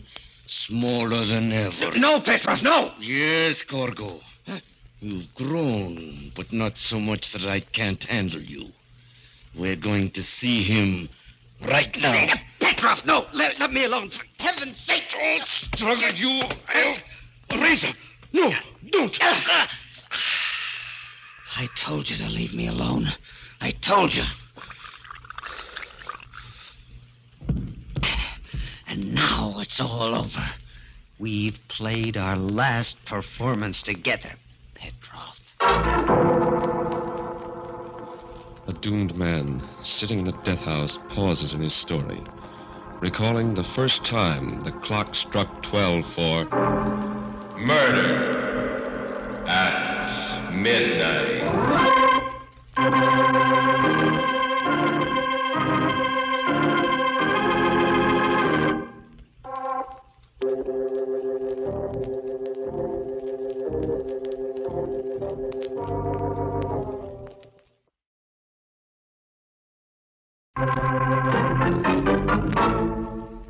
And now here is Gorgo again, continuing his story to the priest in the death house. I stayed in my hotel room another day and took 2 more XR3 capsules. And when I looked into the mirror that night, I was over 6 feet tall. That was enough. That was all I wanted. Now I would leave the hotel. They'd never know who killed Petrov. They'd be looking for Gorgo, a 3-foot midget. Never suspect me.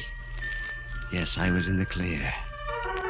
I stripped Petrov, put on his clothes, They were a little tight, but they did well enough.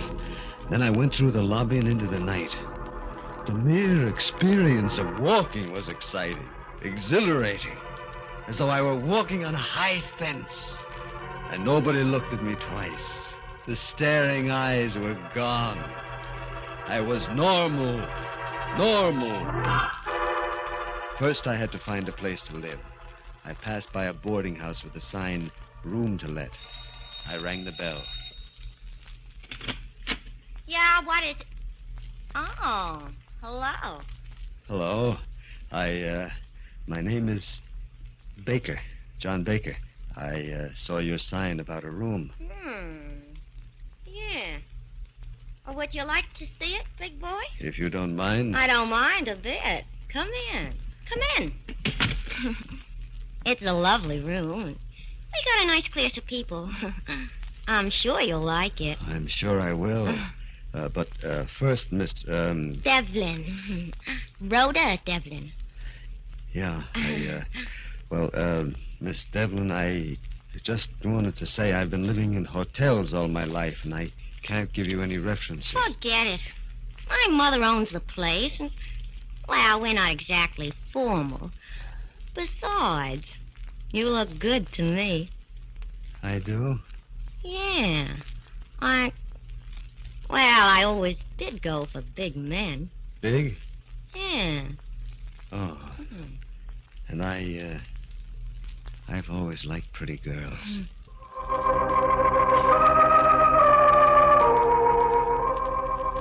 This was a dream come true. I was a normal man, and a normal girl was attracted to me. She was blonde and blue-eyed, and her head came up to my shoulder. A week passed. A week that was beyond my wildest dreams. I took Rhoda out, and we went everywhere. I fell in love with her. Madly in love. She was so small, so delicate. I wanted to protect her always. She had opened up a new and magic world to me, a world of light and love and laughter. And then, one night it happened. I was taking Rhoda home from the movies, and we were passing a billiard parlor, and there were several idlers in front of the place. They began saying things. Hey, look at the giant. Yeah. How's the weather up there, big boy? Hey, girlie, what do you got there, Pikes Peak? You wait here, Rhoda. I'll shut their mouths to them. All right. I crack the skull of the next man who opens his mouth.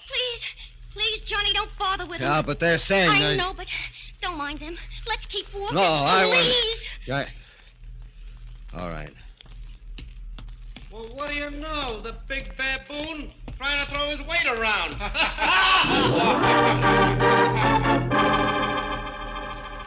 I wanted to smash their jeering faces, knock them down. But Rhoda and I walked on to her mother's boarding house, and she was strangely silent as we entered the dimly lit foyer. She hadn't said a single word since we had passed that billiard parlor. I was vaguely disturbed. I took her in my arms, but she pushed me away. No, please don't. What's the matter, baby? Is it what those men at the billiard parlor said? I don't know. It seems to me you're growing bigger, right before my eyes. Growing bigger? Yeah. I thought at first I was seeing things, but now I know it's true. I know it's crazy, but when we first met, the top of my head reached your shoulders. And now... Yeah? What about now? Now it doesn't reach your shoulders anymore. You've grown bigger. No, Rhoda, you don't know what you're saying. This is your imagination. No, it's true. We'd better not see each other anymore. I'm afraid of you, John. You're too big now. Good night. No, Rhoda, listen. Don't no, touch Rhoda, me. please. Let go of my arm. No, not until you hear what I have to say. Rhoda, I love you. Do you hear? I love you, and I'm not going to let you just toss me aside. Let me go, you big slut. Let me... No, stop that. No, stop that screaming. You want to wake the whole street up. Go. Stop it. Stop it. Hey. Stop that screaming. Stop, I say. Let me go. Yeah. You're hurting me. I can't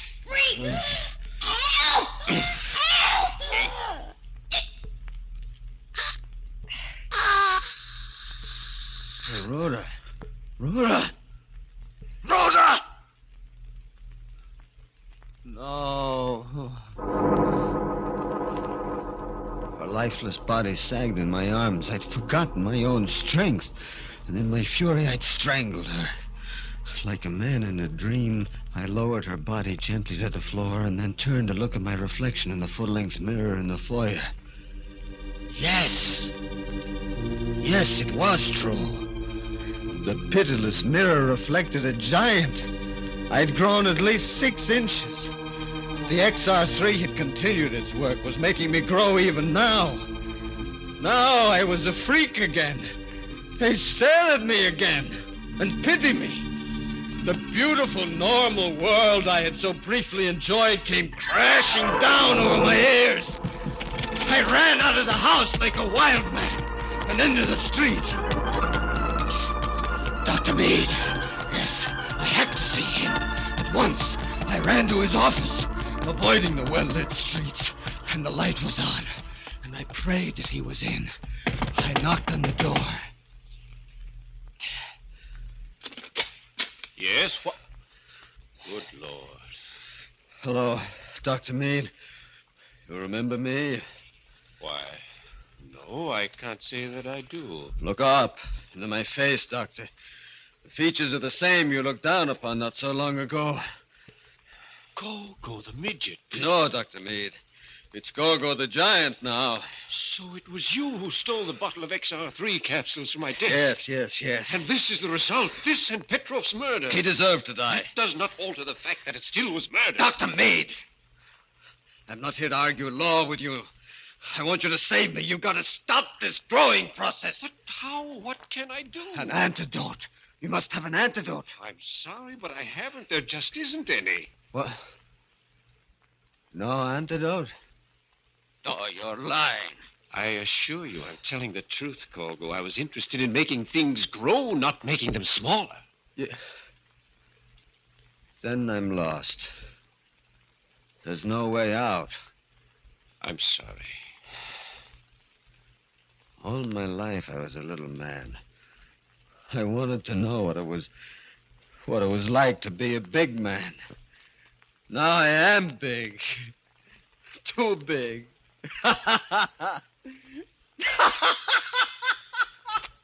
Isn't that amusing, Doctor? Too little and then too big. Like the swing of a pendulum.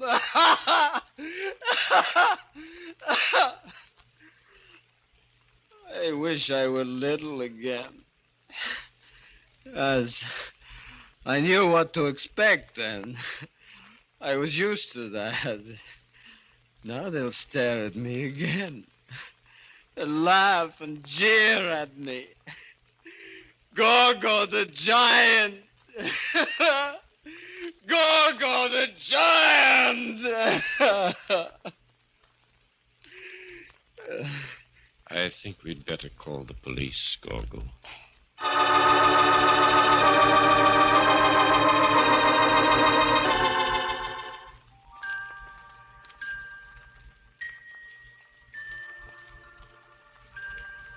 Well, Father, that's my story.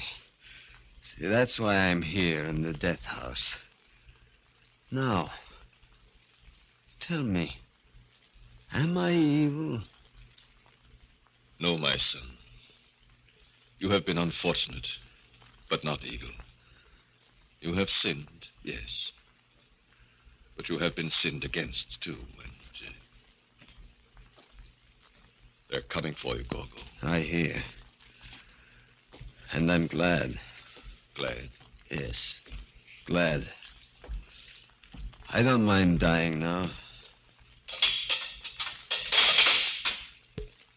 This world, Father, what has it ever meant to me?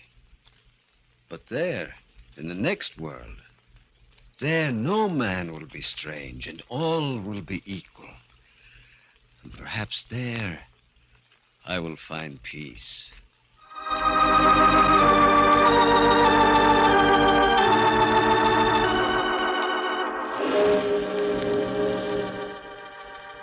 With firm and measured tread, the man who was first too small and then too big walks down the corridor. And the iron doors along the way rattle and clang like the chiming of the clock when it first struck 12 for murder at midnight.